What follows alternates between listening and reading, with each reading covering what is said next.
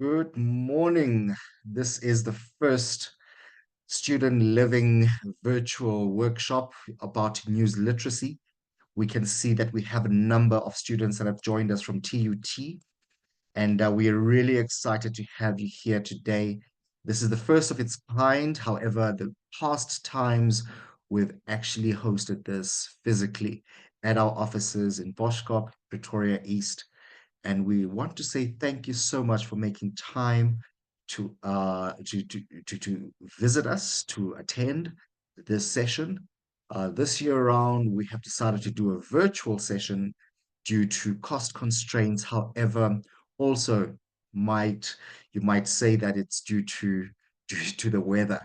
So I'll give you guys all an opportunity to just give us maybe just a one-liner or a sentence, your name, your surname. People that have attended here today will call you by name, and then you will just give us, a sense of who you are, understanding that you are in your comfort zone at the moment. Some of you might not be in an environment whereby you would be able to talk, but we just want you to just keep it short, sharp, and collected. If you, by any chance, are not able to talk where you are, please do state so, and then we will come back to you later on.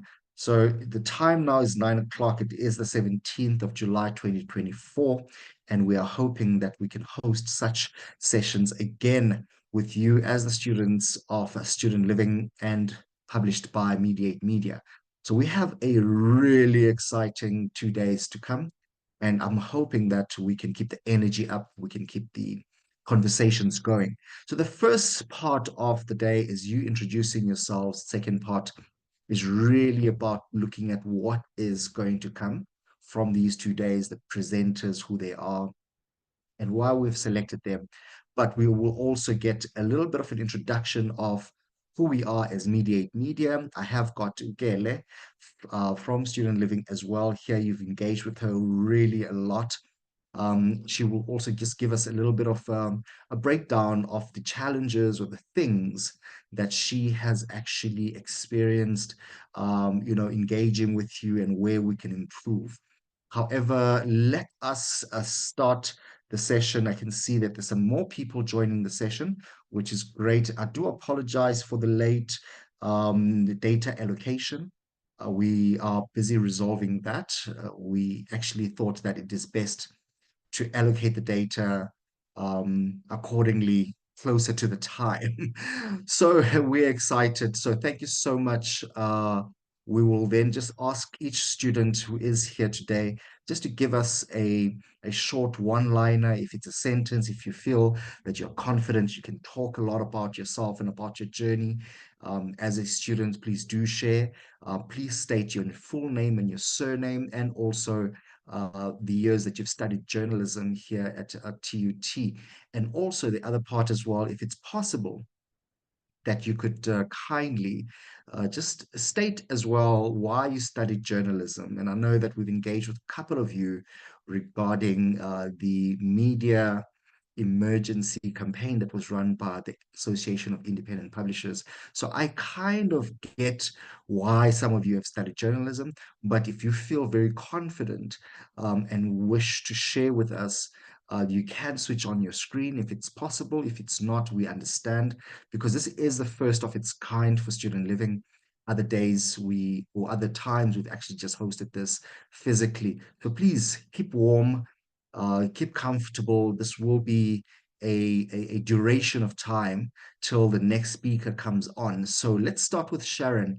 Sharon, if you are then going to be able to present and just share with us your name, your surname, why you studied journalism, and how long you've studied journalism at TUT. So Sharon, if you are able to, please go ahead and unmute yourself. And also, if it's possible, you can put on your screen. Sharon, over to you.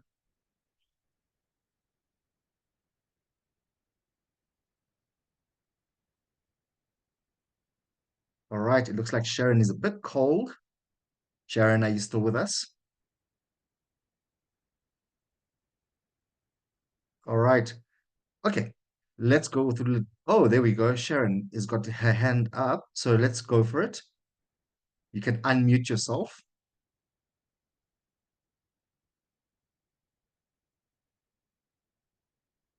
All right. I think let's leave Sharon now and let's go to Jubilant. Jubilant, if you are able to just give us a short sentence about why you studied journalism, mention your full name and your surname, and why you studied journalism, and how long you've been studying at TUT. Jubilant?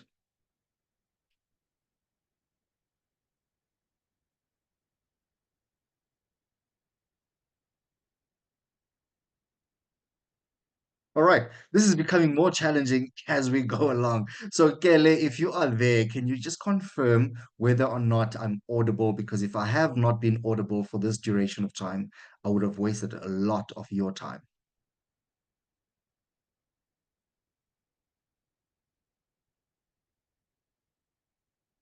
Kele, can you introduce yourself?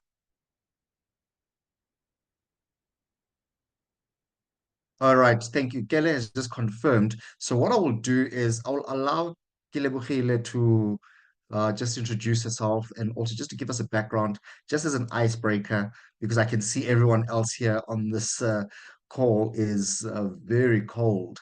So Kele, can you just do a little bit of an icebreaker and tell us when you graduated from TUT? Can you please go ahead? Full name and surname and what you're doing. Thank you. Hello guys, and you're all welcome. My name is Kelebogile Matlou. Um, I'm a editor here in student living, working with junior journalism student. I graduated this year, in April. I was doing my training here in um, student living. So yes. All right. It sounds like you're very nervous as well. So thank you so much. I'm putting you on the spot because you're always behind a laptop or a computer. So I see there are other people here that are not students. I see Zintle and I see Anita as well. So perhaps we can ask you Zintle because I know Anita is going to be presenting tomorrow, if not today. I have to have a look at the schedule again. So Zintle, could you kindly just introduce yourself and also give us a little bit background about your publication and where you are coming from. Morning, everyone. My name is Sintle Bekulu. I'm the founder and the publisher of Inkundla Indaba. We based in Durban, in the north of Durban, which we represent Inc., which is Inanda, Tuzuma, Mashu, Lindelani, Mawoti, and all those sides from Inanda. Um, I am a graduate and in journalism, and also I hold a diploma in media studies and journalism. Um, yeah, I've been in the media sector for almost 8 years now. Yeah, that's it.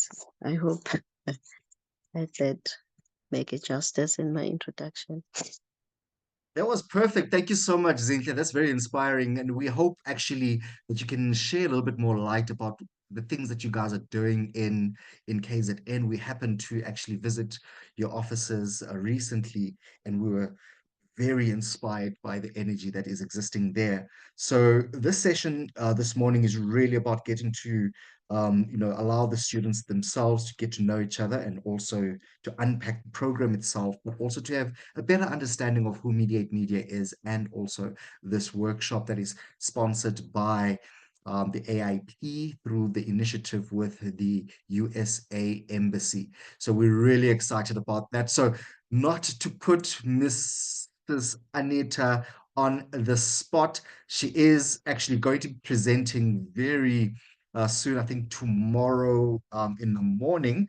So I would just like her just to give us a little bit of just an introduction or a halo and just an overview of a publication, because we do know that she will unpack it a little bit more tomorrow. So just your name, full name, surname, and also publication where the publication is, so that we can just do a little bit of a curtain raiser for the time that you will be presenting. So Anita, over to you.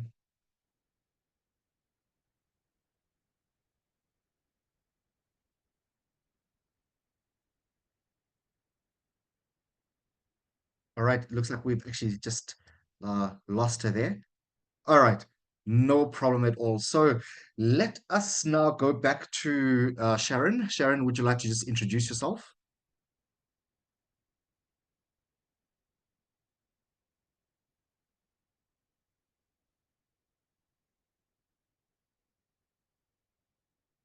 Sharon?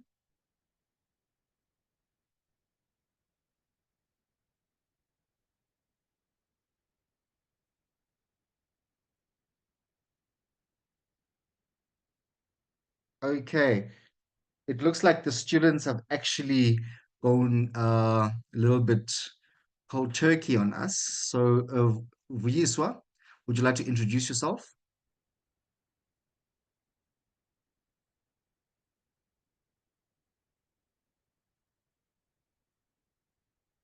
Okay.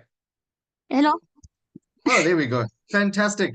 Oh man, you deserve a prize right now because you're the first student to actually engage. Part of Mm. journalism as well is to try and do door stoppers. I'm not sure if you're familiar with what that is.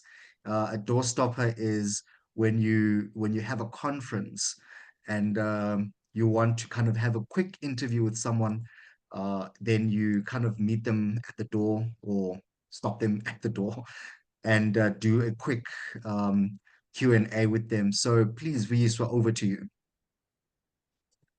All right. Greetings to everyone. My name is Vuyiswa Cebekhulu, and I'm a student at Swan University of Technology. I am a journalism student doing my third year, and I'm also doing my internship here in student living.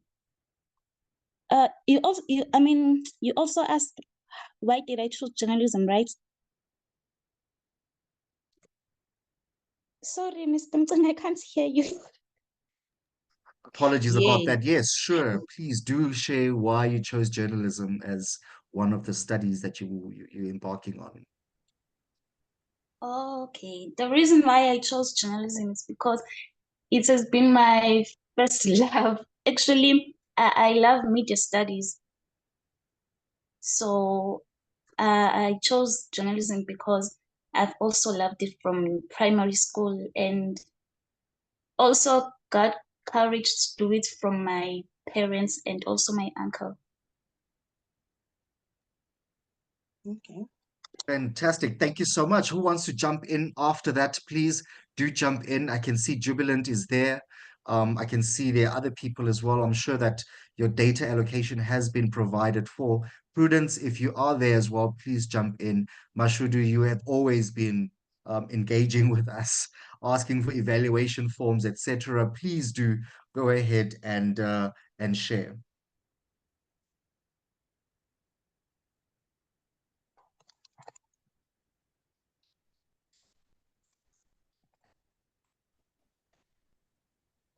Good morning. My name is Mashudu Magadu, currently studying at Tshwane University of Technology. I'm doing my third year in journalism and I'm doing my internship at Student Living. I choose to study journalism because I love news and I was influenced by one of the news presenter at SABC, Noxolo Mjali. Yes, thank you. Oh, fantastic. Very inspiring there. I really do appreciate you sharing. Anyone else who wishes to share, please go ahead. I know that there's a little bit of comfort behind the screen because most people do realize that, either you have the confidence when you're behind a screen, which is why we see a lot of comments on articles on Facebook. But there's also a little bit of comfort as well behind a screen because you don't know whether or not someone is there. So please go ahead, jump in. I think maybe Sharon might be having a little bit of issues with her device. Jubilant, please do share. And And Mashudu, I thank you so much. And then, yeah, so ladies and gentlemen, please do put up your hands if you wish to share your name and your surname and why you study journalism. But I think now is the best time to actually unpack who we are and all. Oh, there we go. Prudence, please do share. And Sharon. Anyone can just jump in. All right, let's start with Sharon.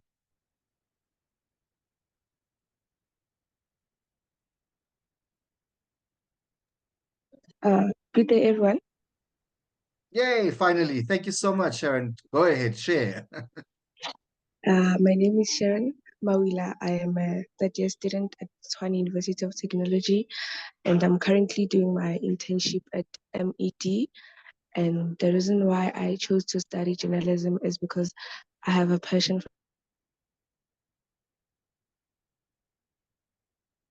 I think we lost you there a little bit, but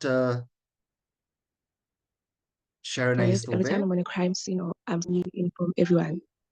Do you mind just repeating why you study journalism? Because we lost you there for a little bit. Okay. The reason why I studied journalism is because I have a passion for journalism. Every time I'm on a scene, it have been an event or a crime scene, there's something in me that's just, I don't know how to explain it, but there's just something.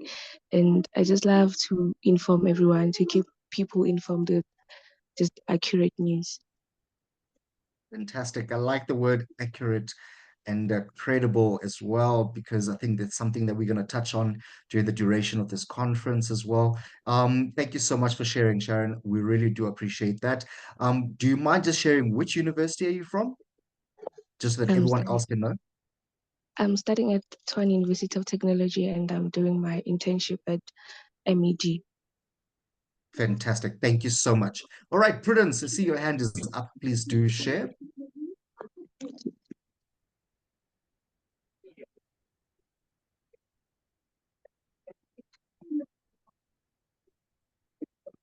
You might be on mute, Prudence, but I see that your mute thing is off, so you can go ahead and share.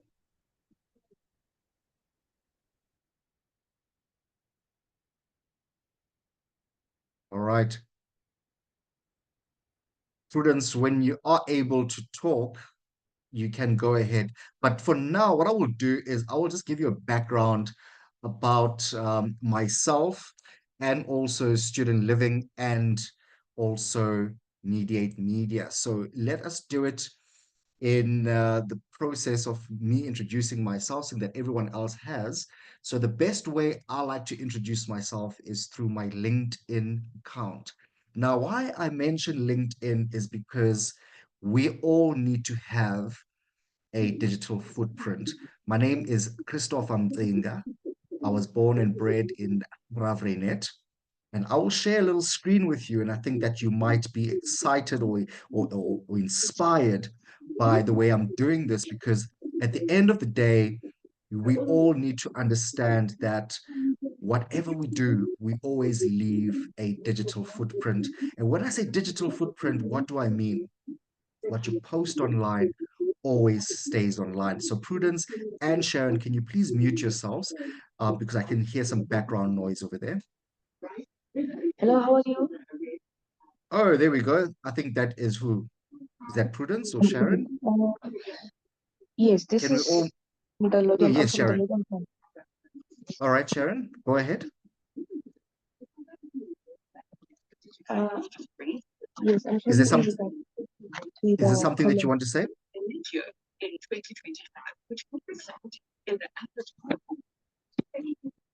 Uh, oh, there we go. Thank you so much, Sharon. So if you can see the screen that I have in front of you right now, can you please give a thumbs up so that I can confirm that Yes, everyone is seeing what I am seeing? in connection of the comment I called yesterday when I was at All right. film. Sharon, can you please mute yourself? All right, there we go. All right, Kele, can you please just confirm that you're seeing what I'm seeing? Yes, sir. I can see the screen. All right, fantastic. So I'm going to zoom in a little bit more. This is my name, Christopher Siabulela Mcinga. This is pretty much my LinkedIn account. And the reason why I'm sharing this with you today is not to brag, but just to say, please be inspired by the fact that you need to have a digital footprint. And a digital footprint is very important because once you give someone a call, whether it is a correspondence, whether it is a media liaison, whether it is a situation whereby you're asking for reply or a comment from someone, they will always look you up because they're in front of the computer. So the best way I always like to introduce myself is just by showing you my LinkedIn account because I can't really show you my CV. I started in media when I moved to Johannesburg, and guess what? I did not even start by studying journalism. I started by studying what we called at the time multimedia design. So my background and my passion has always been to become a statesman, meaning that I wanted to be a politician. But my heart is not that strong to be a politician. So that is why I decided to move more towards design, visual media, because I know that I can have an impact in the communities. So where I started my journey was really in starting my journey was in at the Caxton community newspapers, much like yourself. Okay, so when I was in school, I used to be a radio DJ. I used to have a slot in the afternoon, run about 5 o'clock until 7 o'clock at Gravrenet radio, which we at the time was very exciting. And then I then went uh into design when I left Gravrenet. And when I went into design, I studied multimedia design, and then I started my journey with the Caxton Group. Caxton is a let me just look here. Okay, there we go. So Caxton is a community media mogul. When I say mogul, I mean a giant in South Africa. So if you look at the Record newspaper here in Tshwane, I think they just closed their Soshanguve edition. But they've got publications. I think at the time that I was there, it was over 120 newspapers across the country. And that is where most of the journalists, students actually start their careers. And when I say start their careers, they're starting just like you, where you are interning and also learning from the veteran journalists that are there. When I say veteran journalists, is because those that actually stick it out in community media are people that are really, really in love with community and they're entrenched within their community. However, most of them actually don't last in the community media space. What they do is they jump off and they go to either a PR agency or they go into a big newspaper like the Star, the Citizen, the Sunday Times, etc. So what happens here in this space with the Caxton group is that they actually groom people, or rather look at how they can best impart knowledge onto journalists. So I really do recommend that once you've finished studying your journalism right now, you can then, when I say segue, I mean jump into a community media space, whether it is with Uzinhle in KZN, whether it is coming on board with us on a voluntary mechanism, and maybe at a later stage you become paid as well, or any other community newspaper from where you're coming from. It's very important to actually start there because you start to learn the kind of community and understanding of journalism without being being bombarded with sub-editors that will then discourage you at times when you're submitting content that is mediocre. When I say mediocre, it's substandard. It is not up to par with the writing. So if you then leave a community media space, what you can then do as well, you can diversify your learning, your understanding of media by either getting into business or publishing or starting your own publication, which is what we're actually hoping to share with you during the course of these next 2 days is to say, be inspired not to stay at home. I know it sounds like an oxymoron or a contradiction at some point, but be inspired not to stay at home. Be active. Understand that there are opportunities out there. You can start your own publication. You can start by going to community media, your local community media space. So yeah, I've studied quite a lot of things, and I gravitated mainly towards the business of news. When I started with the Caxton community space, I then soon jumped the ladder. And when I say jumped the ladder, is because most people say you climb the corporate ladder, right? I say I jumped the ladder because very soon, when I started going into that space, they asked me to start a department, which was very unfamiliar because here are legacy people working within that space, which is the community newspapers, from production, editors, journalists, layout artists, salespeople. And yet here I am coming in, and they asked me to actually start a department. And when I was still, I was just freelancing for a couple of months, if not 2 to 3 months, and I was about to graduate. And then they asked me to start a department. But guess what? The funny thing about this is that I was looking at the future. I was not just studying something that is just traditional media right now. I was a bay and understanding of what more is going to happen. So I kept in touch with platforms like Biz Community, with international platforms online, understanding where the future of media is going to be. And that is why they actually found an interest in asking me to start a department. And guess what? I was only perhaps, I think, 21, if I'm not mistaken. And at that time, it was really interesting that when they asked me to start a department, I then had to then hire people for roles that did not even exist. For example, I hired the first social media editor for the entire Caxton group. And I said 120 publications across the country.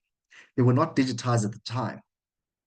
When I started hiring a social media editor, it was for the Caxton East Rand group, of which it was a pilot program. Now, social media was not something that was rocking at the time.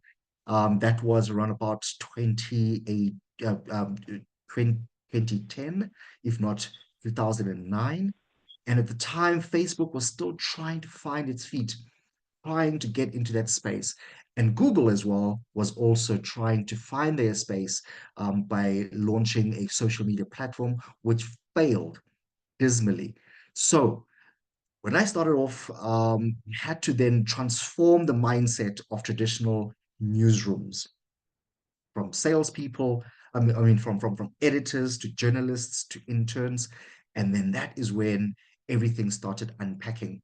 Now I'm still on the screen. I know that I'm kind of talking a little bit more about myself, but I think at the end of the day, you must be just take it in and understand that your journey can actually be jumping ladders as opposed to just climbing ladders. However, through this journey with student living, we're actually teaching you the fundamentals, not just regurgitating regurgitating the things that you've learned in class, but actually sharing with you inspiration about how best you can take your journey. Because the media landscape right now is in a very difficult space.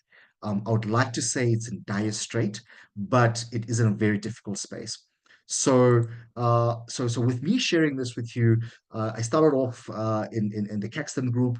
They then redeployed me to, oh well, not redeployed me, but once I established the digital department, I was then asked to scale the digital department into other provinces as well. So which is why I'm familiar with KZN's publication when it comes to call it Newcastle Advertiser, you know, the publications there, and also Western Cape, which is the George Herald. You've got publications here in City of Fitsuane, for example, the Record newspapers as well. So I've traveled pretty much all the provinces, trying to teach the actual publishers how to embrace digital, which is why it's important to come into a conference like this, because people are migrating online. And we saw this back in 2010, and we prepared ourselves back in 2010 at the time. And I've put my kind of career in that space of understanding that things will change as time goes on. However, the fundamentals are still the same. We need not to forget the fact that people move towns, people change habits, devices, or equipment also evolve. And therefore, we need to look at how best we can position ourselves, not from now, but for the future.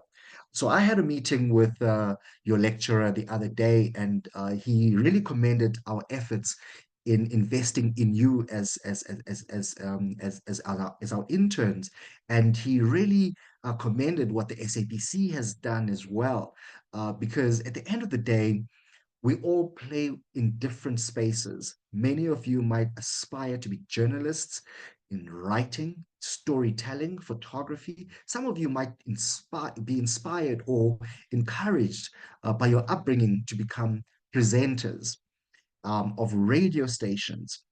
So unlock your mind a little bit and say to yourself, which radio stations are in my community? Where can I start? If I can't start, perhaps I should start my own radio station with my laptop and buying a second-hand microphone. Then I can then actually start manipulating my mind to becoming of thinking, do not need to just become an employee, but I can be an entrepreneur as well. So I hope that helps. So once I finished rolling out the digital department, I was then promoted to becoming the right hand man. I'm not sure where that is now. Trying to go look for it. Right hand man to Bruce Sturgeon, who was the CEO of Caxton. And at the time, we had to digitally, shift the space. And not just look at traditional media, which is physical newspapers, but look at a multimedia process of allowing people to consume news wherever they can. At the time, we used to use something that's called a BlackBerry. BlackBerry is a cell phone device, much like your smartphones right now. And the nice thing about this is that you could actually get someone's contacts by scanning a QR code or having someone's PIN that you would add as a contact. So we take WhatsApp for granted, but WhatsApp evolved from something like a BlackBerry BBM. I think there's a song about that as well. So what I did with that concept of BBM, which really propelled me in my career, was that I used a QR code on all the front pages of the newspapers in the East Rand. Now, that is before things such as groups existed in a sense of WhatsApp groups, right? Now, imagine a situation whereby people are talking to themselves directly, and then there were things like you can have contacts on your phone, and these are people that you don't have cell phone numbers of. All right. So what I did then is I took the QR code of one of the devices that we purchased, and we put it on the earpiece of the newspaper. When I say earpiece of the newspaper, on the top right-hand corner of the newspaper, a QR code, a squiggly little thing. All right. You know QR codes now because you're using it for payments, but this is back in 2010. And that worked out really well. That was before the time of boosting content. That was before the time of actually sharing things via groups. That's before the time of channels or things like status updates on WhatsApp. That really helped me realize that digital is the way forward. So that's when they promoted me to becoming right-hand man of the CEO of Caxton, which was Bruce Sturgeon at the time. So now I'm looking at this and I'm going down memory lane. As you can see, I've tried a lot of things. I've tried Educo Solutions, which was our kind of startup, which aimed at helping students to actually realize their passion, their dreams. I also managed the Capital Media, which are the publishers of the Record newspaper here in the city of Tshwane, of which we published over 376,000 copies. So 376,000 copies, sorry, 376,000 newspapers, physical newspapers. That's almost a half a million newspapers every week from west, north, east, central, and also east was two publication and Centurion, Soshanguve, and Mamelodi as well. So I am going to quickly shift now towards having a profile like this. And if you do not have a LinkedIn account, please create one today, because you can actually download your LinkedIn account profile as your CV. Remember, if to have a digital presence is really important, especially for media, and also from where you are starting out right now. If you do not know how to write a CV, please start with a LinkedIn account. It will allow you to actually become visible out there. Another thing about your LinkedIn account is the fact that it is ranked by Google as well. So if someone goes and Googles your name, they should know who Jubilant is, who Prudence is. You know, make sure that you keep a squeaky clean digital presence. I'm not saying I want to censor your social media, but all I'm saying is that it's important to always try your best, especially with our program as Student Living, is we want to make sure that you are employable at the end of your journey. If you look at the likes of the students last year, one of them was employed by the Star newspaper, and that is great. Ukelebogile is also absorbed into MeD8 Media, which is great because we can see the value that she is actually producing and contributing to the publication as well. And also, I would like to just encourage you all to make sure that you become out there. I know it's a personality trait, and some of you might not be vocally out there, but you can be vocally out there in your writing. So your name, your surname, your digital footprint is really, really, really important to you. All right, so I'm going to stop sharing the screen. That is a little bit about me as Christopher Mtenga. We have MeD8 Media, which is founded by Neo Mtenga. She founded MeD8 Media in 2018, if I'm not mistaken. And when she founded MeD8 Media, is because she saw there was an opportunity for people to gain access not only to publishing, but to other services like design, graphic design, media consultancy, events, things like we are doing right now, which is a first for us to host a virtual meeting. But this is all the brainchild of Neo Mtlena, who is the founder of MeD8 Media. So now, who is MeD8 Media? Let me stop sharing that screen. Let me share a different screen. If you are still with me, can you please give me a thumbs up? All right. Thank you. I see a hands up there. Fantastic. Thank you. Anyone else with a thumbs up?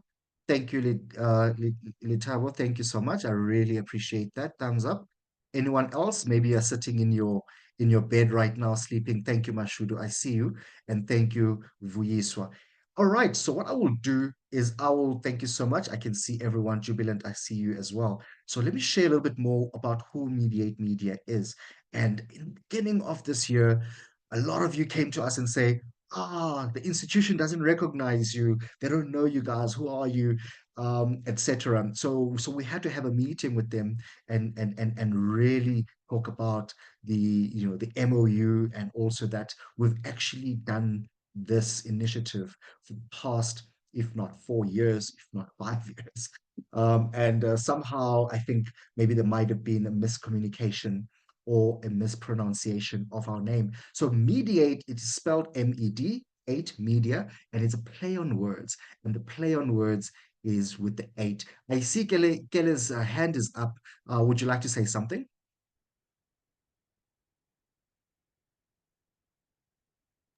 No, sir. I think it's All a right. mistake.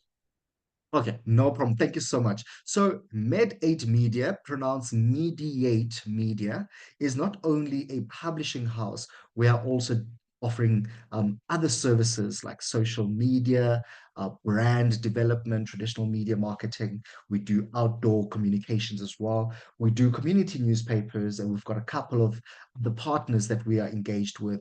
And like I said, we also have training that we host as well for various organizations, and some of the partners, or rather clients that we service, are the likes of the Foundation of Human Rights, the Association of Independent Publishers. We've got all other newspapers as well, and South African National Editors Forum. So I will put you guys on the spot because I have been speaking quite a bit, and I would like to ask you, what does SANEF mean? What is SANEF stand for? Any hands?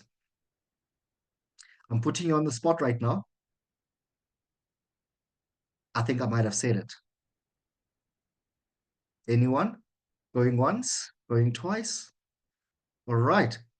Does anyone want to answer that? What does SANEF stand for? Okay. No one. All right. So SANEF stands for South African National Editors Forum.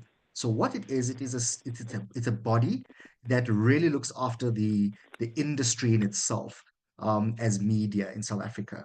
Their members are editors from various publications, various radio stations, news radio stations, and television as well. So if you're looking at the big players, when I say big players, I'm talking about serious journalists that you might have been inspired by to get into journalism, or you might have seen on television. They're probably subscribing to SANEF. So they look after the interest of media in South Africa. And why do they look after the interest of media in South Africa? Is because media is the fourth estate. When I say media is the fourth estate, can I have a hands up who understands that concept? What is the fourth estate? Come on, journalism students. Any hand up, or anyone who wants to unmute themselves?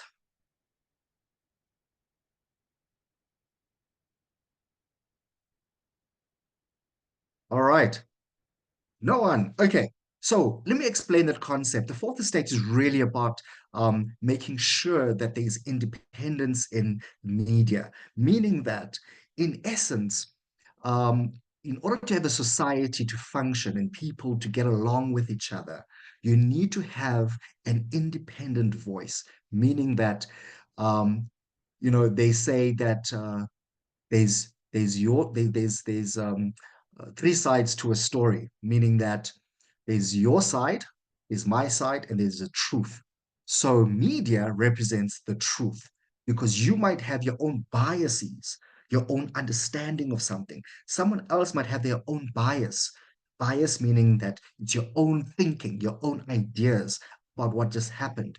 But then media is the one that asks the four W's and the H: why, where, when, what, and how. So those questions asked really look after the integrity of the truth.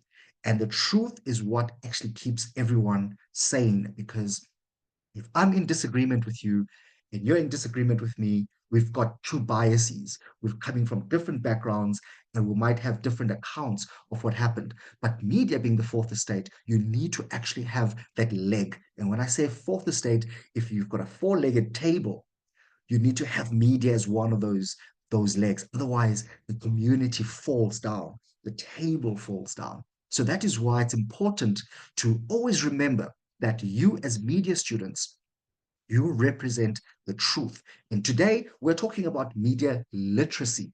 And media literacy, we're using it very broadly.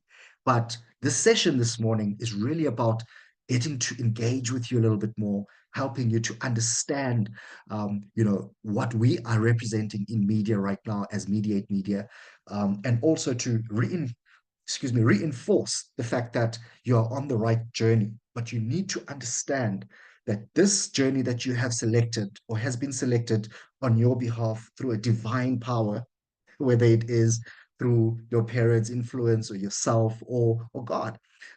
It's really your responsibility to hold the truth. And we are there not only to be watchdogs, but we are there to be guide dogs as well.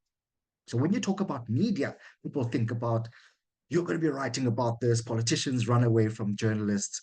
No, we're not just there to keep people to account for their parts in society. We are also there to dumb down the concepts, to help people to understand the truth. And that is why it's the fourth estate. And in any democracy, you need to have freedom of the press.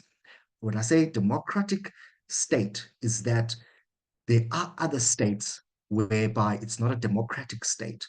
Media at times can be influenced by politicians, and therefore there's no freedom of media. And it is why SANEF is very important. If you look at the likes of Egypt as an example, they they they have a certain part whereby they suppress media in that particular country. For example, there are times whereby there has been harassment of journalists, women journalists as well, in Egypt and other states where media has been suppressed. When I say harassed, I'm not just talking about being shoved out of the way. I'm talking about imprisonment. I'm talking about people disappearing. Now, these kind of things are reality in our space of operation. And it's important that you understand the likes of South African National Editors Forum will step in and say, we condemn what is happening in this particular state. We condemn what is happening in, for example, in South Africa as well. There have been political parties that have been focusing on, looking at things like disinformation. Some of them have been harassing journalists. So they look after the, not only the big journalists, but also the community journalists as well. And that is why it's important for you to go and research a little bit more about what South African National Editors Forum is. All right, it's part and parcel of your responsibility as a journalist. Yes, it does have a subscription fee, of which then you then need to just fundraise and pay for the year. I think it's about 700 Rand for the whole year. And you're invited to events, given some access to insight as well. And then who can tell me what Association of Independent Publishers are? Billy, you don't have to say anything because I know you probably know this. You had an article to write about this last year. So anyone else, Association of Independent Publishers, who can give it a chance? Has anyone been exposed to AIP? No. All right. So AIP is Association of Independent Publishers. So if you want to start a new publication, say for example, you are an influencer in the making and you want to start your own online publication, what you can do, and we as MeD8 Media will actually help you do that as well, is you then have to subscribe or rather join the Association of Independent Publishers so that you can get credibility. Credibility means that you are actually associated to a body that is after the interest of the sector. So if you're a fly by night or you want to start a publication and you want to get advertising or you want people to take you seriously, it's going to take you a long time if you're not actually a member of a body like Association of Independent Publishers. Yes, it is a subscription-based or the membership-based platform. However, it's really important to be part and parcel of the bigger dialogue of what's happening in the Association of Independent being the operative word. Independence means you own your publication. You are responsible for your publication. So they are one of our clients as well. And I will also share with you that with the membership of Association of Independent Publishers, if you want to start a newspaper or an online publication, you also get an automatic subscription to the Press Council. Now, the Press Council is also a regulatory body that helps keep the integrity of media in South Africa to check. What do I mean by that? Is if you're writing things out there and it's all up to you to decide the facts and someone gets offended, there needs to be a body. You can't just go to a police station and state a case of slander or of an attack on a person's call it democratic right, as an example. You can then go to the press ombudsman, all right, and write an official complaint about the article that has been stated in the newspaper. And if the newspaper is found wanting, meaning that if the newspaper is in the wrong, information is incorrect, you will then have to write something to retract that information.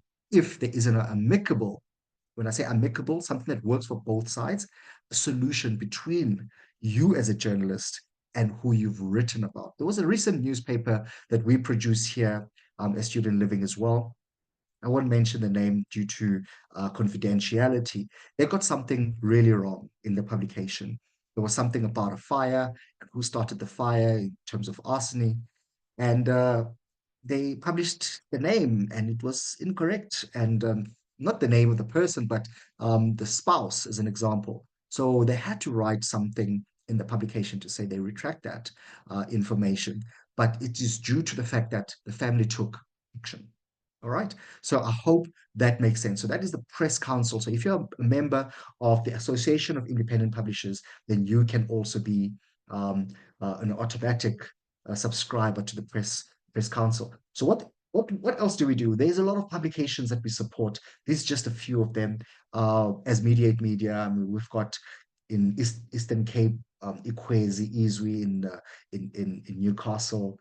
The Student Living being one of them as well, and Indaba in the Eastern Cape, in CMB, Western Cape, magazines as well, which is very great.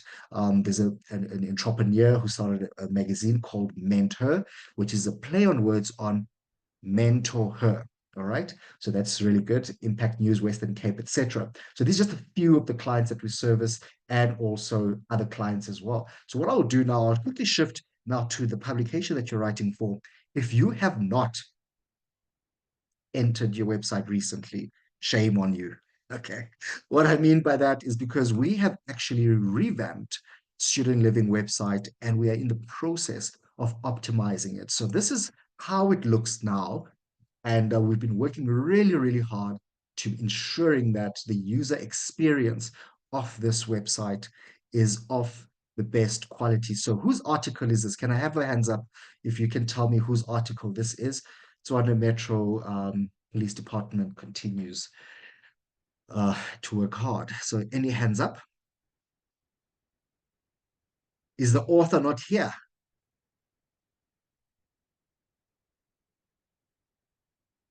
All right. So let's just go into this article here. As you can see, there's a featured image that the person has submitted. And also, I like the fact that they've also put in quite a few photos that go along with the article. Yes. Sorry, it's mine, Prudence, finally Mr. you claim it. Mata. You don't even remember. All right. Remember what I said earlier on, right? This is your digital footprint. You've got your byline over here, of which by the time that you come close to graduating, we will create a profile for you so that you can upload your own content. This is part and parcel of this journey that you're experiencing right now. Like I said, it's not just about writing articles. It's also about publishing, pushing your content. You can see Prudence's article over here has only got 5 views. All right. But if Prudence now goes and shares this on her Facebook page, it will get more people. And the more people that come to the website you can actually say to your lecturer, look, I've got 1,000 people reading my article. You can say to a future call it employer, that here are my links. Have a look at how many people are reading my articles. This is no longer business as normal when it comes to media. Digital plays a pivotal role in ensuring your future and your impact in the community. And that is why it's important for you to understand as well that our guidance and our persistence in making sure that you submit content and X number of content is really, really critical. I see Prudence is really busy. All right. Okay, Zanele, I can see you've got some articles here as well, really busy as well. And what I like about this article here is the fact that, look at that, they've got about 21 articles, 21 views on that particular um, article that has been written. And you can see this is what we call a continuous scroll, meaning that you just scroll and you scroll and you scroll, just like you do on social media. You scroll. I can see Jubilant's article there as well. It's got 9 views, no shares, but 9 views. And as you're scrolling, you can see Jubilant as well. Fantastic, great work. Keep it up, Mashudu. We see your articles as well. Thank you so much for that. So I've been speaking almost for an hour right now. So I'll give Gele an opportunity to just share with us the wins, the gains, where we are lacking, because at 10:30, we are going to have a publisher who will be joining us from Soweto. He is the publisher of Soweto Sunrise, and he will be sharing with us a little bit more about how he's using cartoons to tell stories, how he's using digital assets to illustrate, and also how he manages his publication as well. And the last part as well, before I give Gary an opportunity to just to share with us, what the challenges are with regards to your content that you're submitting, and also if there are any issues with you receiving your appraisal letters, receiving your evaluation forms on times, etc., how we can improve on that. So you can see here that we've embedded a YouTube call it playlist, which is really important as well. If you're an influencer, we've also got some live feeds from ground up, which are really, really good. As you can see here, guys, this is another opportunity as well. I would like to just quickly jump on this. If I click on one of the articles here, and Kayla, just give me a thumbs up if you can see ground up. Thank you so much. All right, as you can see here, all right, this is ground up. And one of the presenters, who is Peter, he's going to join us at about 11:30 today. You can see they write for ground up. Ground up actually pays them per article. All right. So if you're doing a fantastic job with student living, you've got an opportunity as well to start earning money when you finish graduating for writing for publications like Ground Up, for really getting the news out there. As you can see, this person has written a beautiful article, and it's got captions to the articles. As you can see, these are the floods that are happening, the living conditions that are happening there in the Western Cape. And as you can see as well, we like Ground Up as an example, is doing a drive, to allow people to donate, to send money. So you can be part and parcel of this kind of ecosystem. As you can see, this is a QR code. This is what I put on the newspapers, front pages. But let's click on this person's byline and see what happens. Now you can see that this person, Lucas, has been writing for Ground Up for quite a bit of time. And you can see the articles that he's pushing out are mainly to do with with the communities. And I'm assuming he's also part and parcel in the Western Cape, in the Eastern Cape. As you can see, beautiful photography. Peter will share a little bit more about telling stories with photos. Uh, and as you can see over here, this is very inspiring. But like again, I say, you need to have a digital footprint. So what I'll do is something risky, and I will copy this into Google, and I will then go and check this person's name. And this is something that you need to focus on. Look at that. What do you see right now? Can you please unmute yourselves? What do you see?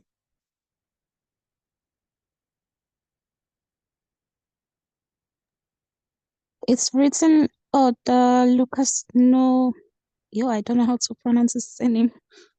Yeah, Noik. Okay, it's fine. And you can see what's happening at the bottom here. He also has a profile in LinkedIn. Fantastic. LinkedIn, like I said in the beginning, right? And as you can see, Yes. he is writing.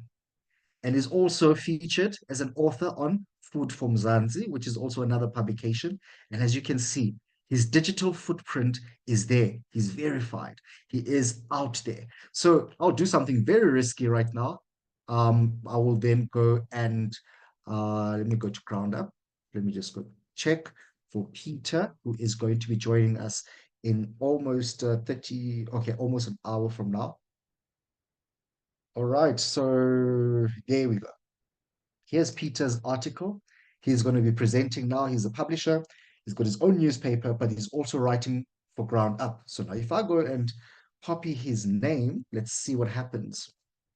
Let's just perhaps go to all his articles. And as you can see, Peter's articles are also featured over here.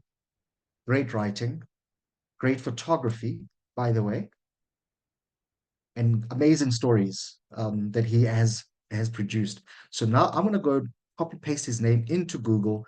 And as you can see, he's featuring on Ground Up. And guess what he has? A LinkedIn account. All right. And then you can see there he is. There his articles are. So it's important to have a good LinkedIn account and a very squeaky clean digital footprint. So thank you so much for sharing that. So let's just go back to student living. All right. And then let us now go and ask Kele just to give us some kind of highlights of the wins, the gains, what can improve. Like, for example, this photo by Vuyo. I'm sure that maybe this might be a stock image. So we can just talk a little bit more about that. But I see there's no other supplied images as well. So let me just hand over to Kellis while I get a quick break. And then we will then take a 15-minute break after Kelly has given us what she has observed. And then we will wait for 15 minutes from quarter past 10, just for a walk around. And then we will have at 10:30 the publisher from Soweto Sunrise. Kele? Okay. Hi everyone again. My name is Kelebogile Motlo. I'm the editor for Student Living. And I would like to extend a warm welcome to all attending this workshop. There are some issues that I've picked up. The first one, it's some of the students here, they are doing copy and paste, which is a plagiarism, is a serious offense and undermines the credibilities of our work. Guys, it is essential that all content is original and properly cited. And then the second one I've picked up is that where the headline of the article is simply repeated as the introduction. The headline should be a brief, complying summary of the article, while the introduction should provide a more detailed overview and hook the reader's interest. So basically, we are not supposed to you don't have to write your articles and then just you, how can I put it, your article, your intro, your headline must be a headlines, and your introduction must simply provide more details of overview and have the reader's interest. And then All the right. third Sorry, one, Kele. Sorry, Kele. Can I just quickly elaborate on that? Okay. okay. All right. So what Kele is saying as well, if I can just join in there, is that when you're writing, you need to look at it as a pyramid, an inverted pyramid. Okay. So what I mean inverted pyramid, I mean an upside down pyramid, meaning that if we were to cut your story short, the less important information should be at the bottom of the triangle. All right. So what I mean by that is what Iskele is saying is that the headline needs to be really striking, good. Then your introduction needs to be as informative. And then you start unpacking your article.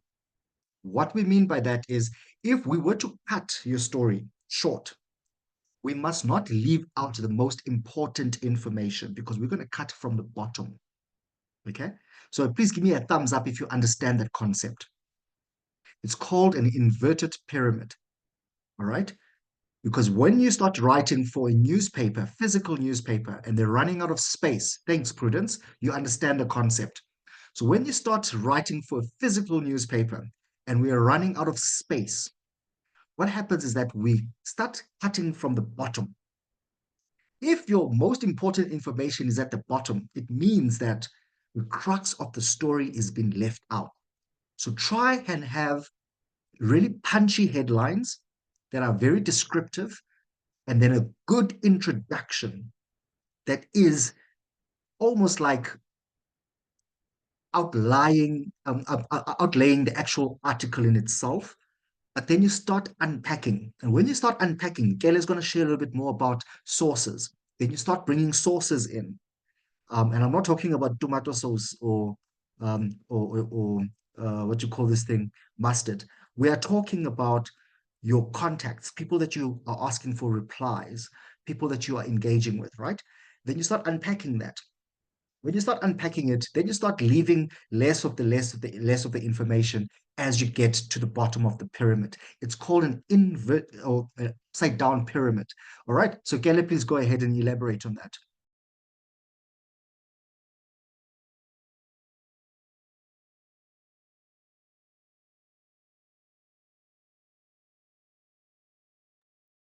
Okay.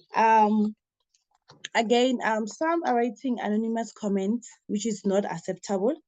As a journalist, we must take responsibilities of our words and provide accountabilities. Anonymous comments lack transparency and can lead to misinformation. So I don't accept articles that has anonymous comments. Yeah. And then again, all right, is that clear, everyone? It's yeah. it's like you're telling a story, all right, and then you're making up a comment. That's how the readers will read it. That the newspaper is actually adding things inside the article that they've made up themselves. So if we are to be taken to the press ombuds about a particular story that is disinformation, and we don't have sources or people that we've spoken to, then we say it's anonymous. However, that's not acceptable. We need to ensure that, yes, at times you look after the sources, all right? And now when we're talking about this topic, it becomes very interesting, because if it's something that is mainly community driven and it's something that is an investigative piece, we will look deeper into it. However, we cannot take a word of someone who is anonymous. We have to rephrase or relook at the actual context of the article, so that it's in a way that does not look as if we've made up our own sources. All right. There can come a time whereby you're doing an investigative piece, and I think Adam will share a little bit more about this when it comes to data journalism on day 2, the last session. There are times where you can interpret data, but when it comes to credibility of a publication, whether you're working for Student Living, whether you're working out there will be a discernment from the editor and the publisher, whether it is the wording that we need to use with regards to the information that you've received. But it's not acceptable to just say anonymous, because it could be you. You could be editorializing things. You could be putting your own information in there for yourself to look as if it's a credible content piece. This is very important. Plagiarism, we do not accept. And also, please be mindful of the fact that we respect the privacy of sources. However, we need to have credibility. If you do have an investigative piece and you say that this source wishes not to be disclosed, we want to actually have that on record, all right, as a publication. If you do not have it on record, then you are spreading dis and misinformation because we don't know whether you've made that person up yourself. All right. Okay. Okay. And again, the reason some of your articles I don't publish is because some of your articles doesn't have, oh, rather they have one sources, right? So that's the reason I don't publish your articles. And then another one, you guys, you don't do follow-ups. You should make calls and find more information about your story you're covering. Call your primary sources or anyone who was there. Yeah. So you All must right. call. Stop doing copy and paste. Stop going to Google and copy that articles. All right. So there's two things that Kelly is mentioning here. The first one is that of numerous sources. Remember, you are still interns, you are still studying. And we are actually treating you with kids' gloves, if I can call it that. This is soft love. And it's not like that out in the industry. It is a first warning, a second warning, it's a hearing, and then it's dismissal. It's as simple as that. What I mean by that is we're trying to teach you the fundamentals here. Having numerous sources means that you've actually done your job. You have not taken it on yourself just to speak to one person. When it comes to a crime article, and it's something that has happened, or let's say a fire that took place, it is not just about the eyewitness. It is also about what the fire brigade is actually saying. It is about contacting the police department, police station, communications department. Someone can then account from an official point of view as to what has actually happened. You do not want to just assume that Omam Gobozi that are walking around said that there was a candle that fell, hence the the shack burnt down and burnt down a whole community. Because once we report that, we cannot account for that eyewitness point of view. We need to have an understanding from the fire brigade. We need to have an understanding from the police. We need to understand from the person that is affected by the situation. It might not mean that maybe they don't want to share, but we need to have an official that actually gives us insight as to what has happened, that gives depth to your articles, that gives an understanding. It's not just about the eyewitness. And also, some of you at times, what we've noticed is that just not just about the copy pasting part, is you are repurposing content online, which is to some extent not the level that we expect from you who are writing for student living. Because we wish that you elevate your excellence towards a point whereby when you finish, we want to hire you. When you finish, the star wants to hire you. We've had numerous people that have gone through our program for the past 4 to 5 years that have asked us to write referral letters. No, now you put yourself in my situation or in Kelly's situation. Kelly would not be able to co-sign what I've actually written as a referral. I cannot write a referral for someone who has taken an article of News 24 and try to change words here and there, or try to use ChatGPT just to tweak the words here and there. Because those sources, if we ask you for your black book is the one that you have that keeps all your sources, the people that you contact, whether it is constable, whether it is a communications or a PR person or a spokesperson. That's your black book. If you do not have access to those people, your article is actually found wanting.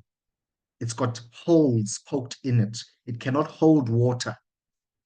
If the press council contacts me about an article like that, I need to be able to come to you and say, may I please have access to your black book? Who did you speak to about this article? Not just one eyewitness, but maybe your person that you've contacted. So relationship building with the police department, relationship building with community leaders is really important. And remember one thing, and this is very important, your cell phone can get stolen at any time. Try to go back to having a small little black book. Write your contacts down, write the people that you are speaking to, because that in itself is going to create an opportunity for you one day. Now, what I mean by that is also, Kelly, I know that I'm going on off on a different direction here. Most important thing here is that if something great happens or something unusual happens in your community, and you've got that contact book, and you can contact a spokesperson or a constable, you take a fantastic photo, maybe with your camera, and then we publish it on Student Living or any other affiliated website. Then you have international people that might want to know what happened. All right. Once they want to know what happened, they cannot just give you money for your efforts in terms of the photo that you took, because now it belongs to you. It's your title. It's you took the photo. They can't buy it off you if your article has got holes in it. If you do not have releasing rights per se from the community for the content they're in, it means that it's not sellable. Okay, we've had a number of occasions whereby we've had people,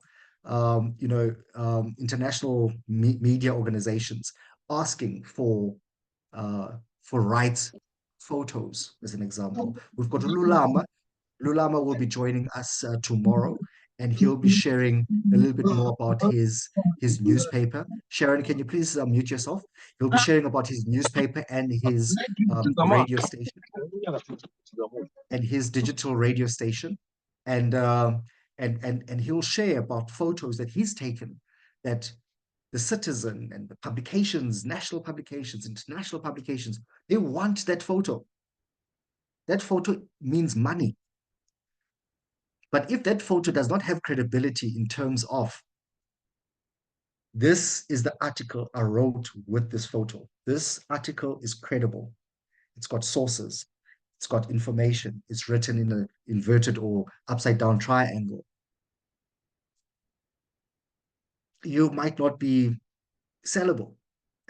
All right. So we are sharing these ideas with you, not to um, not to discourage your work that you've been putting in, but we would have been doing this physically in the conference like we did with the previous years.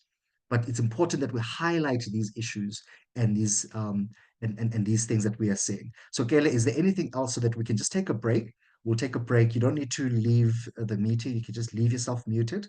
We will also mute ourselves, and then we'll start at about 10:30. Gail, is there anything else that you have identified as being issues? Let me just say the last one. I'm very concerned about the student who submit one article per month. I don't know what's going on with them. And yeah, they are not saying anything. All right. So I'll open up the opportunity for you all just to speak for yourselves. However, with this program, what we have done is in previous years, we've allowed the students to set their own benchmarks. All right. Now, with student living, we have a culture that is of understanding that we are all not equal. All right. Now, with us saying that, it's not to say that we want to treat you softly. It's just to say that we understand that you come from different backgrounds. You have got different limitations. We as Student Living, we don't offer stipends. This is a voluntary program. We offer you an opportunity to do your learning through us and get the motivation through us. However, in the beginning of the session, before you sign the contract, we asked you, how many articles are you able to produce? We set then a benchmark of what we expect from you. So one article a week is really mediocre. It is not acceptable.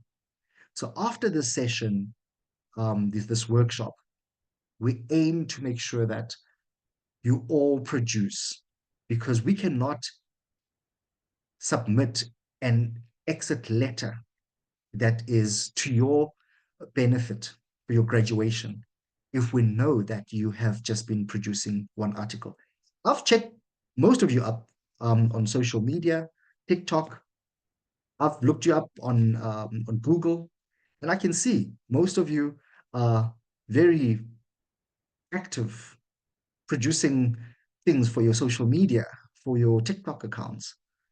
So is that more important than the actual work that you've committed? We have not said to you, this is how much you must commit to, but we've understood that there is an opportunity to produce X number. What was the benchmark, Kellen? Can you please repeat the question? What is acceptable? How many articles? Is it 5 or 4 per week? It's five per week. It's 5 per week. Yes, we're supposed to be 7.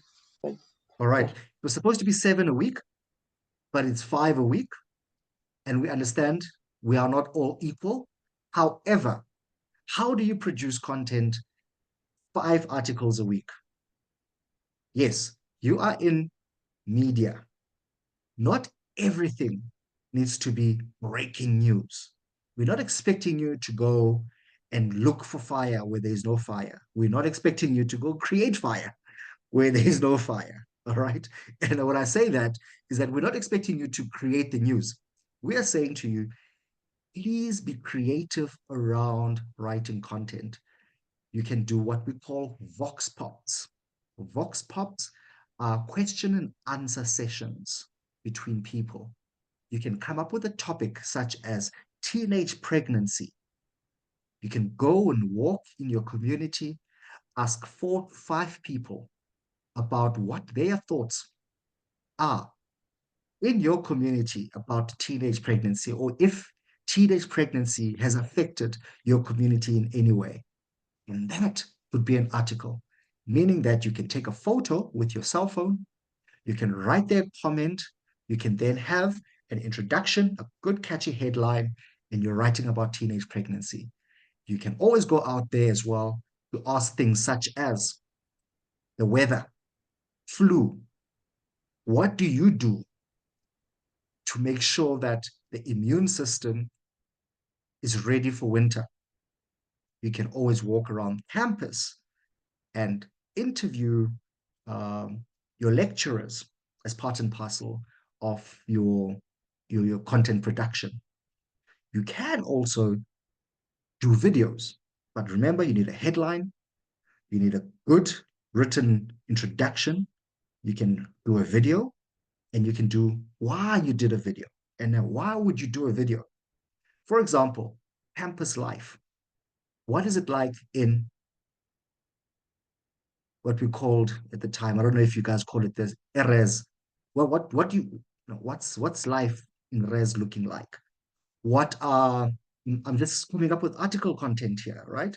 You can write a different article about what students eat for lunch. If the NSFAS payments are enough, you can write about that. Now you see, I did not create news. I did not wait for NSFAS to have students to have a protest around NSFAS, right? What did I do? I just said, is the money enough for sustaining students during their journey? So there's a lot that you can write. And these are just suggestions for you to be able to understand that you need not to sit a day without actually writing something. It can be an average 300 words, 200 words, but it helps you train for that instance whereby you graduate. You want to have a digital footprint. You want people to know that you've written content, and there's a variety of content that you've actually written. So, Kele, is there anything else? And then we will then have a quick break before we allow the other speaker to come in. No, sir, I'm good. Thank you. Great stuff. Thank you so much, everyone. So you can keep the recording on, and I'm sure by now you would have received your data. If not, uh, uh, we will then address that.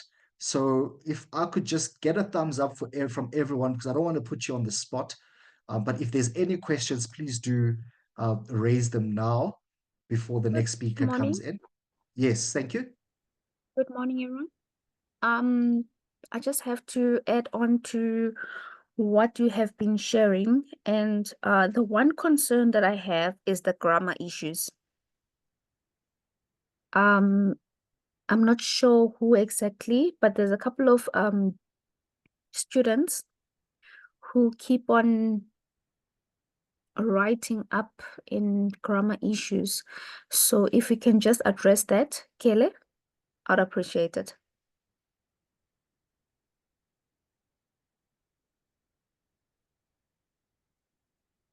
Was that heard? Yes, Kele, do you have something to Yes. add to that?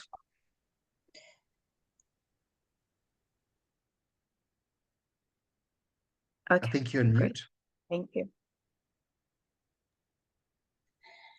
Okay. There are students who doing grammar. Yeah. Yes. I always try to hide those grammar because sometimes I start my articles from their articles from the bottom. Like I'll just start writing those articles.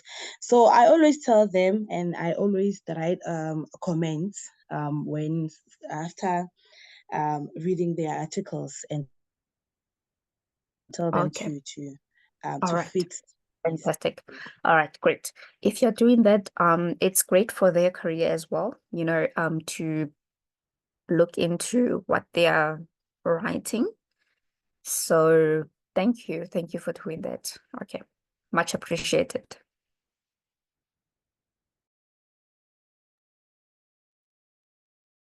All right, nothing else from my side. So we've got about 3 minutes. I know I said 15 minutes.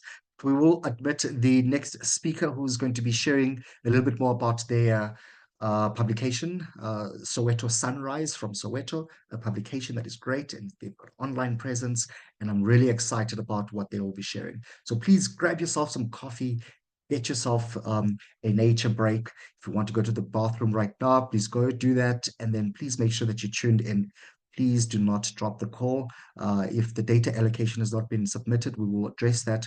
But we are hoping that everyone is not in a difficult situation whereby they won't be able to stay the duration of time. Thank you.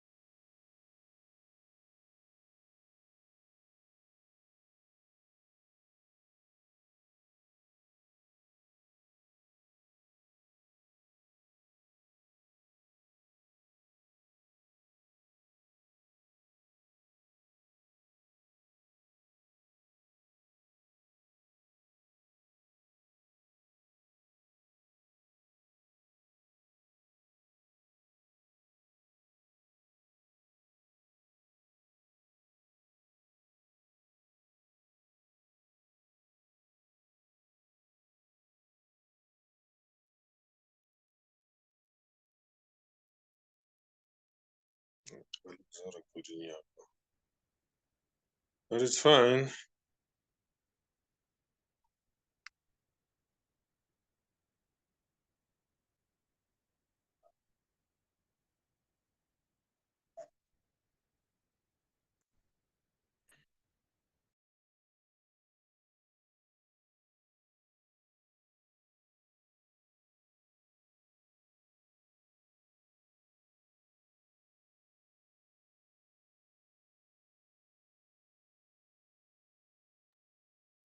All right, Mr. Jerry, thank you so much for joining us. We will start in the next 1 minute until you get set up. We've got a Good couple of morning, other people. Mr. Priest, and good Good morning, day. all. Good Yes. morning, sir. Yes, we will start just now in the next 1 minute. There's a couple of people that wish to join.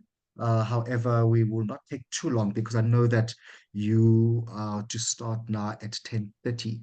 So keeping time is really important to us as MeD8 Media. And that is why I just want to make sure that you get set up and you're ready. And if there's any presentation you wish to have, please do so. But I think it's very short notice from us.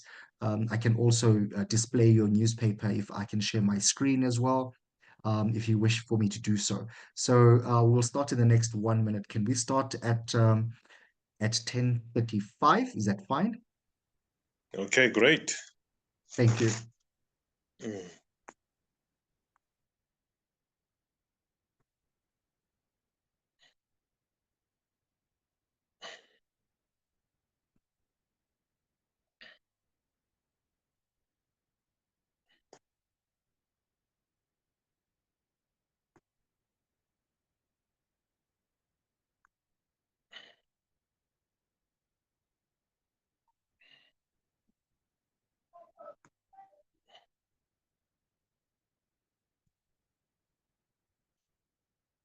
Mm.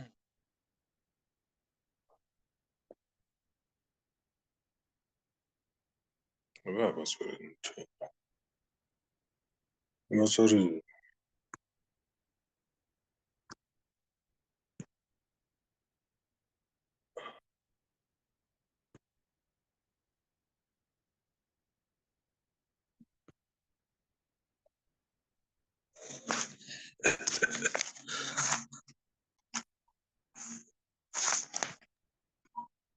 All right.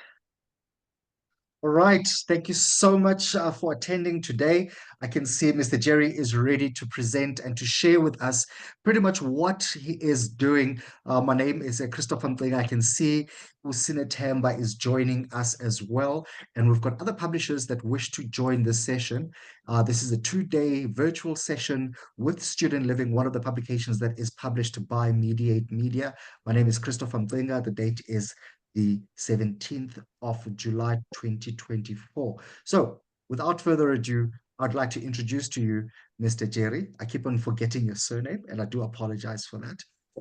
Because I know that it is short notice, but I know that you'll do a thorough job in introducing yourself and sharing a little bit more about your publication. Present here today, we have the journalism students that are from Tshwane University of Technology who are doing their work integrated learning, or rather their on-duty learning with Student Living. They're submitting content. We upload that on our website. But also they need to be inspired about the life of journalism and the life of newspapers and where it's going. And I can see that you're doing some dynamic things with Soweto Sunrise. So without me speaking too much, I'd like to introduce Mr. Jerry from Soweto Sunrise. Please do introduce yourself, and thank you so much. Can I get a thumbs up from everyone that's joined here today so that we know that you are there? I know that we took a nature break, but I think it's very important for us as presenters as well to ensure that everyone else is listening. Thank you, Lutabo. We see you there. And anyone else? Okay, fantastic. I see Prudence has given a thumbs up, so which means we are audible. Mr. Jerry, are we audible, and are you audible? Yes, I hope I am. Greetings to You you. are. And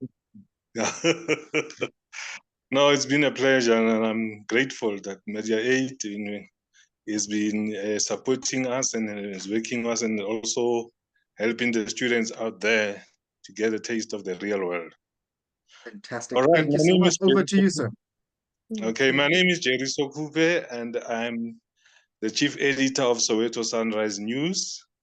This is the publication, the printed document, printed copy.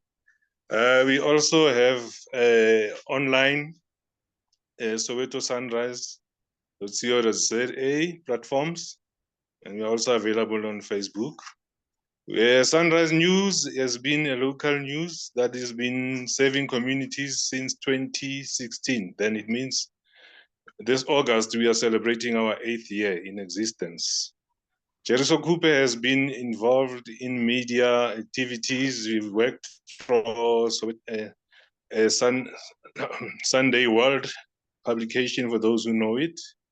Yes, now we have come to the mostly working in the online stage, because as you've known that the print has always been challenged, but we still print copies. Sunrise News has been positively impacting communities because our theme is positive stories to uplift communities. But we go beyond Soweto. We've inspired provinces, and we have our print footprint across the country and over the global, beyond our shores. Like international people are reading our content.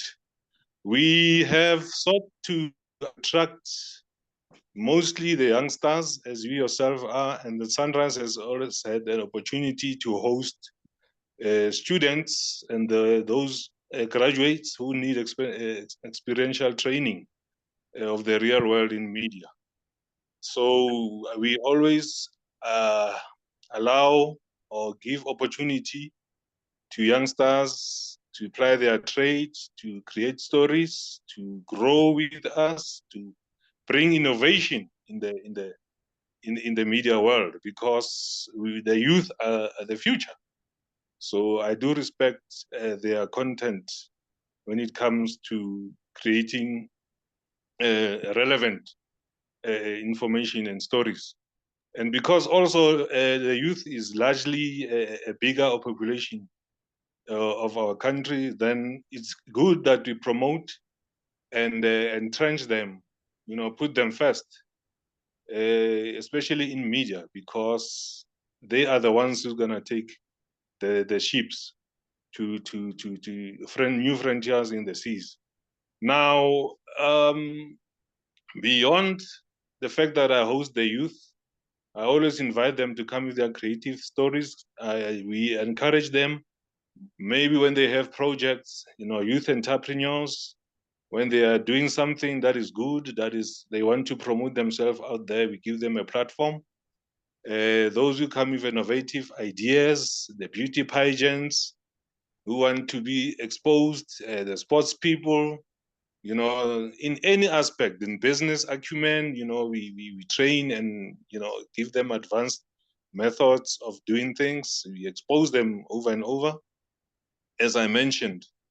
Now, some of the innovations that we've introduced at Sunrise is that we actually want to flow with the times. We don't want to be stagnant with that old newsroom. Though I always encourage people who join me that you must come with ideas, come with ways that we can be on par with the global world in media. I actually believe that now is less wording, and it's more visual orientated, because you, the youth, you love the videos. We're working on new content that are gonna be attractive to your peers, with relevant topics, that are that's and issues with the youth that promote what their intentions are. What like a dialogue that says what does the youth want? What are they? We don't want to lose the touch. We want to be with them. We want to be where they are, and we want to give them the opportunity to express themselves that way. Issues as programs like AI, we've adapted, Chat GPT, Meta. Are you with me, guys? Do you hear me? Yes, loud and clear. Thank you so much. You can touch on your AI initiatives. Yes, the AI initiatives, like things like, in the past you want the services of a photographer to go and look for a picture of something out there, and we don't have the time. So in AI, we might request that type of picture that would capture or that would go with the brief story that we are working with, or a scenario, or maybe a business article that needs a picture that is relevant, like the graphs and all those things. It's helpful, but though when you're working with AI, you also have to verify the information that it's relevant and it's true, it's not misleading. In conjunction with working with Canva as well, where you get your, like I said, the data methods, where you also formulate your graphs, you formulate your presentation beyond the normal PowerPoint presentations. So for us, it's a big thing. It's a big breakthrough. It also helps when you edit your words or you work with headings. That maybe you've got an elongated heading that you need to shorten it, or but without losing the impact. Or you minimize your story because you young people get bored reading a long thing. So it's like you summarize the story that has been written. So people get in interest in reading it without getting bored on a long story. Yeah, beyond that, it's been life changing and innovative in a way to go for the future, which is what I love. Now, as an editor as well, I'm also strict in terms of content. I don't like people to serve people stuff that doesn't have quality. So when you come and present to me your content, I have to verify that it's quality orientated for my readers and audience. So you have to be conscious of who your audience is, and how are you serving them the right stuff. Are you building up? Are you educating people? Because we also educate people out there, and besides entertaining and having just social interests, things. When it comes to such interest and all that, then the future is going into brief. It's getting smaller and smaller in terms of populating information. Now, in April, we introduced a comic strip that we call Ditaba. In the past, you would have a comic strip in the back of the Sunday Times and all the Star newspapers and all those big newspapers. And, that would be like, it's a relaxed kind of stuff, a brief, and, just, many kids, we grew up loving that, that you see this comic strip and you realize that, oh, this is magnificent. Now, the comic strip for me is a part of saying to me, it goes beyond the video. The comic strip, it just clarifies, the story that is, maybe, the news story that is being circulating around communities, or something to warn the communities, like the comic strip that we did for electricity, and all that. And then, some of the stuff, you just need to look at the comic strip and see what's going on. And for us, it's a breakthrough as well, because it tells a message in a short kind of way, which is it's also interesting. And it also caters for all ages, because even the young kids at home, they do love the comic strip. And then we're hoping that Ditaba develops into a loved character that becomes a whole household icon, so to speak, that we can also use in commercial ventures, that people can just use Ditaba as to promote their products. Yes, as like we used to see with the Chapi and the Oros type of situation.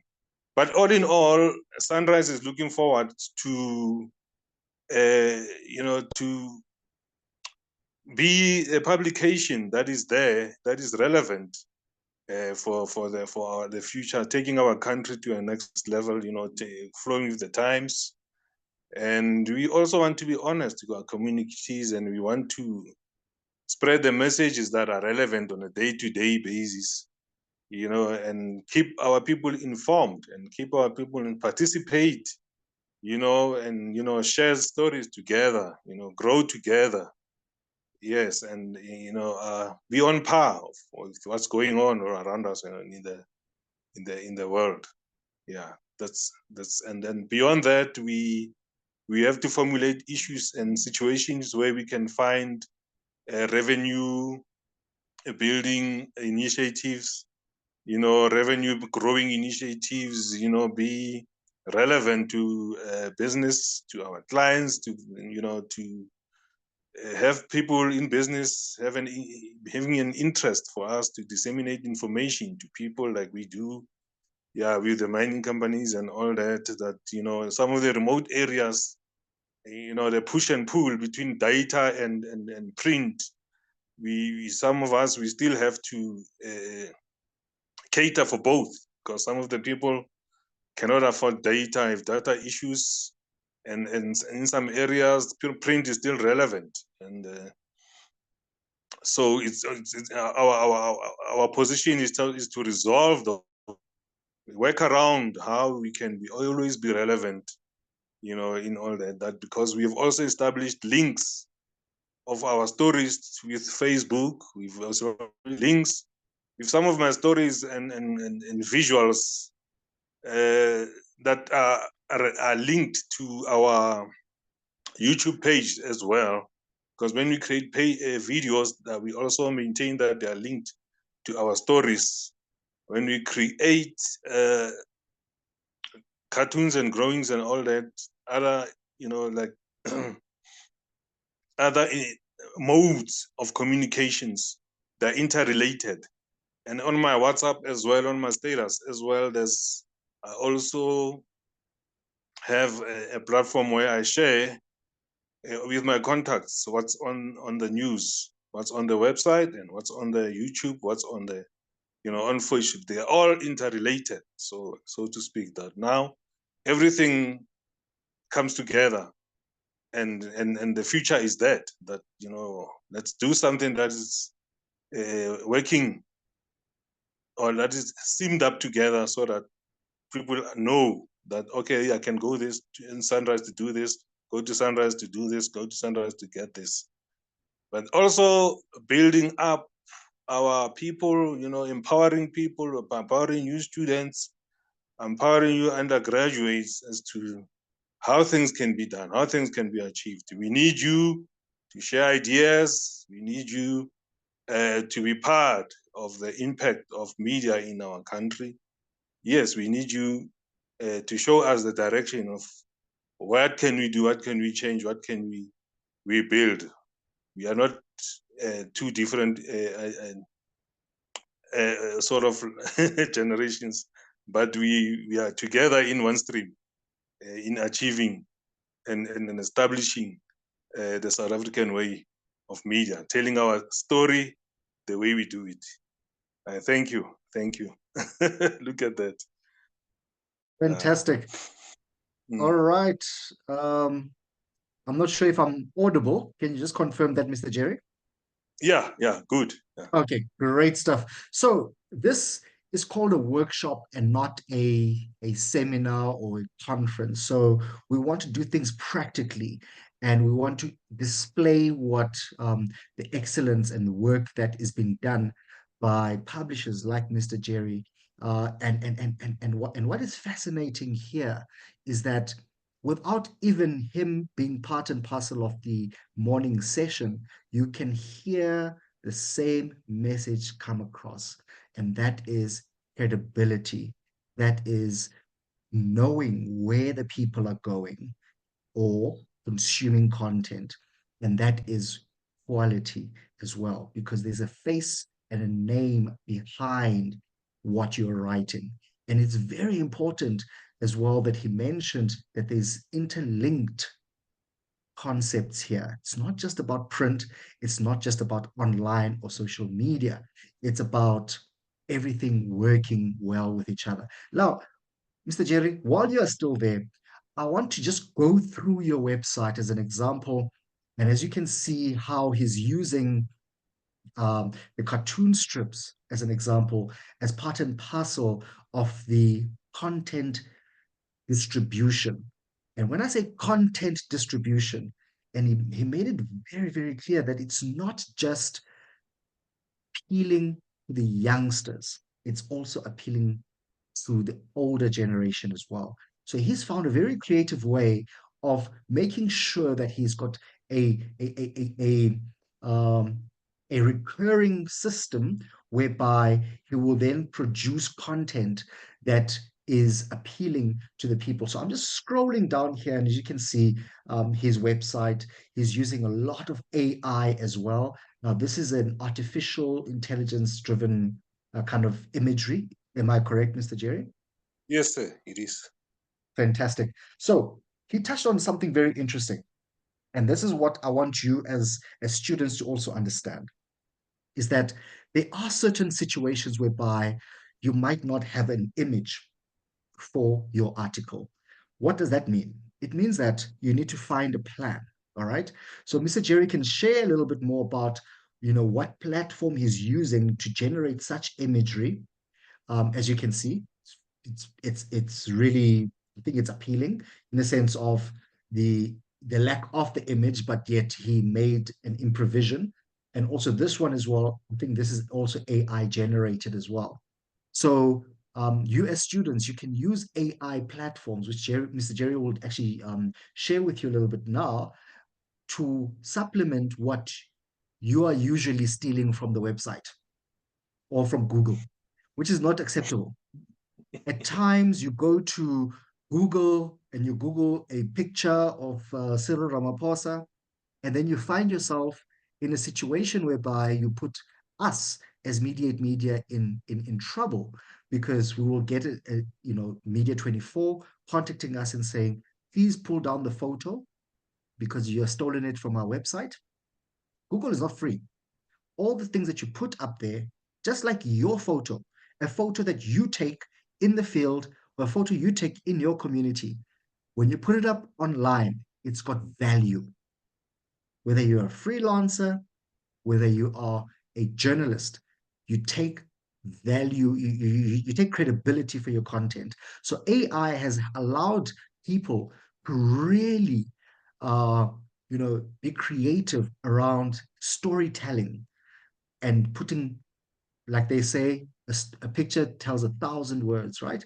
So you can do that. So Mr. Jerry, if you could just elaborate a little bit more about the tools that you're using to generate this kind of content, this kind of Yes, imagery.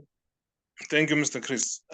We have a library of pictures in our archives, but it would take ages for us. So in terms of production, we just ask ChatGPT or Meta on WhatsApp if it can generate a picture. It might not always be accurate as you require, but it would actually give you some picture closest. And you can also refine what you're looking for. When you refine what you're looking for, you get more pictures. It goes and digs and digs and digs and finds whatever you need. But because I also have Photoshop skills, I can also create a collage that will actually have more impact on the story. Yes, and then it also, like you say, Mr. Chris, that we run away from copyright issues, because when you just take a picture out of the website, there's copyright issues that people might end up suing you. But then if you work on the AI, which has been, these apps have been developed for so many years now, it's time for us to enjoy the benefits and get the imagery that people would be relevant, that have relevance to your story, and people will be easily grasp as to what you are trying to explain or what you are displaying. Like that church monologue, it's a storytelling monologue of one of our contributors, Lorraine. So then, how would you get a picture of of a lady reading a church in the Bible, with reading a Bible in the church. You know, it's very rare to get those types of pictures. So, but here it is. The Meta found it for us. It's quite convenient, so to speak. Sure, Mr. Chris. All right, thank you so much. So as you can see right now, we do things practically. This is a workshop and not a conference. And I'm sure that you are seeing my WhatsApp screen over here. And I'm doing this in real time. I have asked WhatsApp, as you can see over there. Can you just confirm with a thumbs up, anyone, that you can see what I'm seeing?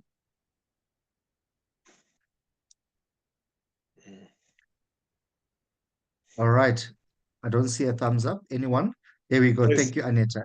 Thank you so much. So as you can see over here, what we've done is that create a photo of a fire in a community. It created this photo. Now, this photo in itself, you can see this is not South Africa. This is obviously overseas. So what I've done as well is I said, refine this photo to one firefighter, and this is what it produced. And this is not what I want. And now I've said, no, please show the fire. Now it's showing me a braai, a fire for a bonfire. All right. And then I said, no, I will need a house on fire. And then guess what it did? It showed me this. But we know in South Africa, we do not have wooden houses like in America. So this is just an example of utilizing the tools that you actually have to your disposal to create things. So let's just look at what Mr. Jerry was sharing right now, which was okay, create the a lady with praying, all right? Praying in a church holding a Bible. All right. So now let's just see what it just creates here. Now we're doing these things practically because if you were in the actual workshop, you would actually experience this in real time. Now I can see it's a white lady, but now maybe we are writing for a specific kind of community. Let's say we want a black lady, right? Let's just democratically black lady, please, with a singing no, let's leave that. I was trying to recreate what Mr. Jerry was doing there on that article. So now let's see here what it does. This is very compromising in the sense of, okay, there we go. Now you can see there's at least some kind of imagery that has been generated. And yes, you can crop when we upload it on the website or when we produce it for the print edition. But also you can see here that you can actually really be creative. So I'm going to stop sharing this screen and allow Mr. Jerry just to share with us a little bit more about what he actually does with his students. Okay, great. Since 2017, we've had people coming to work with us as graduates or students in media. And some of them were doing marketing, meaning going to look for business, like knocking on businesses and getting advertising revenue for the publication that was in print. But now it has developed into what they call, as digital marketers. Now, the other side of it is that now lately media people are no longer concentrating on reading on writing alone. Now I'm sure that you also have an update that you also, as you have also done with your social platforms, that you are able to create stuff that, puts you out there on the things that you are doing. So what happened, we would give you a practical skills training. And you give you a camera, you know how to handle the camera. Get trained on taking the shots, in various aspects, like sport. How do you take pictures in the political venue where there's presentations and all that by, or maybe municipal councillors and all that.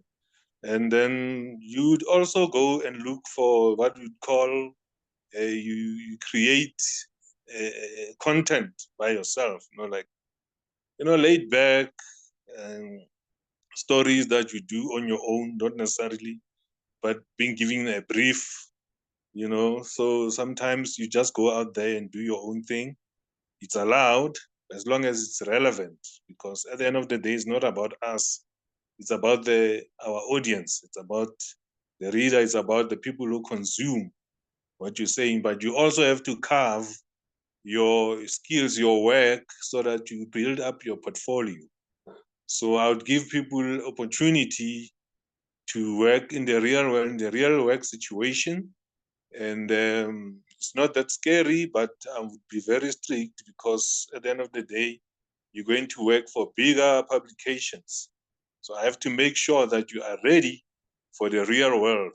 So that's what we do. Because now we had a youngster who's also at UJ over the holidays. We had a sports tournament at Lufereng in Soweto, and he went with me to cover the sports. And he actually had the interviews. He interviewed the coaches of the soccer clubs, the youngsters. He could see the field, how's going, what's actually happens when you are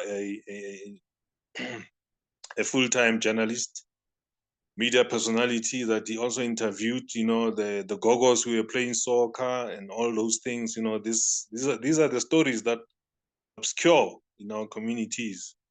Like how many people know that there's a gogo league? These old ladies, they play soccer, all that, and the challenges that people experience. Coaches fighting one another in the tournament. All those things that can be a juicy movie once, on a Sunday afternoon, that you can actually get hold of yourself. So these are the platforms and opportunities that have actually let the youngsters discover for themselves. And many of them are either working full-time, or either having their own businesses.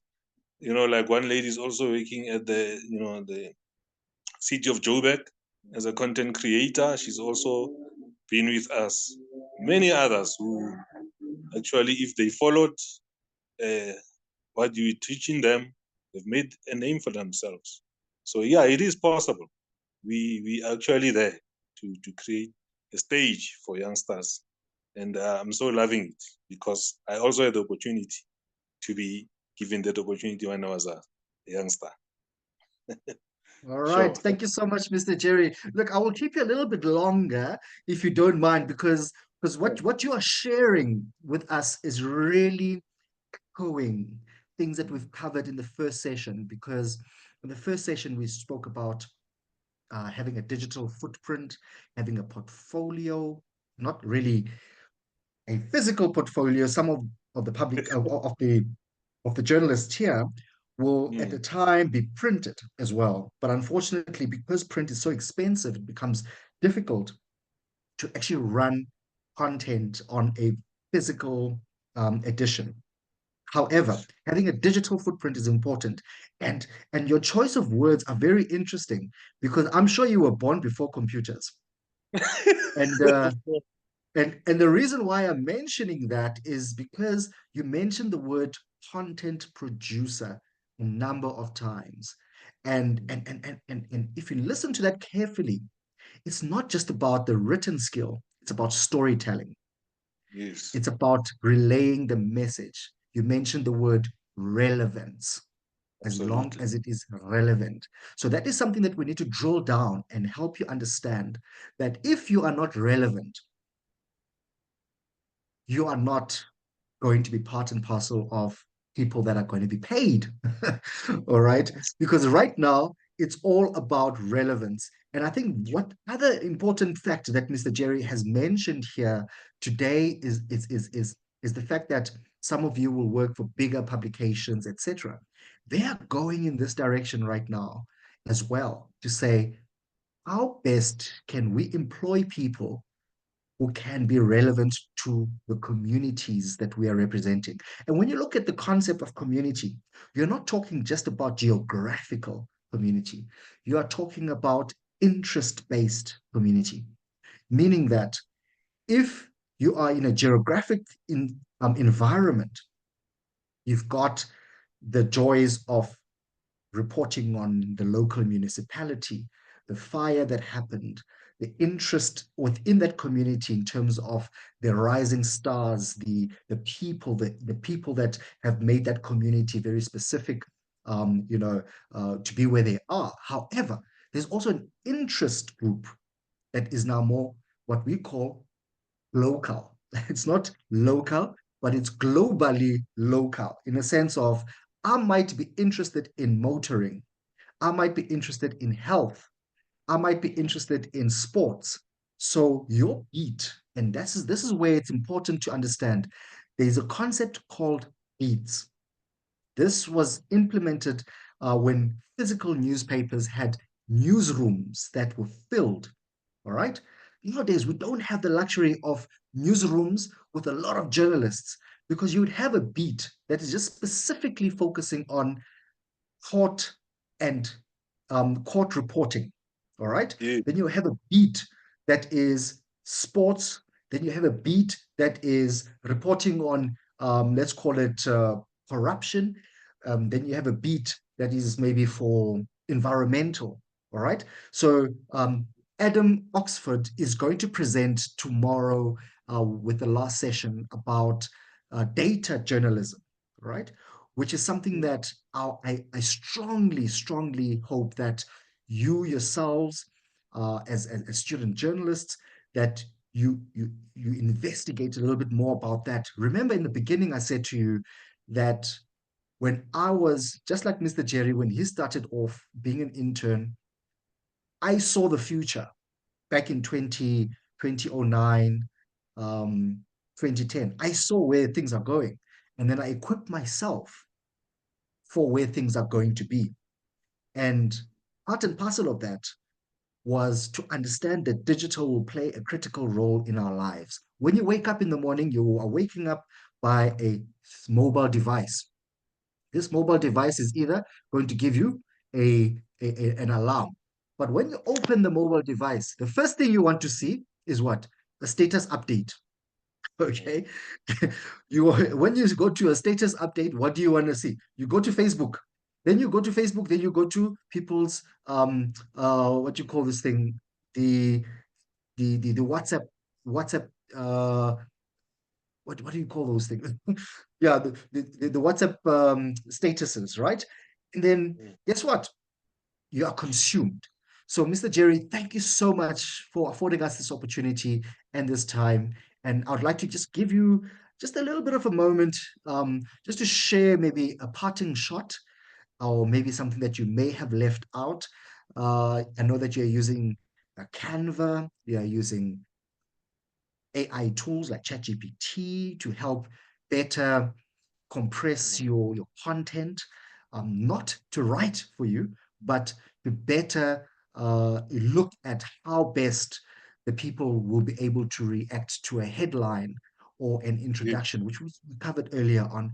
And then also how you're using your cartoons, because that is very unique. And I think perhaps you can just give a parting shot, and that will be really great. Thank you, sir. Fantastic. Thank you so much.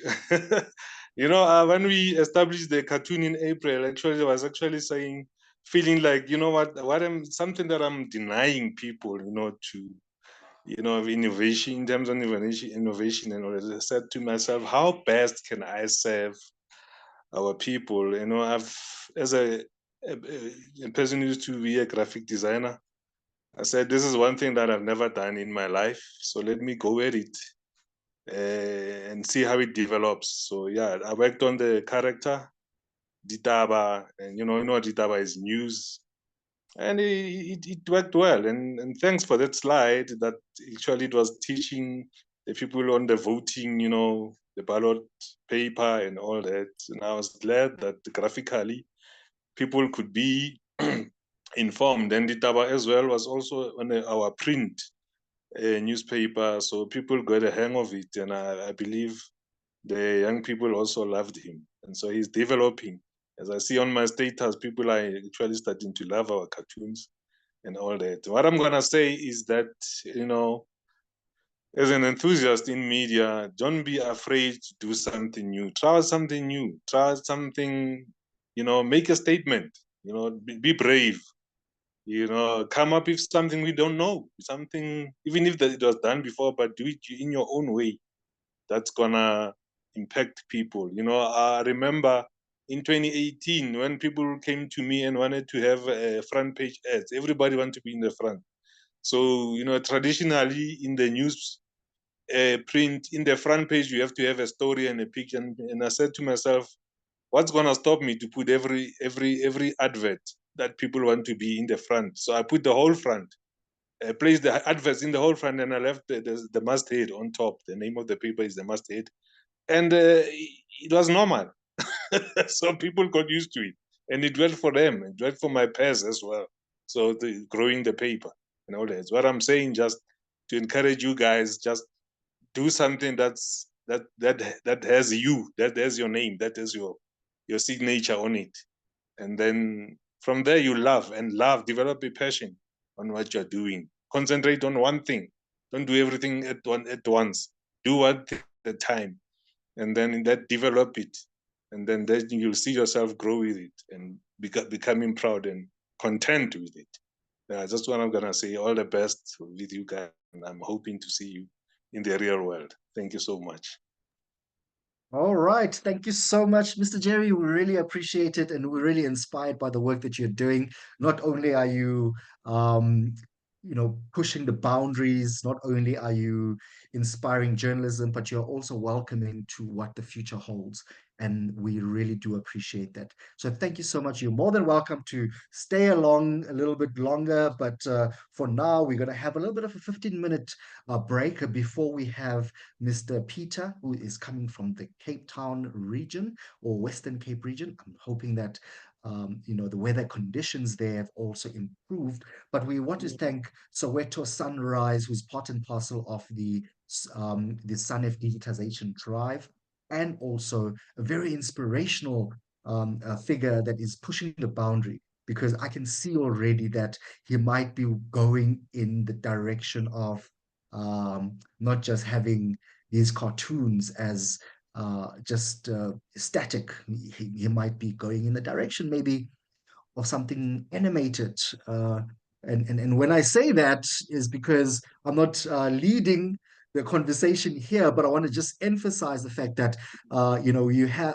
I was at a conference in Kenya, and there was one media company who was telling real life issues or stories by using what we call parody. Parody is almost like what Mr. Jerry is doing with cartoons. However, parody is telling stories in I don't want to say sarcastic way, but rather in a way that people will laugh and actually it will resonate.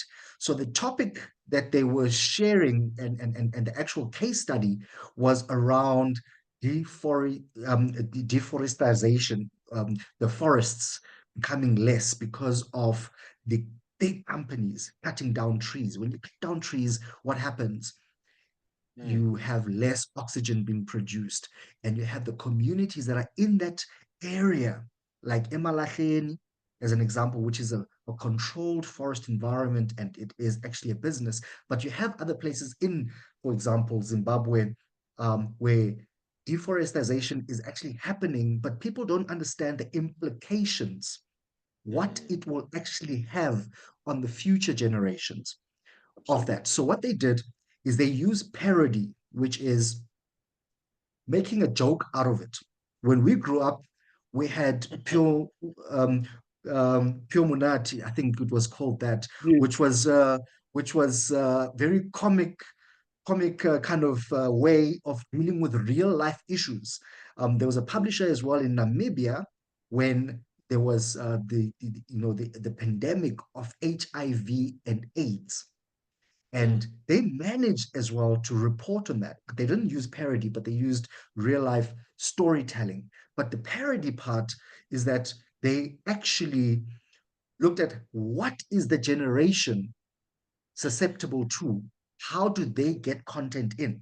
So if you, as a student reporter, foresee the opportunity of creating a small little, call it rap song around climate change, make sure you get the content right. Make sure that your packaging of that story, or that video, or that rap song is surrounded by pure journalism. Because Yes, you can't just say something and not back it up with credible sources, credible information, good data, because it will not move. It will just be seen as you're a clown. All right. So at the end of the day, what I'm taking out of Mr. Jerry's session, and what is very important before I let you go, is credibility is important in our sector. Do yes, not be fooled by the fact that you'll be employed immediately. Try and think outside the block, outside the box, and also be relevant. The yes, third thing is diversify your content production so that you are relevant. However, keep the credible journalism intact. absolutely. And then last but not least, and what Mr. Jerry is sharing with us is, do not fail to test Mm. and test, but be focused. There's a Chinese saying that says, if a man chases 3 rabbits, he will catch none. Yes, What that means, you cannot chase 3 rabbits at the same time. Your focus will be divided. So focus absolutely. on your studies, focus on content production, focus on your relevance, and know that when you're out there, you need to have your beat. Go after what you need to go. Thank you so much, Mr. Jerry. We really appreciate that. And Yes, we're always so grateful. We'll have a 10-minute break right now until we have our next speaker, who is Peter from, and I'll call everyone by their first names. I should memorize their surnames as well, but because this is a community and is becoming very shrinked, but call everyone by their first name. So Peter is coming from the Western Cape, and he'll be sharing a little bit more about why he started a newspaper, what is working, and he always tells stories through the lens. And he writes for Ground Up. He also has got his own publication. He is thriving. Thank you so much, Mr. Jerry. Thank you so much, everyone. We can thank mute you so ourselves for the next 10 minutes. Thank you, sir. great stuff.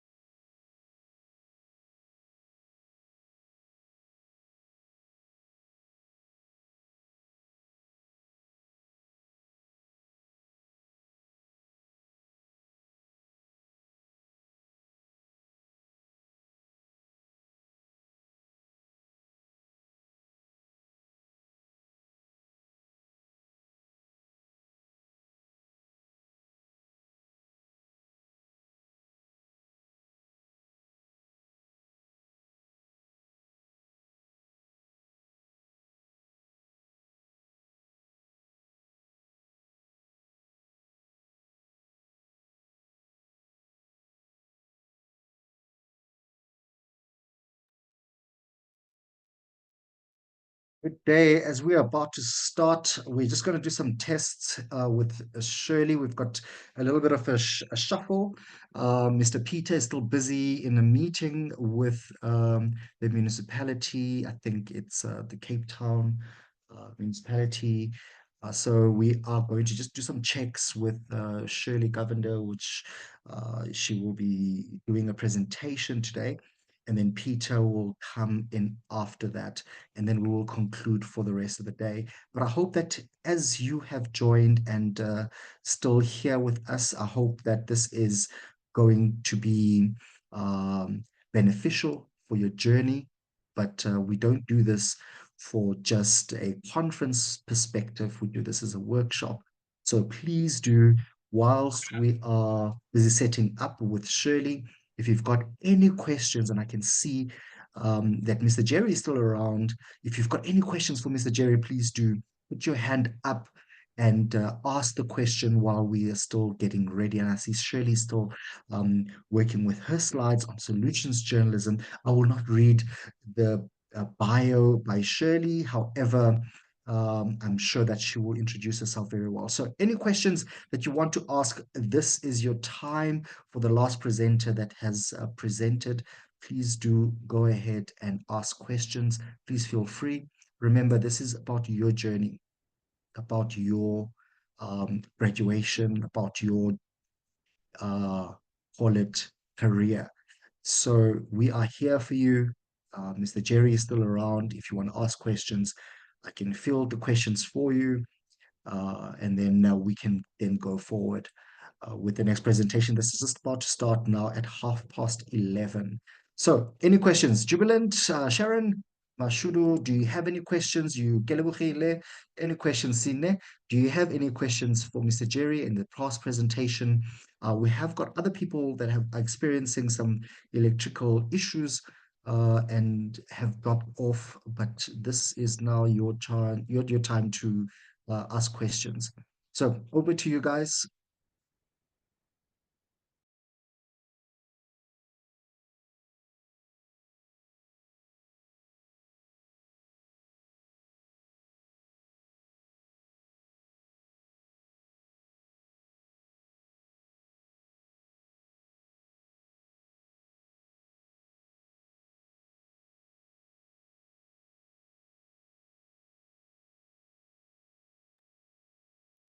All right, I can see that there are no questions, so I'll put everyone on the spot here, and I'm sorry to do this because if we were in a physical environment, I'd be putting you on the spot in any case. So,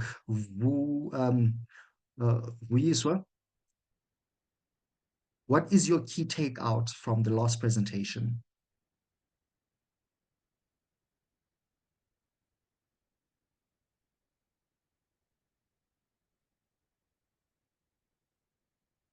Okay, Sharon, what is your key takeout of the last session?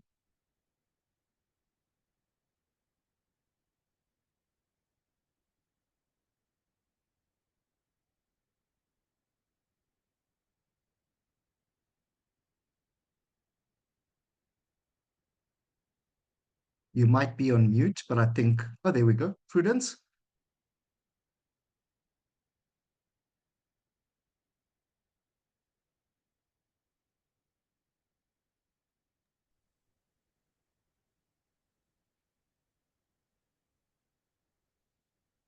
Prudence, do you have anything to say?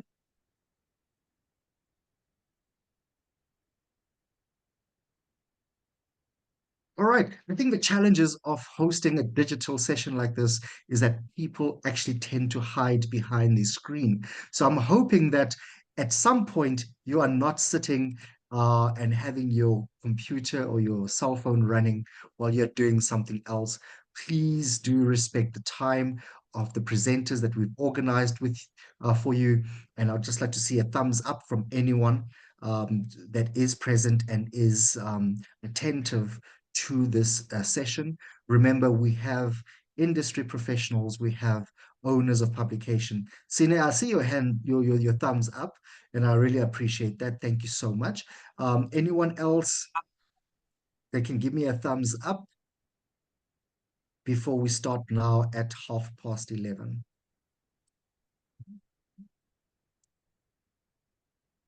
I just need one more thumbs up and then we will start.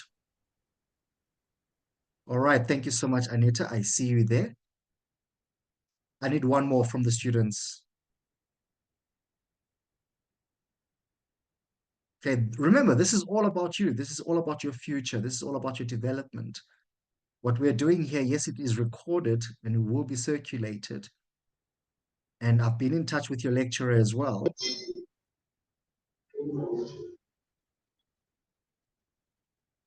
All right, Prudence, I see you unmuted yourself. You might want to have a comment.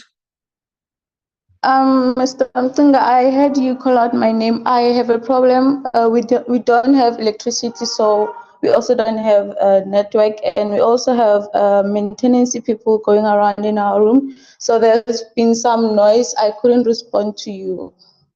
I would like to All right. apologize for that, sir. Thank you so much, Prudence. That is very professional of you, because I think at the end of the day, we experience these things in the industry. And like you've just done now, you've acknowledged a barrier, which is good. You have admitted to a barrier, which is good. But also we see you as being professional. So thank you so much for your professionalism. All right.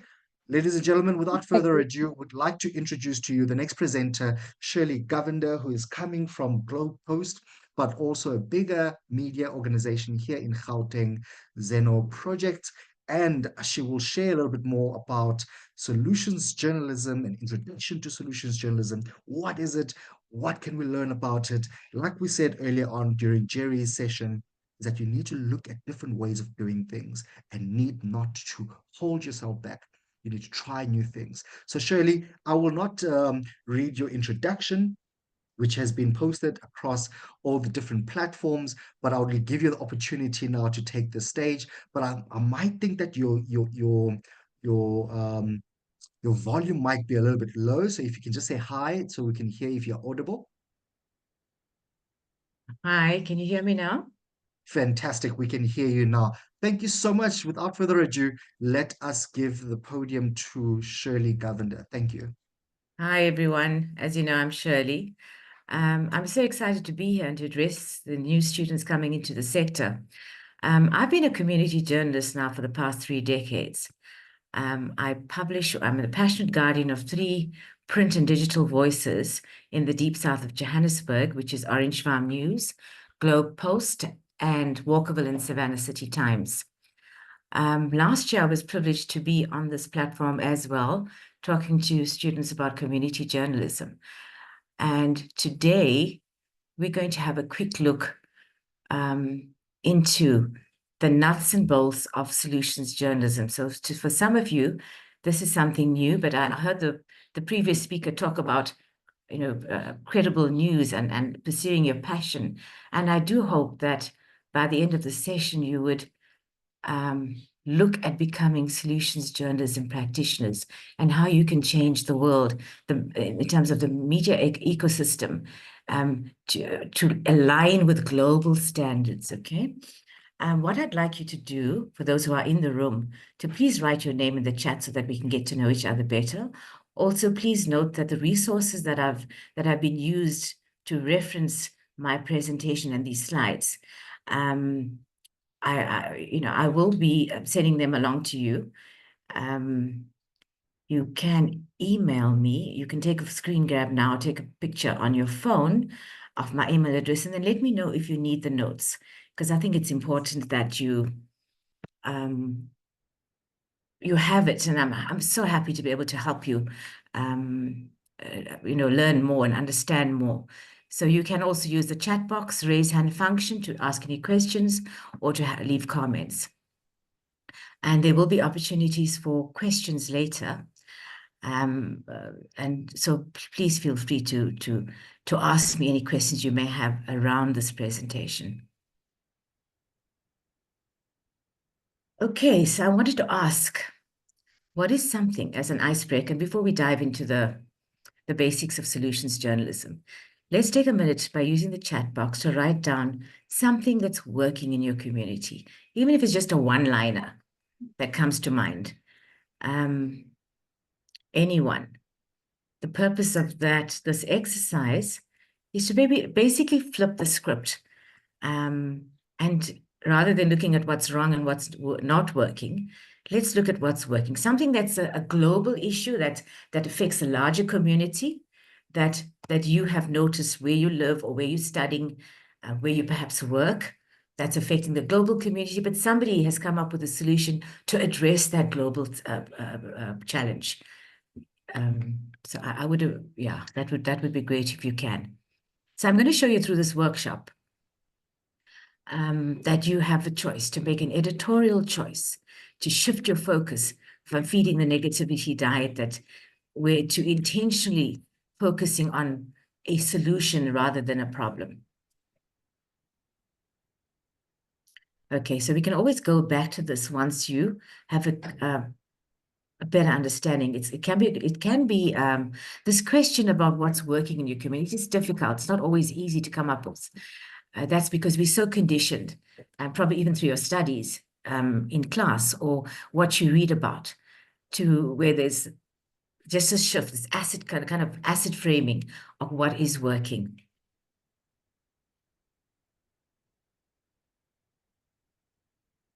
Okay, so we're going to get back to what is working a little bit later. And then, as you can see from the slide, 39% of people globally report that avoiding the news because it's too negative. So this report is done annually by the Reuters Digital Institute, where they go into given communities and they ask these kinds of questions in selected markets. And what they found is an increasing number of people avoid the news because it's just too negative, or it puts them in a bad mood and makes them feel helpless or hopeless, and that they can't do anything about it. Okay, so if you look at the slide, according to the report, it says here that there is just too much politics and COVID-19, for example, or 36% are saying the news has a negative effect on your mood. They are worn out by the amount of news they're getting. There is nothing, some feel that there's nothing they can do about the information. So you've probably felt this way as well, even as journalists. So how do we address this? And the scary thing is that, I mean, this is the 2024 report in terms of the 39% of people globally reporting that they can't deal with the news anymore.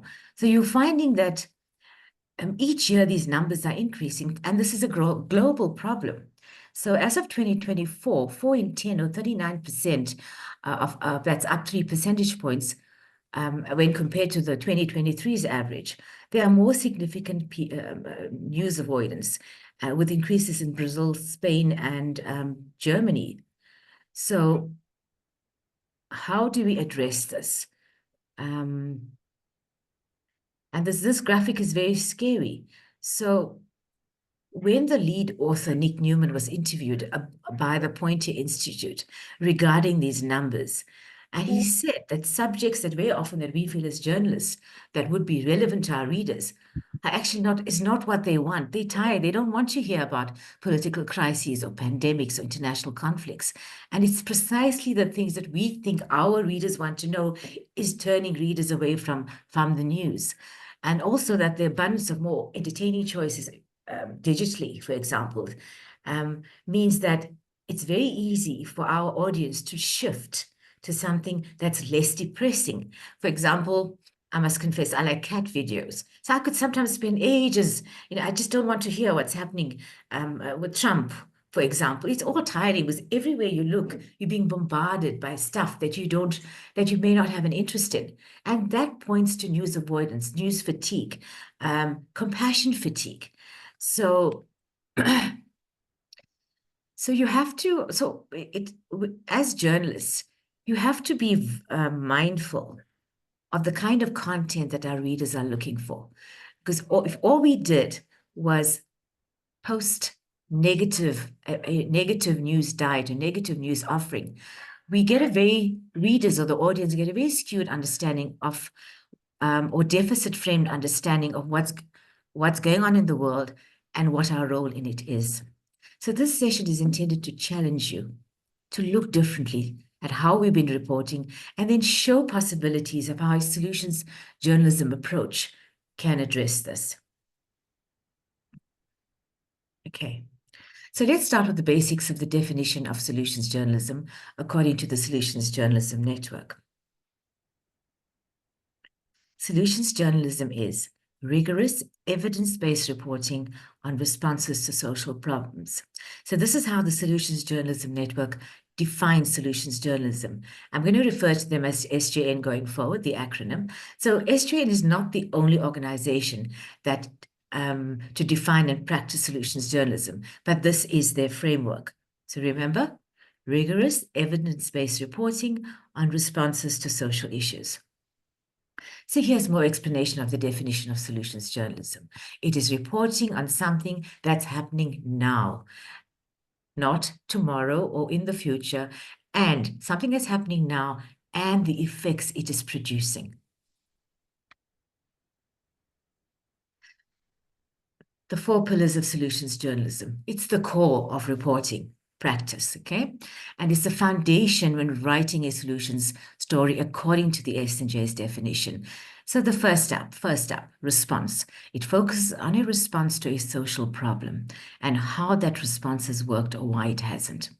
Remember, these criteria that I'm going to go into can be applied with flexibility, with diverse writing styles or formats. However, even with flexibility, it is important to include these 4 pillars to some degree. If for any reason one pillar is not included, it is not considered a complete solution story. So in other words, that is an incomplete solution story. So again, response. A response to a social problem and how the response has worked or why it hasn't. Evidence is critical in solutions reporting. It provides data or qualitative or quantitative results to indicate the effectiveness or the lack thereof. Insight, critical again, provides lessons. What can be learned from a response and why it matters to a newsroom audience. It also, in terms of limitations, it places limitations in a solution story, places the response in context and doesn't shy away from what is not working or its shortcomings. Okay, so why these 4?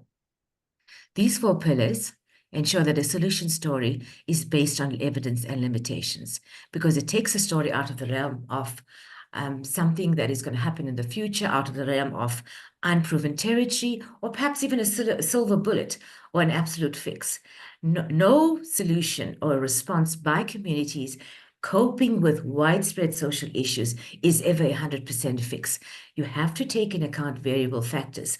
And it's not like if a community in Pretoria, in implementing a solution that may be based in the Western Cape, is going to solve all the problems and we're all going to live happily ever after, especially those who are affected by that particular challenge.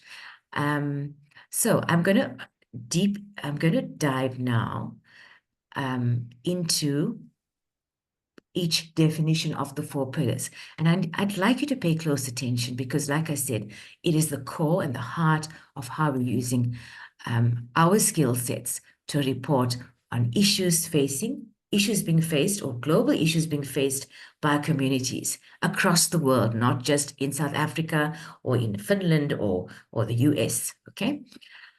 So a solution story, if the response is worth featuring, it merits its own story. So you're focusing, remember again, on systemic responses, not kind acts by individuals or groups. So for example, if a young girl solves, she saves a cat from drowning, that is a feel-good story. It is not something that's addressing a systemic problem, okay?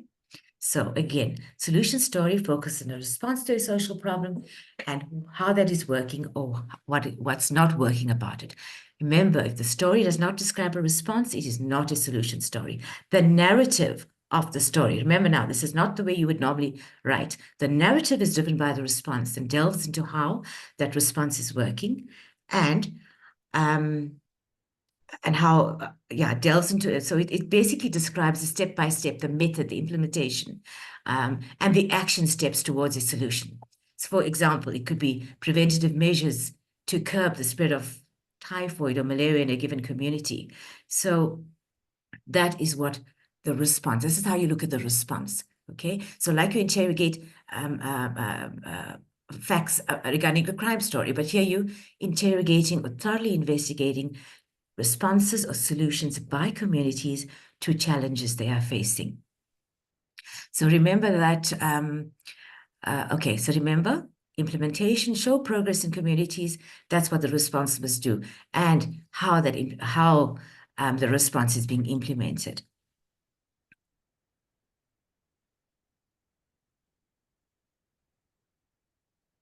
Sorry, I'm just going to go back there. Next point, evidence. Evidence is critical. That shows whether a response is newsworthy and what would make a good story. So you could have communities or 5 communities coming up with responses to a social challenge. However, of those 5 or 10 communities that are working towards a response, you would have to choose the best one that shows evidence of a working pillar.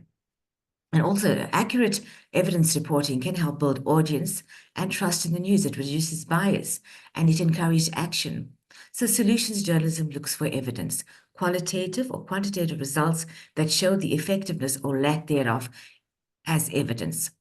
Journalists have to be upfront about the evidence they have and what is working and what is not. This is absolutely important.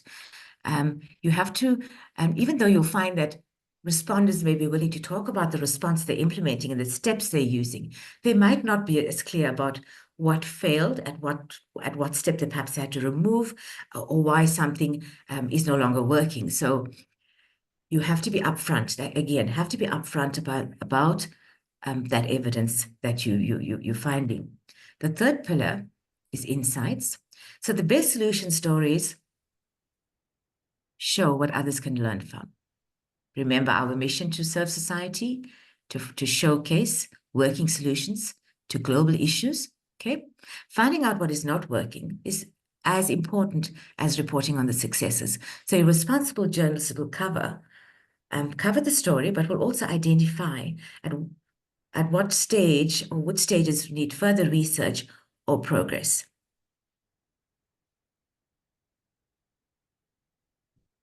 Limitations. I'm going to go back to insights. So insights will show what's newsworthy and what we can learn from there. Again, just to go over these things again. So you've got a response. The response is worth featuring. It warrants its own story. Evidence is critical for a story to be newsworthy. Insights, what do we learn from there? Limitations is about showing exactly the shortcomings of that response.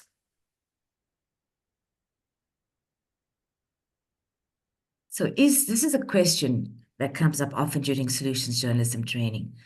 Is solutions journalism advocacy? So this slide helps to show why reporting on solutions using the 4 pillars is not just simply advocacy journalism. Journalists should, in the course of their reporting, show evidence of interviews and include voices of people who are either implementing the solution or are being helped by the response. So that's a way of both vetting the effectiveness of the response and also a way to show that we're not forcing a particular response in our audiences. So if you, or saying, for example, this isn't the right way or the only way. Remember, there is no one size fits all. There is no perfect solution. So very often when communities are replicating a solution that they may have seen in one town, they would take it perhaps and in addressing the very similar challenge, they would tailor it to fit their own needs. And solutions journalism is not advocacy, not if we make the story about the idea of insights, rather than a particular organization, program, or policy. All right? And it's not advocacy if we include the limitations and unknowns and promise to return when more is known. So as journalists, remember that we're in this business for impact, right? So this form of journalism not only informs, but inspires to action, inspires action among readers and other communities alike. Because it inspires, well, what it does, it ignites or initiates conversation among other communities that can benefit from the solution. How to link OBS to Facebook, not Facebook, Facebook stream. Yeah. No, sorry, it's to Zoom. So, like you've seen in the figures from the Reuters Digital Institute, the old way of reporting is no longer working. But when you use solutions journalism and solutions reporting is merely just a shift from how we're approaching a story. So it's a move away from focusing on the problem or what's broken or not working to looking into how people and communities are engaging with problems and finding promising solutions. So by reframing our reporting through credible examples of responses, it makes communities feel more empowered, more in control of their lives, and gives them hope.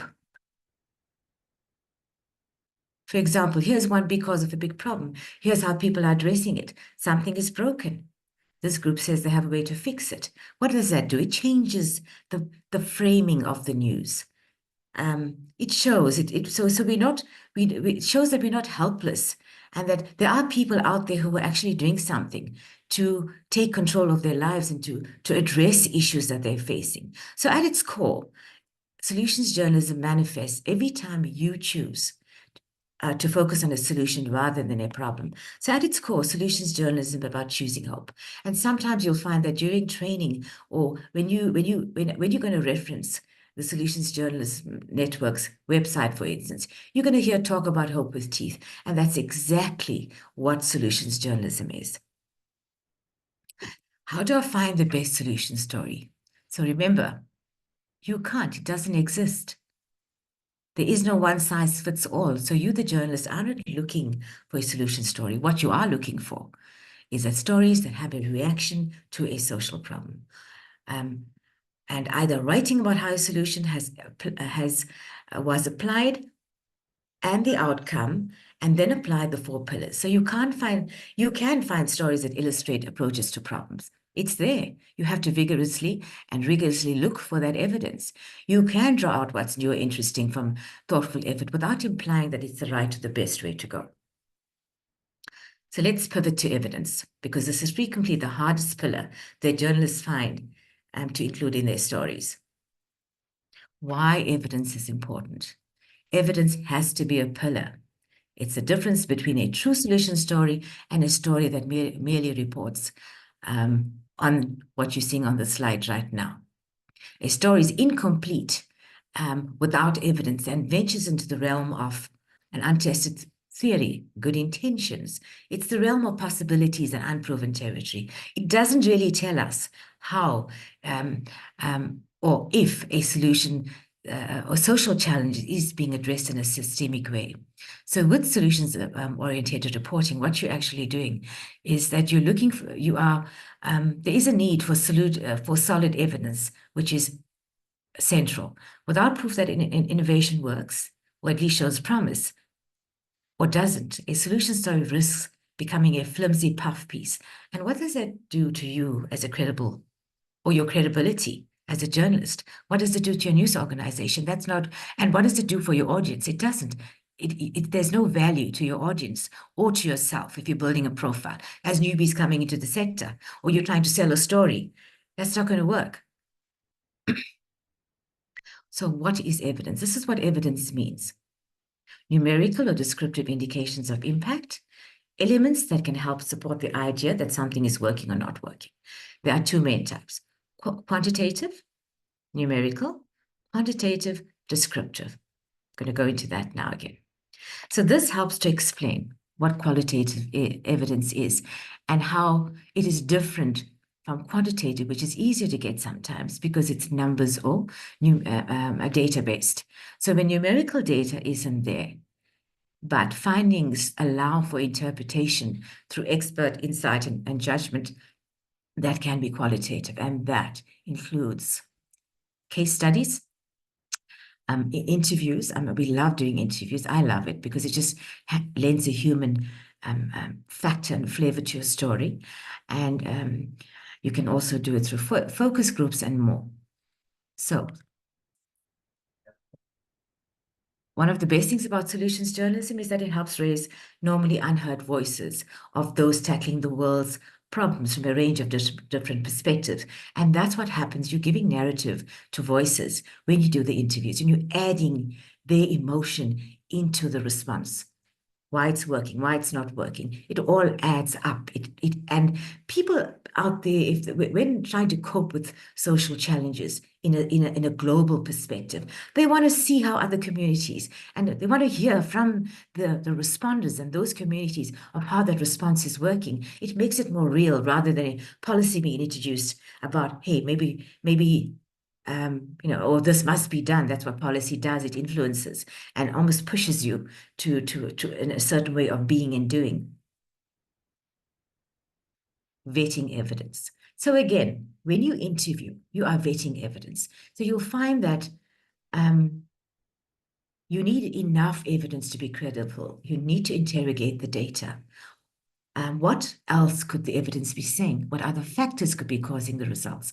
Is it a quality study? So you'll find that most early stage stories don't have all the evidence. But if it's a good story, you can still cover it. But be frank. Remember the honesty? I've mentioned it before. You have to be frank with your audience and about the evidence. Maybe that it's just anecdotal or it's provisional, and that you'll return to the story when more is known. How to use evidence. So be sure to tell your audience what you don't know again. This does not undermine the story at all. In fact, it helps with content and avoids sounding like once a solution is a result has been applied, a particular response, the problem will disappear entirely. And again, you will all live happily ever after, those who are facing that particular challenge. So you need to avoid overclaiming or trying to predict the future. Remember, solutions journalism is about what's happening now. Tell the audience what you don't know, the honesty and the frankness. Use graphs and data visualizations to present numbers. We all love graphs. We love data because it speaks to you very quickly, even if you don't have time to read a story. So again, and I'm going to go into this a little bit later about the importance of aligning your visuals to the focus of your story. Also, when using evidence, be careful about causation and correlation. So pop quiz time. I'm going to ask you to pop your answers into the chat box. So here's the question. Evidence in solutions-oriented stories, and you've got three options to answer this, can only come from peer-reviewed studies, A. B, isn't enough until all the research is completed, years and sometimes decades after an effort began. C, includes information from sources that are not involved in the effort. So Chris, MeD8, has kindly offered to a 500 Rand gift voucher for those who correctly answer this pub quiz with either A, B, or C. I'm going to give you a moment to do that.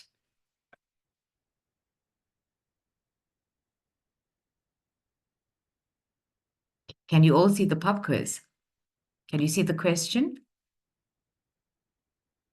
Is it A, can evidence in solutions-oriented stories can only come from peer-reviewed studies? B, isn't enough until all the research is completed, years and sometimes decades after the effort began? Or C, includes information from sources that aren't involved in the effort?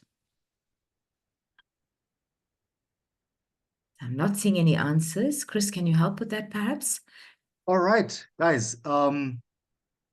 I can see that no one wants 500 Rand. So Okay, unfortunately, I we're going to see have to pull. Letabo is saying B. Okay, I can Okay. see Kilwithile is saying D. See, once you start talking money, then all of a Yeah. sudden people just talk, eh? I can see D, I can see B. Anyone else? Going Come, guys. once, going once, going twice. The question is very simple. Yeah. Oh, I see A. All right. I think someone is just taking a chance, eh? Right. No, it's fine. I see B for Usine. All right. Fantastic. Oh, okay. Jubilant, you are still here. Okay, fantastic. I see B for Jubilant. All right. So I guess we will then allow Shirley to select the right answer, and it will be, unfortunately, in a chronological manner, because like in a classroom situation, if you put your hand up last, unfortunately, the first one gets selected. So the right answer would be then selected by Shirley, and then we will administer the 500 Rand gift voucher. Okay, so the answer is C. It includes information from sources that aren't involved in the effort. Okay, sorry, guys. Chris is going to keep his 500 Rand. Actually, that was my answer because my name starts with Chris, so it's a C. So I can't go wrong with the C. I'll keep it. Thank you so much. But I think you can elaborate a little bit more about those that are not involved in the actual information, which is very critical. And it's part and parcel of Absolutely. also what we are doing here today, because your participation is also very important to us. And you need not to just absorb content, you need to be part and parcel of the actual contribution. And I think C being Chris and C being the answer, and contribution starting with the C might be a very good one. So please go ahead, Shirley. Thank you. So I just want to thank Letabo and Hele and Mashudu, Senentemba, Jubilant. Thank you guys for having the courage to actually make an effort to try and answer this. But I want to something I hadn't planned to talk about now. However, a quick lesson about how answers. Remember, everyone around the world is trying to fix a problem, and it's not always a problem that's only relevant to Pretoria or only relevant to Lenasia, where I'm sitting at right now, or in the Western Cape, where your next speaker, Pete, is coming from. I was based, very quickly, a case study. I was based at Rich and Source very briefly last year during a trip to the US. So Rich and Source is very much a solutions-driven newsroom. And what happened was they found statistics which showed, just by chance, that expose the scary or the highest literacy rate, death rate, or mortality rate of babies, infants. And after putting focus on the story, so there was a greater awareness, and more people were coming forward around babies they had lost, or people they had known where their babies had passed on. The paper decided to rigorously investigate solutions to this tragic problem. And what they eventually found was that Finland, halfway across the world, had come up with a solution to a similar challenge of high infant mortality rates in Finland. So what Richland Source did was they brought that, they then reported on it. And what it did was they ended up in an amazing baby shower that included, which was a result of this small town newspaper rallying an entire county around the infant mortality rate. So you can find solutions anywhere in the world, because don't for a moment think that something that's happening in Pretoria, you are the only community experiencing that particular challenge. Remember, that's what solutions journalism is about. Tackling or finding responses, evidence-based responses to rigorous investigative reporting on challenges to social issues. So that is, in a nutshell, what this quiz was addressing. You could find peer studies, You could find case studies, surveys, topics. These topics have been discussed somewhere else in the world. Somewhere, somebody is trying to resolve a huge social challenge. So again, sorry about the 500 Rand, guys, but we're going to move on. Okay, so again, so here's how is solutions journalism distinct from advocacy? Let's take a minute and write your responses in the chat box. But don't hit enter just yet, okay? I just want to see if it's what I'm saying is helping you understand, what solutions journalism about. So here's an opportunity again. Any questions? If you don't ask any questions, I'm going to feel like I'm not doing a good job here, guys. Any questions? Remember, you can at any time put your questions into the chat, and I can still address it at a later point. Chris, you look like you want to jump in. Yes, I just want to quickly jump in there.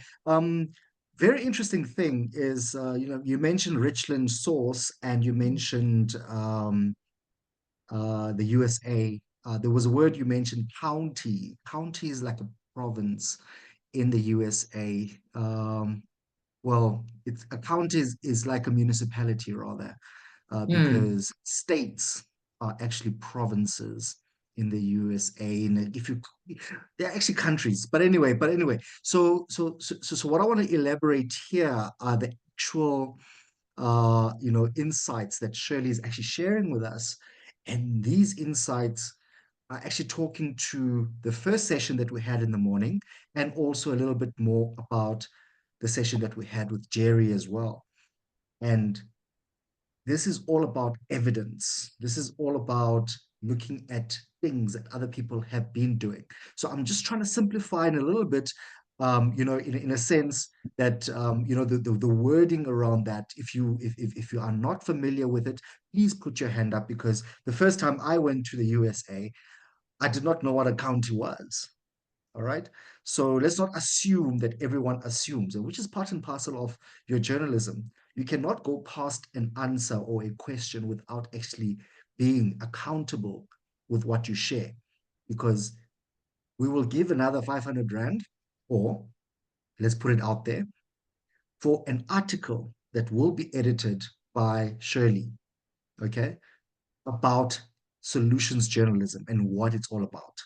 Because it's also our responsibility as media to teach people in communities about the importance of finding solutions that have been tested elsewhere and that could work within your community.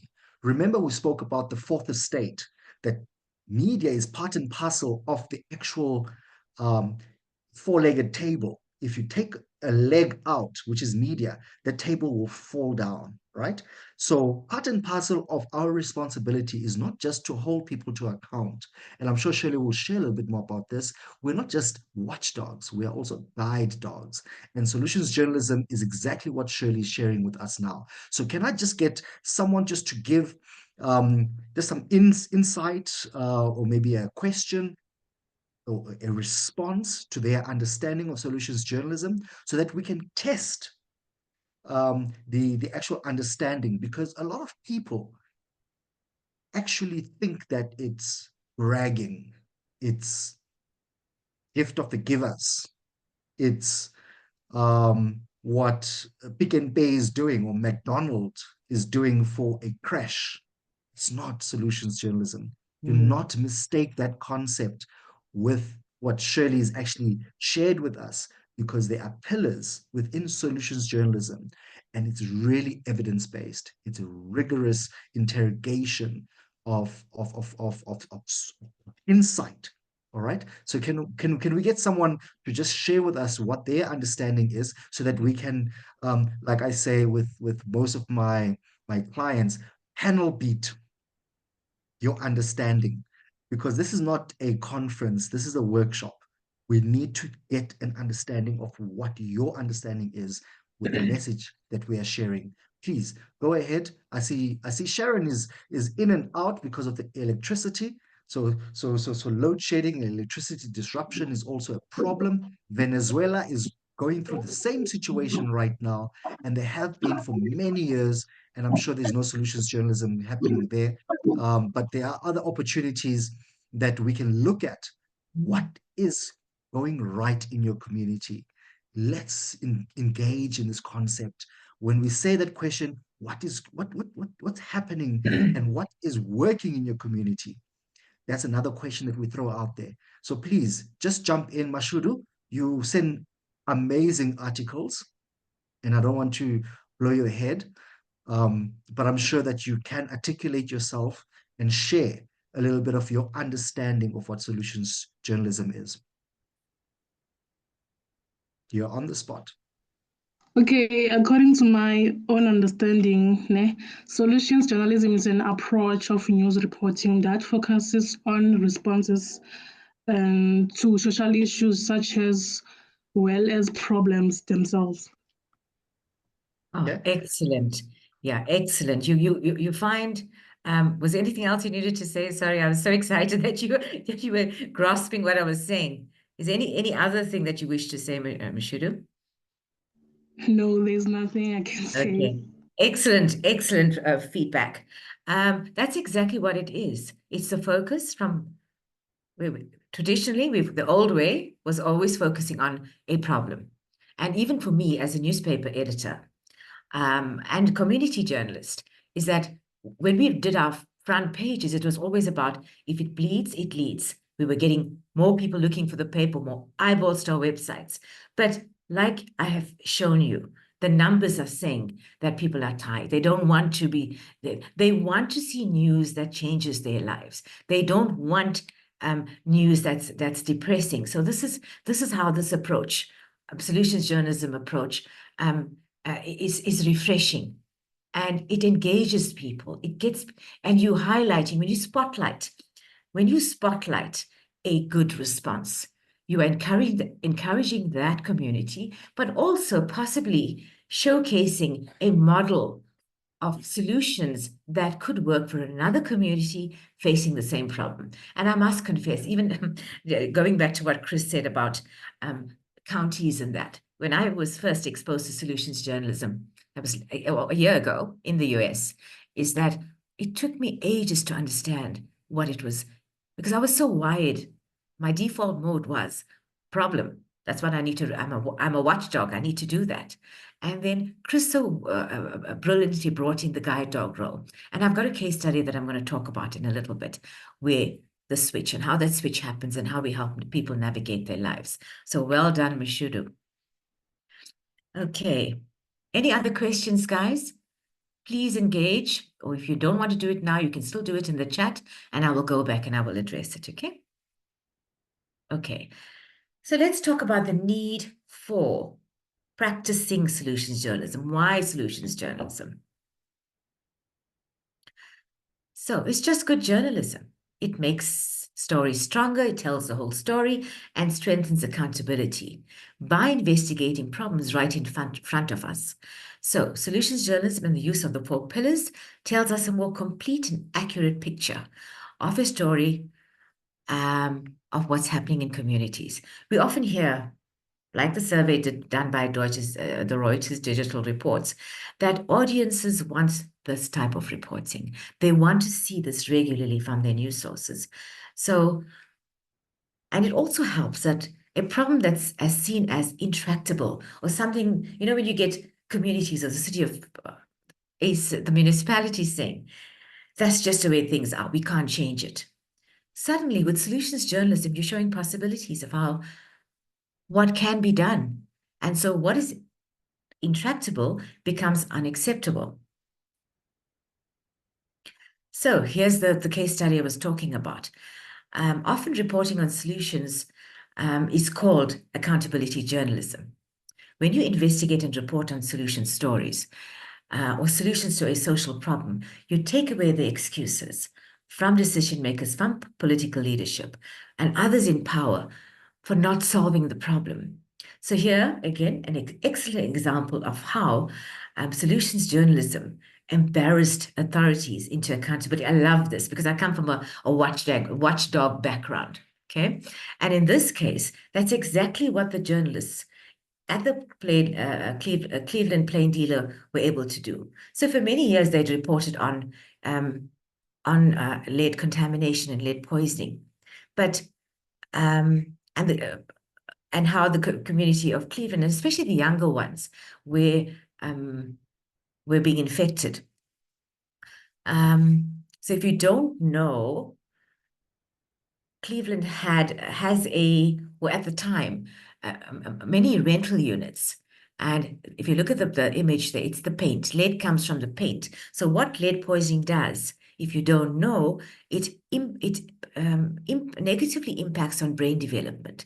And a lot of the kids that were being poisoned were even were babies, or even between infants and preschoolers, or what's the word? Nursery school, okay? And out of sheer frustration, the journalists at Cleveland Plain Dealer, after talking about the problem repeatedly or reporting about it, they decided to adopt a solutions journalism approach and write about what could be done. So they looked at a city that had the same kind of problem and what they did to address it. And here you can see exactly what Chris was talking about earlier. The newspaper went from being a watchdog, right, through by publishing problem stories, examining how lead contamination in Cleveland turned into lead poisoning, to assuming a guide dog role, that out of sheer frustration. So they started looking at other cities. Who was employing effective lead strategies? What were cities doing? What steps were they implementing? Who was doing it better? And the better the parallel or jurisdiction, the better the lessons were that could be learned from here, the more concrete the perils, okay? And you can see this is brilliant. This is brilliant. The way the newspaper documented in a clear and concise way how the different cities were dealing with this problem. So they went to Rochester, New York, a similar city with a lot of perils to examine. Rochester stood out. Why? Because they were employing preventative measures before children were being infected. Cleveland, on the other hand, were using the children as lead detectors to address the problem, but then it was already too late. The damage was done.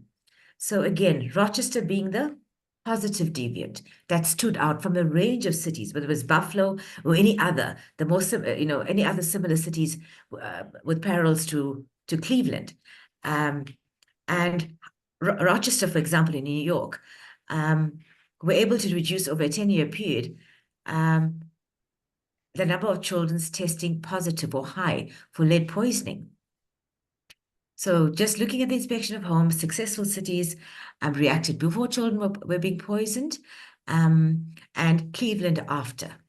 Okay, watchdog, I'm going to go over this again so you understand.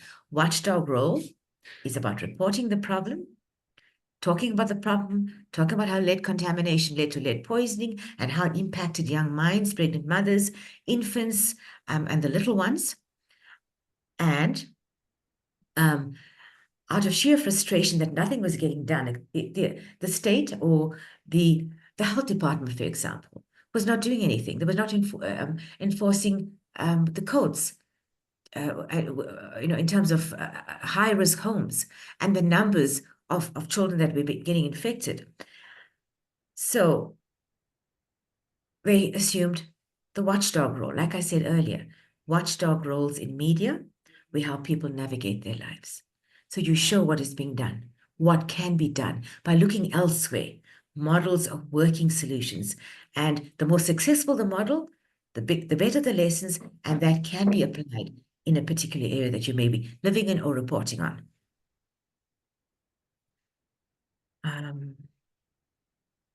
So in this fantastic report by Cleveland Plain Dealer, what you're seeing is that journalists did not tell Cleveland what to do or what it should do. All it did was simply reported on what worked and included the pillars: evidence, limitation, and insight. So strong evidence that something was working is clearly indicated on this table in terms of how other cities are employing effective lead strategies. Okay. So let's look at the impact of the series. Remember, solutions journalism about impact. That's what we're in this job for. It's accountability journalism. We want to hold people accountable. And it takes away the excuses and inaction of decision makers, like I said earlier, by showing a solution put in place somewhere else that was based on evidence, insight, and show that it was it could be copied or replicable, right? So here, impact of the solution series. Cleveland Health Department director and 3 or 4 deputy commissioners were fired or resigned. City-led inspection. Inspection staff rose from 3 to 7. The city passed a plan that proactively inspects rental homes for first-time homeowners, modeled on the program highlighted in the series. So, did you see how that worked? A watchdog making noise about the problem, guide dog looking elsewhere for solutions that could help the problem you've been talking about repeatedly, and how it forces people in authority, people in power, politicians, people who write policy, to effect changes. So you're not telling them what to do, you're simply educating your audience on what can be done to save lives and protect little children, okay?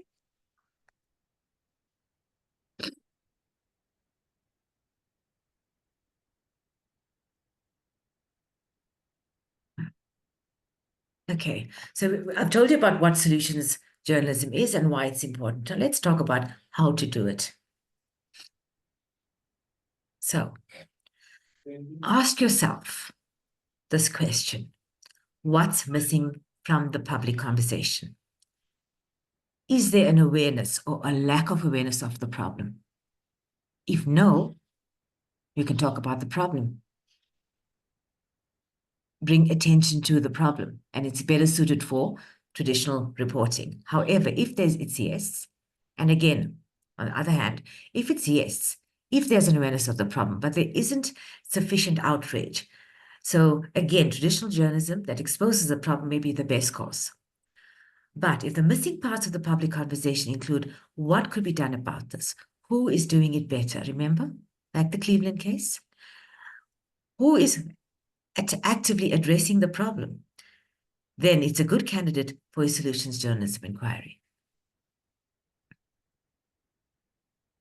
Please feel free to write down your questions in the chat, okay? Is the problem well known? More so if it's a widely shared problem. Some people somewhere will be trying to do something about the problem. They're trying to fix it. Some of those efforts may be more successful than others. Remember I spoke about positive deviant? You've got 5 communities handling a problem. Maybe 2 stand out or 1 stands out in that data set. That's called a positive deviant. So choose problems people know about, like obesity or poverty and unemployment, climate change. How about crime? We've got huge crime issues. So select a story to highlight using old-fashioned journalism judgment. From there, again, determine if a solution has been applied instead of writing about it from a negative angle. Remember the purpose of this workshop and the approach that solutions journalism takes. It's about focusing on a solution, not reinforcing the negative news diet that globally that is contributing globally to news avoidance and why newspapers are closing down. If you remember, about 2 weeks ago, we had Media 24 close down 5 titles. Why? These are all the things that affect the sustainability of the sector. It affects your sustainability as a new journalist coming in. So please, if you could think about that and adopt a move from reporting from a negative angle. Seek a positive difference. I just spoke about that just now. So there are many kinds of solution stories. And as you can see, from what the series of that the Cleveland Plain Dealer journalists did, is what we call a positive deviant. Remember, Cleveland had a problem. They were looking at a series of cities with similar parallels to Cleveland.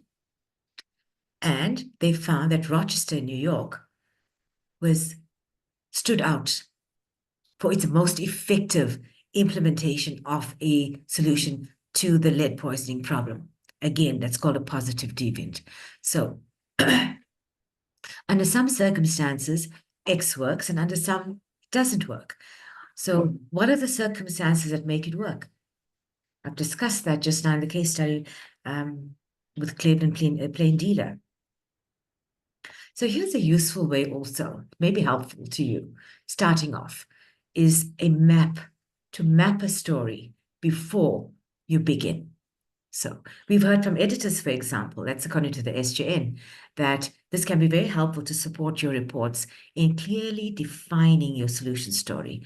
And that from reporters, this can help you prepare a pitch of a story to your editor or publication that may be accepting freelance work. And I do hope that you, as a journalist or trainees or about to graduate, that I hope that you're getting into the nuts and bolts of journalism, that hopefully you are possibly even volunteering at your local community newspaper. Okay, that you're doing some kind of freelance work, that you're perhaps looking at doing a column or reporting hyper-local news wherever you're living, reporting to publications that would be interested in that kind of news. So you could use this map of the 4 pillars. Response and how it's working or how it's not working. Remember, response is about what's working now. Your evidence, critical to solutions journalism. Without evidence, you don't have a story. And the story should talk, in the narrative of the story, it should talk about how that response is unfolding, delves into that. Okay, so if a story is not about evidence of a response and its impact, it's not a solution story. Insight, what lessons can be learned from that story? So before you even start your story, you're mapping these things, okay? And that can help you to sell yourself and your story, or even get buy-in. I mean, I'm an editor. If a journalist came to me with this, or a member of my team, and I run a very small, very tight team, but I would be very excited to see that there is a different way to write news. Okay, and that they have an interest from a staff member or a volunteer that wants to do this. So it makes you more marketable. Again, so it's difficult to do solution journalism about an entire topic. You can't tackle it as a whole. So you're going to take a small slice. In the same way, you can't eat an entire pie all at once. So look at data sets. Okay, take a small piece within a data set of a smaller set that would work for your audience. What's really important to your audience? You need to ask yourself that in that slice. If taking a slice out, what is it that will work for my audience? Who's doing a better job? Important. Who's doing it better? Because it's easier for you to write that story because you're looking at a winning response or a winning response for that community. Okay, it's just a more efficient way of working. You can get that information because it's happening. You can get accountability, and you can vet that response because you're speaking. You're looking at qualitative. You're looking at interviews. You're looking at data sets, which all supplement or back up your evidence. Okay, and it's always easier to get better results for a smaller group. I was at a workshop once where they were talking about doing stories during the COVID pandemic. Can you imagine if we all tried to do the entire pandemic in one go? You couldn't. I could look into Lenasia South, take a slice of individuals who were running a feeding scheme, for example. So you take a small slice of that. Then you got another group, perhaps we're giving out sanitizers or hygiene packs, or you could speak to a different subgroup. victims who lost loved ones. So you can't handle all of that in one go. You may not find the kind of, it's harder to get to what a solution is, even if it exists, when you're dealing with the entire topic in one go. Solution stories have characters. And these are the people who are finding or implementing solutions. But to ensure you aren't writing, be sure, however, like Chris mentioned earlier, the story is about what the character is doing. You cannot, it shouldn't be a fluff piece, something about like an advertorial on a particular group or company or that kind of thing. And it humanizes your piece when you bring in the characters who are either implementing or benefiting from that response, okay? It highlights the results of the response. It reinforces what you're saying, the effectiveness or the lack thereof, shows what's different from what others are doing. It highlights what can be learned from that, because it's all about lessons. That's what we're in this business for. Accountability, impact, okay? So here's some key questions that you could use when speaking. When you're planning your story and when you're talking to responders or any other stakeholder in addressing that problem. So how does the response work? Slow the interview down. Do people understand what you're saying? Where did this idea come from? Did they read about it from another part of the world, in another community? Does it have a track record somewhere? Because very often, if there's a track record of a working model, it's quite likely to influence another community to adopt aspects of that response. So what metrics were used when it came to measuring success? What does the research say? More questions. What parts of the problem are being addressed by the response? What do the critics say? And so on. You might think it would be hard to produce a solution story in a short time, and even for a radio piece, but here's a way to do it. I'm not sure there are any radio journalists in the room, but here's a guide on how to do that. And you can do, and all solution stories doesn't need to be in long form. You could do a quick piece, you can do a 300-word piece, but using the 4 pillars, okay? So for example, 800 words, I'm a community journalist, sorry, I went past the radio, but I'm gonna show you how you can do an 800-word piece by paragraph. So first to the third paragraph, the response, the summary of the problems that led to the response. Remember when you're reporting on solutions, your response is always in the context of the problem is trying to address, okay? Data, evidence, critical. What evidence is there? Paragraph 7 to 9, insight, quotes from the responders, and results from data, qualitative data. So your anecdotal evidence is, like I said, adds the human element. So you can do your interviews between 10 and 12, the 10th and the 12th paragraph. Then you've got insights from other sources. Remember the question, the quiz we did?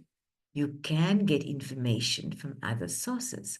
So insight from other sources, it backs up the qualitative and quantitative evidence. Then you've got insights on lessons from the solution, which is important to get. And then 16 to 18 paragraph, expand the response for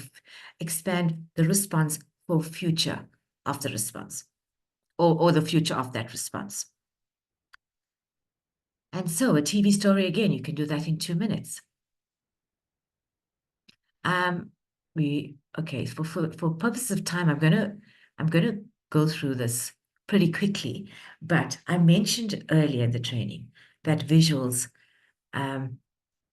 used in the story are just as important as the 4 pillars. Research tells us that people are more likely to remember visuals than the story. And this is true for me. I can tell you this as running my own newsroom. I always ask my team, and they also very hands-on with this, is that they when we have a story, we do include a picture, and more so of people, okay? So visuals matter as much as words. Or if not, more than words, okay? People are more likely to remember visuals of their story than words. Remember that there is a power difference between the journalist and the responders. So you've got to be mindful that you're not going against solutions, or you may perhaps reinforcing the problem or presenting people in a way that shows them as victims with no agency to address the problem.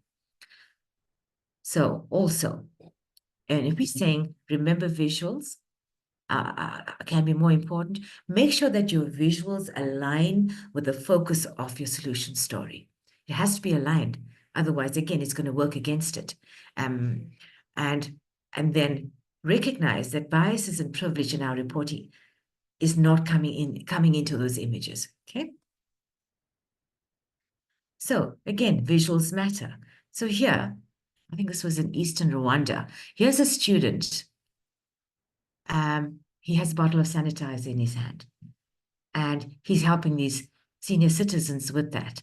So he's a student volunteer, youth volunteer. So that picture speaks directly to that headline. So it falls in line. It's in line with the focus of the story. Okay, and it's showing people taking initiative or communities taking initiative to address COVID-19 challenges, right?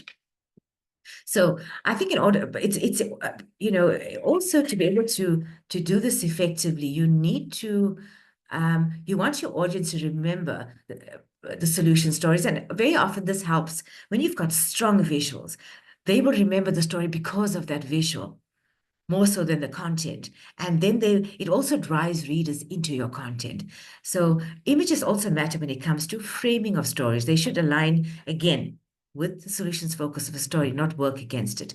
They need to highlight commonalities in people's experiences as well. I spoke about humanizing. So if you look at this senior citizen or the older person, this resident, he is setting up a mobile solar system to charge phones and lights and so on. Even though that community, there are 10 villages who are surrounding a solar power plant. That was a huge challenge. How disappointing that they didn't have access to that solar power. But here, they decided they were going to do it for themselves, and here they are responding. Okay, so always remember it also that your photographs inform the wording you use. So the wording you use to write those stories. Okay, the best photos plays against stereotypes and doesn't reinforce negative narratives, as you can see here from these pictures. Visual checklist, first impression. So before I get to the visual checklist, actually part of your visual checklist should be your team, your video producer or your photographer. You need to sit and have a plan so that you're all on the same page. It's helpful to work with them from the start. Doing so can help shape not only how you frame your stories with the words you choose, but also the visuals, to ensure they're aligned with both the solutions focus and not reinforce negative stereotypes. So again, more checklist material. Working with your is the visually centered character perpetuating visual stereotypes and harmful narratives. So when you're looking for your evidence, you're going to be speaking to characters. Are they reinforcing how that response is working? Does it fall in line with what your story is trying to say? Intent versus impact. The impact we hope or expect a story to have is less relevant than its actual influence. Okay. In context, visual checklist as a whole package, a selection of images, sequencing of imagery, the captions. It's important that everything falls in line, everything aligns with the focus of your story. And it helps everybody understand the kind of photos they should be taking, the kind of interviews they should be doing, and the wording of the story by the person that's writing the story. So as we wrap up this training, I want to share with you resources that I mentioned earlier that will help you practice solutions journalism. So SJN again, Solutions Journalism Network. The Story Tracker is a database of, it's amazing, of solution stories from all over the world. There are over 16,000 stories on the database that are searchable. There are 16 languages being used. There are responses. I mean, there are 9,200 journalists and 2,000 news outlets who are part of this database in 194 countries. So you can search by topic, by platform, by journalist name, by a news outlet, and so much more. And also helps you to learn how, when you're reading these stories, these are often, if it's on the tracker, it means it follows all the core principles of solutions journalism, way for you to learn as well. So the Learning Lab, I love the Learning Lab because it reinforce my little training I got in the US, and to further inform and understand solutions journalism. And the nice thing about the Learning Lab is self-paced, so you can do it at your leisure and do it step by step so that you have a clear-eyed view of how to do it. So we're going to go to any questions again. So I hope you've got questions. All right. Are there any questions, anyone? I don't want to single you out. The next presenter is available just now. So I just want to make sure that everyone has got a grasp of what solutions journalism is all about. Are there any questions? Who wants to impress? Many of you have missed out on 500 Rand because of your action. So then again, Shirley, thank you so much for affording us this opportunity. Hello. I'll allow questions. Yes, Mr. Yabuza. Kwan. Yebo, I'm sorry I can't find this thing of the hand, of raising hands here. No It's problem fine, at all. Kwan. It's fine. It's fine. Just talk to me. It's I'm fine. getting old. Hey, Shirley, would it now with this solutions journalism, Yeah. would it not make the paper redundant to revamp the whole newsroom and make it focus strictly on solutions journalism, or the approach of the whole newsroom with every story that they have? Would it be possible to do it? I don't know how I should rephrase this question. No, you've done a great job with the question, Kwan. Listen, there's a space or place. Sorry, Shirley. The thing is, news is very depressing. It's not so depressing for our people alone, but for us as well. You go to a story, like get people, you see people dead, you see ambulances, you see, like, it's so depressing. But to flip the coin, people enjoy these type of stories because they're so curious and they like all these ugly things. Oh, this one got shot, and then it's crazy. But I'm just trying to think, would it be possible to apply this to everything that you do as a newsroom? Sure. Thanks, Kwan. Okay, so I wanted to say that there's a space or there's room for all kinds of reporting. You shouldn't just suddenly only do solutions journalism reporting. It's baby steps. So you report what you normally do.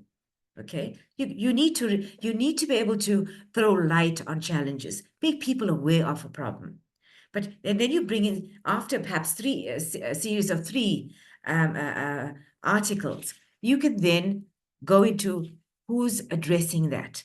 So I've spoken about how people are turning away from the news. So maybe start baby steps, start introducing. You're probably practicing solutions in a way right now. You're probably doing a story, you're adding for example, I do this, where you're putting telephone numbers, or you're getting another point of view from someone. Or maybe Shirley, sorry to cut you there. There's an example that I'll make. We'll go to a story. Let's say children they stay alone with their orphans. We'll go to a story with a social worker, with a ward counselor, with someone who will come with a solution on how to help those people, how to help those children, and then later on do a follow up on, did you guys help those guys, or maybe speak to a local mayor, and how can you solve this problem without just getting a story and giving it to the people? Now I see what you mean. Yeah. So Why don't you focus on the organization that's saying, hey, I'm doing this. I'm trying to deal with this problem because you are not doing that. I'm trying to do this problem, and you highlight what they're doing. You show this effectiveness and you look at what's working in that response. Even if it's partly working, it shows progress and that communities are actively doing something. So you're focusing on that community. And when you showcase their efforts, it just encourages other communities to do the same. So when you do that, it provokes action amongst readers. It provokes action amongst audiences. And when you model change and you're educating people. So this inspires action. That's what it's all about. We're showing accountability. Like the case of Cleveland, Kwan, I'm not sure if you were here when I was talking about that case. From watchdog to guide dog. Watchdog, you're barking about the problem. Guide dog is looking at who is doing what to address the problem. And then in that process, you hold people in account, people in power to account. And then going back to the first part of your question, again, there's room for all kinds of reporting, report on problems, and that's okay. But then slowly start incorporating, refresh how you're approaching some of these problem stories. See who is doing what, who's doing it better, and then report on that. So you too can embarrass authorities into taking initiative to act or make a difference. You can bring in changes. And that's what we're all about. As independent publishers, as community journalists, we want to drive change. Am I correct? So it's all about impact. Yeah. Thanks for the question. Sure. Thank you for the question, Juan. And I think just to put you on the spot there as well, I know that you entered the session halfway through the presentation, and I think Shirley can just reiterate the pillars of solutions journalism. And then what I will do is that I will conclude the session and make sure that everyone understands this is not a silver bullet to solving other people's problems. This is about evidence. This is about finding what is real out there, outside of the situation, and how that community can be led through your storytelling into influencing them on how to solve their own problem. So at the end of the day, yes, as media, we need to hold those to account. However, we have a responsibility to educate as well. And unfortunately, the education is not coming from the bottom up in terms of the readers. It also comes from the top down in terms of the people that are responsible for that particular community. Because just like solutions journalism is a new concept, many people actually fall in the trap of thinking that you need to solve problems for communities, and that is not your responsibility.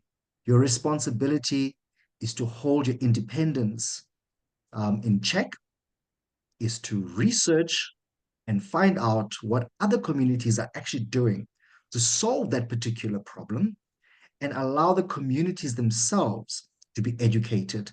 So at the end of the day, we all have load shedding, all right?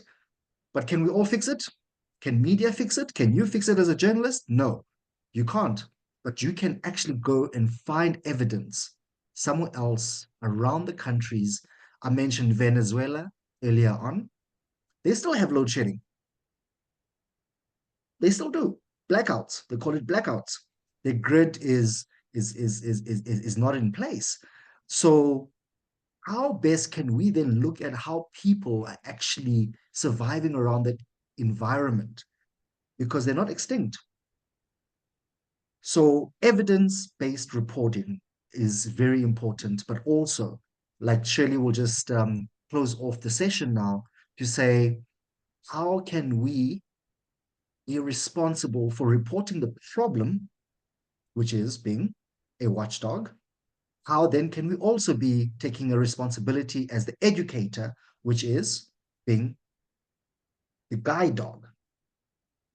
And then how can we make communities function under what we call the fourth estate, which is a community? So Shirley, if you can just maybe wrap up and help us just to reiterate the pillars of solutions journalism. And then we have Mr. Peter, who is available right now for 30 minutes to give us a presentation on his publication. Thank you, Shirley. Awesome, Chris. I couldn't have put the essence of solutions journalism better than how you've done it. So quickly, I just want to recap very quickly. So what is solutions journalism? Rigorous evidence-based reporting on responses to social issues. Here's more of a description. It's about reporting on something that's happening now and the effect it is producing, not something in the future, not some planned idea, but how a response is working right now, okay? And then there are 4 pillars. So those 4 pillars can be applied with flexibility depending on your writing style, but must be, even with flexibility, it must be included in the story. If one pillar is missing, it's not considered a complete solution story. And that is, what are the 4 pillars? Response. Focus on response to a social problem and how the response has worked or why it hasn't. Evidence provides data or qualitative results that indicate the effectiveness of or lack thereof. Insight, the lessons that we learn that other people can copy, okay? Shows what can be learned and why it matters to our newsroom audience. Places limitations. Critical, it places responses in context, doesn't shy away from revealing shortcomings. Let's go quick here. So again, response. Why these 4 pillars? If the response is worth featuring, it's worth its own story. So again, reminder, we're focusing on systemic responses, not kind acts by individuals or groups okay? Evidence aren't results that make the story newsworthy. It's all about evidence and something that stands out. Insight, what can we show in the story that others can learn from? Limitations, solutions is about examining responses and not promoting it and showcasing its limitations, okay? Yeah, that's basically it. And remember, it's not advocacy journalism. There is no right way or wrong way or the only way. When we are reporting, we are showing, we never try and overpredict the future. We're working with what is happening right now, using the 4 pillars and including voices of people who supposedly help by the response. It vets the response. So, and it helps to frame our stories also about us and not them. So we're examining a response, not promoting it or even forcing a particular response on our audiences. Okay, and it's about flipping the script, focusing on, sorry, Chris. It's about, It's fine. Go it's ahead. about flipping the script when you're looking at it, how we approach a story. Am I fixating on the problem? Think about watchdog, barking about the problem. Guide dog, what does a guide dog do? You're focusing on, oh goodness, sorry, I just lost my, so it's basically, it's about flipping the script, and it's shift about how we approach a story. So move away from focusing on what's broken or what's not working to how communities are engaging with problems and finding promising solutions. So we're reframing, and when we do that, when we show credible examples of responses, it makes communities feel more powerful and in control of their lives. And that's how change happens. And this is why we're in this business, for impact. And remember, you cannot, to conclude, Chris, I'm concluding, you cannot, there is no perfect solution story. You are looking for stories that have a reaction to a social problem and either writing about how a solution was applied and the outcome, and then apply the 4 pillars. Okay, so remember, no perfect solution. It's not your job to come up with a solution on your own, like Chris said earlier. You are going to rigorously investigate who is responding to a problem, and then look at the best option, take a slice from there, and report on that. Okay, thank you so much, guys. I just want to remind you that if you are wanting me to email as a wrap up, if you're wanting me to send you the reference sources and about SNJ and for me to share the links with you, please email me and I'll be happy to assist. Chris, thank you so much for the opportunity, guys. Thank you for listening, and I do hope you're going to look at practicing solutions journalism, guys. Thank you. Thank you so much, Shirley. If you can just stay with us for the next 5 minutes, and I'll allow anyone else who wants to kind of dive in here, because this is a new space in terms of reporting And also it is pretty much a concept that has been highlighted by the fact that we are always seeing news. We are bombarded with a lot of things, whether it's social media, whether it is on driving around and seeing a billboard, or whether it is walking into ShopRite checkers and seeing the headlines in the local call it national newspapers. News is everywhere. But I think what I would like to underscore as well, and Shirley actually wrapped it up so well, is the fact that solutions journalism is really there for you to discover an opportunity for you as student journalism. She mentioned the fact that if it bleeds, it leads. That was the mentality that we had. And also, I mean, Mr. Juan mentioned as well that a lot of people are curious, but then us as media practitioners as well have a fatigue. We become tired of just bombarding people or giving people negative news. So this is not about feel good concept, which is what most people kind of tend to move into. This is about shaping the minds of communities.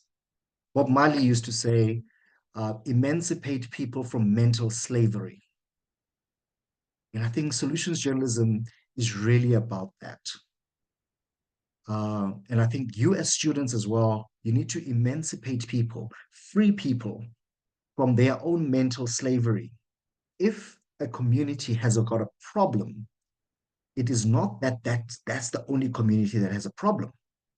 You need to be able to apply your craft as people that can actually use your words and your videos and your comic strip or infographics, like Shirley mentioned, depending on your relevance of how best you can actually share with the people how they can turn their minds around about their own problems.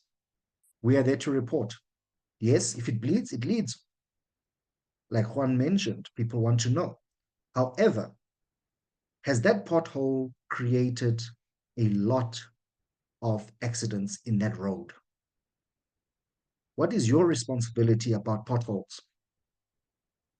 It's not about the accident that happened because of a pothole. It's about how you have rigorously looked at evidence in other countries and other places that have solved the problem of potholes, like Shirley mentioned. So, ladies and gentlemen, this is the time that we take a 3-minute break. And then we have Peter, who is here today, who is going to share a little bit more about how he started his newspaper in the Western Cape and also his work with Ground Up and the great things that he's doing by shooting great content through his lenses as well. So, Mr. Peter, I'm not sure if you want to jump in right now or you'd like us to get a 3-minute comfort break, and then anyone else who is here can still stay. Well, good afternoon, everyone. Good afternoon, Sherry. That was an amazing presentation to the young people studying journalism. You did well. I just caught it towards the end. I don't know the team if they want to take a 5-minute break, but I just wanted to go in there quickly. This won't be long, as Chris might be aware, and Sherry. We are always on news deadline. We are full-time journalists, news editors, and of course, you remember in the States they said we should start treating our work as a business. Yeah. Yeah. So what do they say? Do they want a break, or should we just proceed? I think let's dive straight into it. I'm mindful of your own time as well, and remember, time is money, and we need to make sure that we are in the business of news. So we will go straight into your presentation. Thank you. Yeah. I have a ground up news deadline, a story I started working at the weekend. I want to open up my presentation with that. As you may recall, we have had a storm the past, I think it was from Tuesday last week, Wednesday. We had a heavy storm in Cape Town. We had floods. You might have seen on main television channels.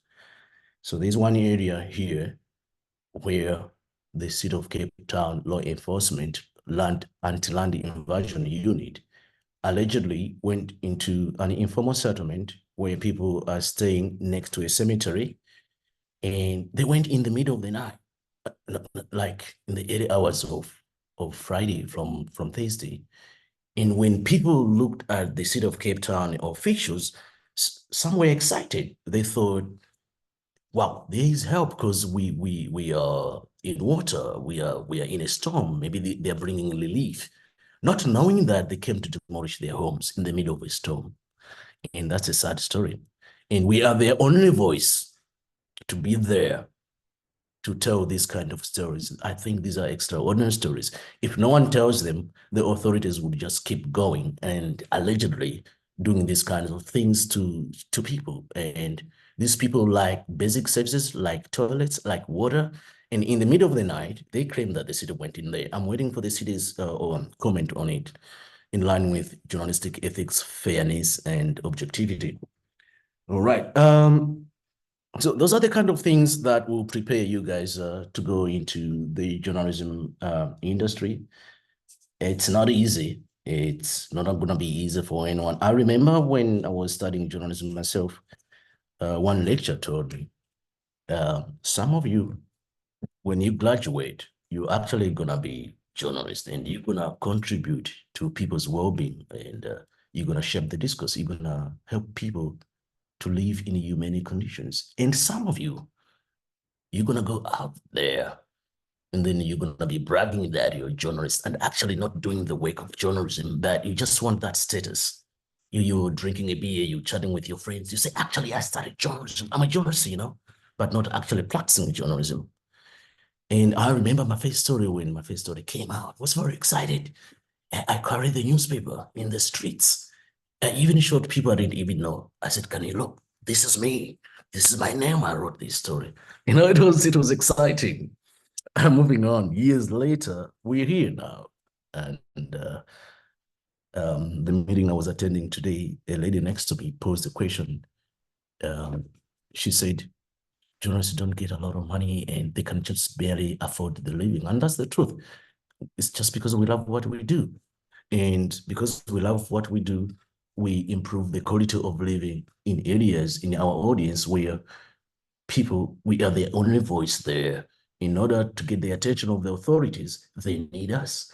In order the authorities to get to know that this specific area, they don't even have a tap of water. They want to know if we will go there and investigate and find out what's happening.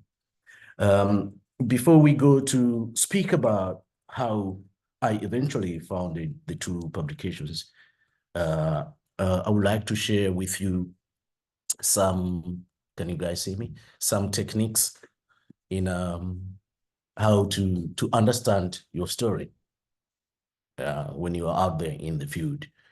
What I've learned mostly as a grassroots journalist and working for various publications like Ground Up, which I'm still affiliated with, and producing Iliso Labantu twice a month and Mother City News once a month. When you're out there, it's difficult for you, not difficult, but if you're working in a township setup and you're calling these long lenses and you're calling these high-tech camera, there's a knock on the office. I think I should just ignore it. And sometimes, for example, if there's a protest and the protesters are vandalizing state facilities, and you're calling these high-end equipment, sometimes they don't want you to capture them because they fear to be identified. As a result, they can attack you, they can steal your equipment. But if you got a smartphone you can be able to take these images. These are action images. And if you stick to the rule of thirds in journalism, in photojournalism, compose your pictures perfectly, put your subject between the rule of thirds, those lines. And it's a powerful photo.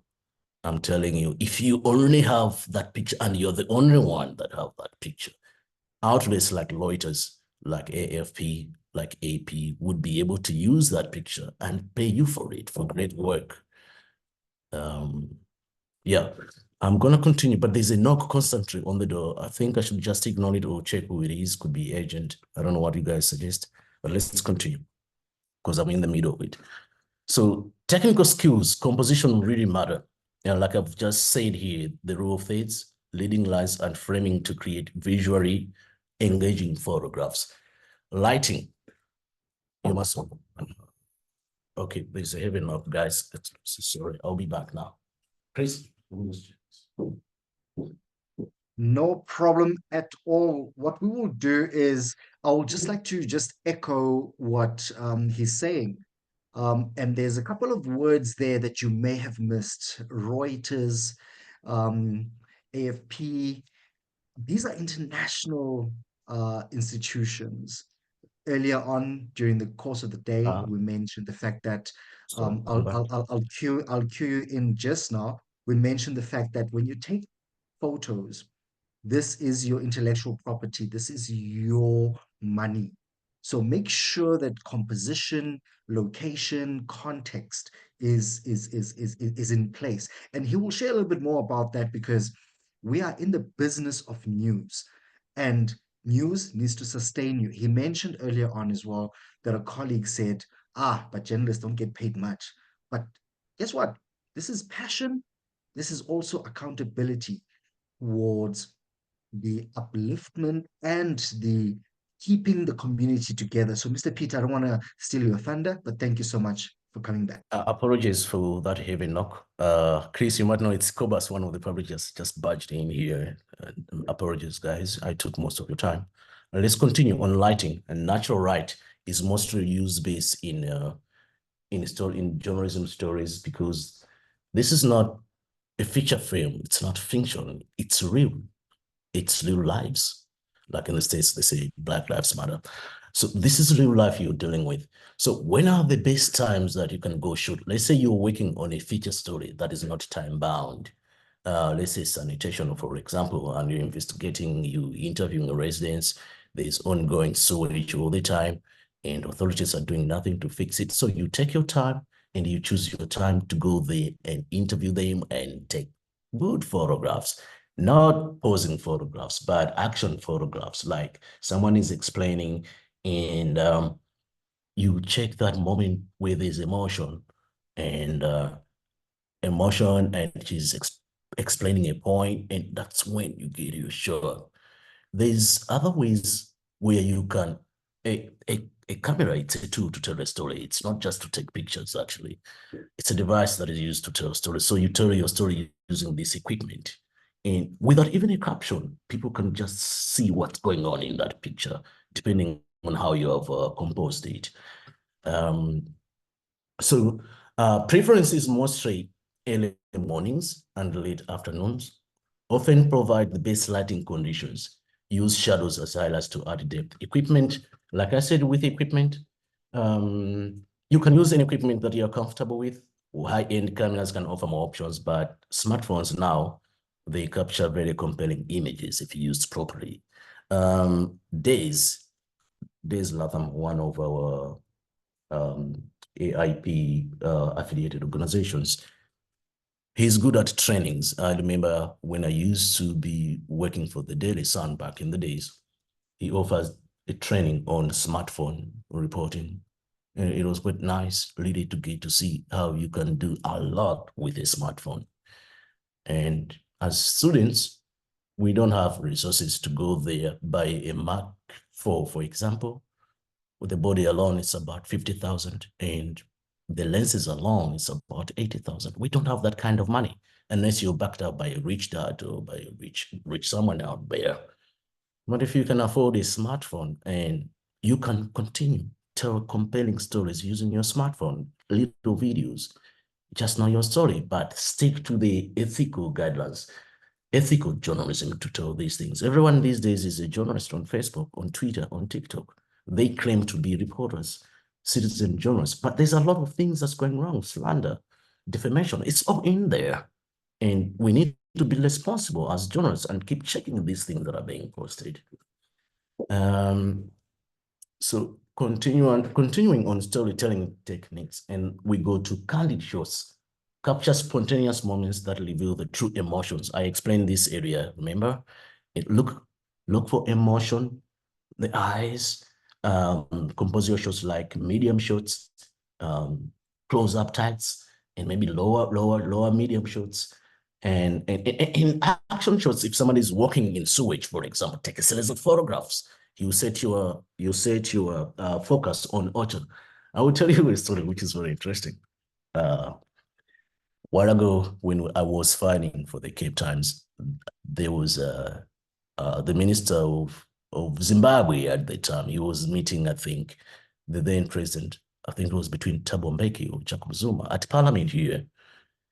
And so they sent me there and to go take that official moment when they come out and meet the place and photographers. Actually, there was a reporter writing the story, so I was just sent there to take the photographs when they shake hands.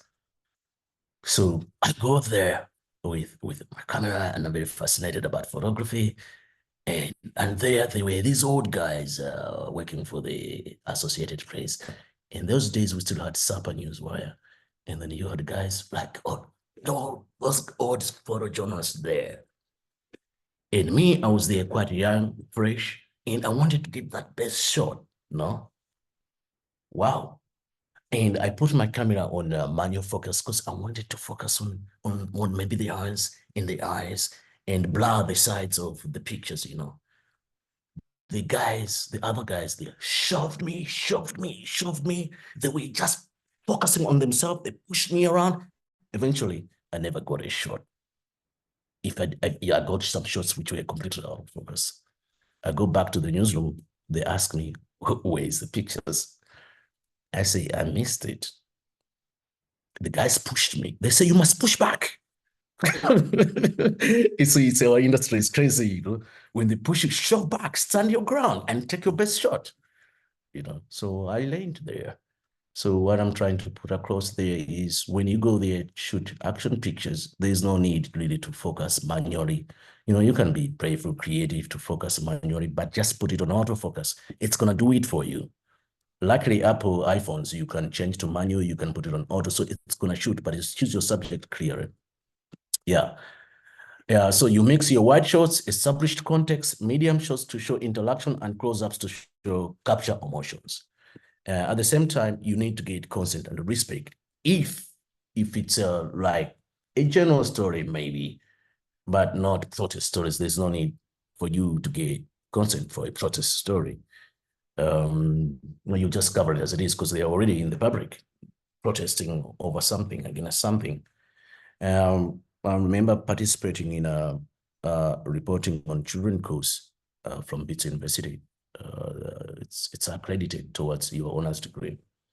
It was quite intensive, but it opened up my eyes. So I'm just gonna put that on focus. It opened up my eyes because being on the ground, working every day as a journalist, sometimes you take it for granted when you see a child there. And you could easily take a photograph, forgetting your ethical guidelines, and you show these images. And then we got to learn that you need to get consent of whether you can photograph minors like that. Kids have got the right to speak. You can't just listen to their parents to say, no, I'm going to speak on her behalf, but the story is about her, or it's about this young child. It's about a child, let's say, for example, getting bullied at school. And then the mother is going to be the one speaking to say, I went to see the principal and the principal was very rude. My son says this and says that. And the son is not saying anything. But why can't you ask the child then? Give them the right to speak. You see? So I'll continue from there. I think I should just put this on focus, guys. Wake focus. Okay. So I'll continue. I've spoken about ethical consideration when doing our work, respect their privacy and dignity, especially in sensitive situations. Yeah, and post-production. I don't know how far you are, guys, in your journalism studies. Yeah, in editing software to enhance your photos, avoid excessive manipulation. That's the rule. And normally, if say we're using Photoshop, which is expensive these days, because you pay a subscription fee every month. And so I don't know other free softwares they are there, but there's many. I think Chris will be able to share those because he's very good in designing. But we do not manipulate news photographs at all. You can just balance the colors, auto balance, just to show that the sky looks like that, your clothes that you're wearing is like that. No manipulation whatsoever. And you can be caught if you try to manipulate these pictures. Anything you do as a reporter, you can be caught. I tell you. One of my interns wrote a story. I think the story she used, most of it, she wrote it on AI. And I know how she writes. And I could see the phrases. She didn't humanize it. She did, but not like a professional. And there was a lot of slander, defamation in the story. There was a lot of emotion. And we didn't publish the story. Then when she came to the office, I told her, you shouldn't be doing this. You are taking a side. I can see it in there.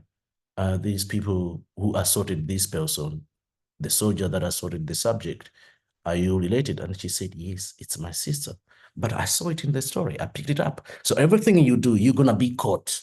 And that could be the end of your career, actually. If you lie, if you manipulate pictures, if you even lie that you took the picture with your own camera, but it wasn't, unless you declare you borrowed that camera, because we use meta things to read where was the shot taken. Also, there's a lot of fake news photograph being taken somewhere else. And then you say, this is in Dunoon, for example, but it's in Alexander. You see what I mean? And you're going to be caught because the camera has got specific things in there where it shows where it was taken. And normally, I remember when I was contributing to the CCIJ funded story, which we won an award with in 2021, we were told to show the location and where the picture is being taken, where the footage is being taken. That is part of ongoing fact checking to say this is real. You know, our job is to remain factual and only facts, no emotions, and we have to live by our ethics. So yeah, strive to portray the reality of the situation without staging or manipulating scenes, just like I've explained. Try to picture people in their normal environments. If it's in the house, sometimes if there's a portrait that you see, it's linked to the story, take that photograph. But if you stage a picture, come stand here and all those kind of things, that's not real journalism. It might work in community journalism, like to say in this picture, people are posing to showcase the portrait there of the father that was at Robben Island. Wow, it works, but it's better for people, the picture to be normal, but it wasn't staged. Captions provide clear and informative caption that gives context to your photograph. This can enhance the viewer's understanding and engagement. That's very important to write where the picture was shot, but not like where the date. Like say this picture was shot in Ohio, in Athens, the city of Athens, where, when, what was happening, and just answering those 5 W's and 1 H. It's very important. But sometimes, remember when Nelson Mandela died, there was a whole fight at the Cape Times. A lady was the night editor at the time, and there was a fight about the front page. She only put Nelson Mandela on the page, on the cover page, like what you see in the Times. And she just said the year. I can't remember clearly whether she put the year and death. I think it was just a picture. But anyway, I have to be corrected. They stand to be corrected. So Iqbal Savvy, who owns the independent media, was not happy. But she stood her ground because Iqbal Savvy is not a journalist. And that's how the paper was published the following day. And you know what?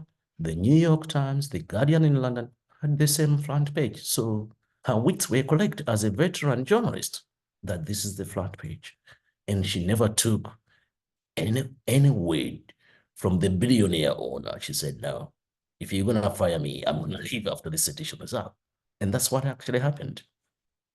So the certain pictures, they don't need caption of icons like Mandela, of say certain pictures like Barack Obama is visiting South Africa and it's self-explanatory. It might not need a caption, but sometimes captions it's a no question. Sometimes we don't use a lot of caption if it's a group of photograph, but the story tells it all. What's happening in there, you can tell. Yeah, but provide clear caption when you need to and explain what's happening in the picture. Yeah. I will as Chris provided examples of my work on ground up. There's series of pictures in there. There is another picture that I took, I think sometime last year. There was a shark fire. That was a huge one. There were people culling their luggage and freeing to safety. And I was amidst the commotion and I was using my smartphone. And there was fear in the people's eyes. And I think, another one, if you keep going down, and a lady subbed the story, keep going. And it's like a war zone, you see. So that was an important story that we had to tell. Yeah, I think that's the one. I think there's two pictures on there. If you open the story, open the one you clicked away. There's that one. If you open it, go down. I think there could be another photograph. Yeah, that one. That's the one. See the guys there carrying bags, and you see the sky house. That is chaotic. You see, but I was just shooting. But there was one guy there. I think the one that is putting his hand on his mouth. I think that guy was upset. He saw what I was doing, and and it's also inside there. There's another guy that saw me, and yeah. All right, let's move quick on this. So engage with examples. Also, make your audience trust you. In the communities that I work, I've built trust a lot, and it's easy for me to work because people trust you. And when you're going to do a story, if you're not familiar with the story, it's always advisable to do a little bit of research before you go there and ask questions that are pertinent to the subject that you're covering. And if people ask you, the community will normally, they are not as well informed as we are. So for example, load shedding, they would ask me, what causes load shedding, Peter? We want to understand because we're going towards the voting. So I could explain to them why we have had load shedding, and then they could understand what was the cause of load shedding, you see. I think 3 years ago, we picked up an intern who was getting paid by the Western Cape government. She lives in the area where we distribute one of our newspapers, and she went. There was a lady that was going to work. This is an informal settlement, and she lives within that section. And this lady, a mother of 2 kids, she wakes up. She's a cashier at Spar, and then she wants to boil water to bath in the morning. Then she finds out the kettle is not working. She gets out to investigate what's going on. She finds that there is nyoka wire, but snapped up. It's dangling down. So, in these sections, information, they have a person that connects the electricity and they pay him. So she goes there and calls this person to say, can you please come reconnect my wire? So the person gets a radar and gets on the top, and he tells her, pass me that wire. And that lady touches that wire and she gets electrocuted to death. Such a sad story. So my intern is next door, and we gave her a company coming out to train with. She's excited, you see. She wakes up, she goes there, she starts photographing the body. Wow, the community, even they have seen this child growing up. They caught her, they wanted to beat her and called her mother too. They say, why are you disrespecting us like this? And they called me when she said she's working with us and all that. They said, no, we're going to call Peter because we know him. He doesn't do these things you're doing. So they called me. I said, no, please don't beat. I'm on my way. I'm coming there. So when I got there, I found an angry crowd. I said, no, we are teaching her. She doesn't know yet, but she's going to be all right. I said, this is your child. You'll be proud to have a journalist from within here that we're training. And I apologized there. And then I told the family that sometimes photographs like these, you can use it. It's legal, these things.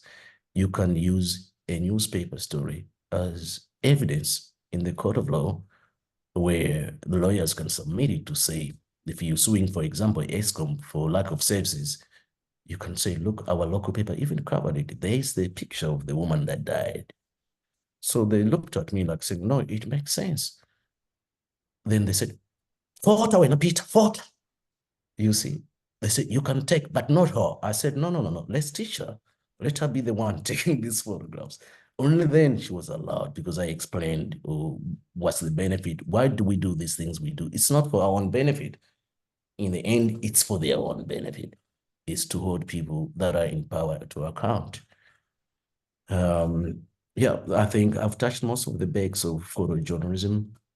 I've spoken about mixing wide shots, establishing shots of the scene, medium shots to show interaction, and close-ups to capture emotion. A series of shots also matter a lot. I remember at the Daily Sun, at one point I was walking in the street. I parked my car and I just kept walking and interacting with people. So I saw a man who had been a disabled man, a physically challenged person, maybe in better terms. So he was so drunk. It was on grant payment day. So the municipal cleaners, they took him and put him in a municipal wheelie bin, that big one, and closed it and started wheeling him home. So I'm like, wow, wait a minute. What did you do now? They said, no, this guy is very drunk. He can't crawl home. I said, okay, all right.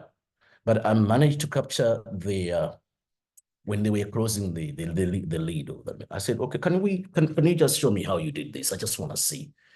And they put the person there and started putting him back and shutting. Then I took series of pictures.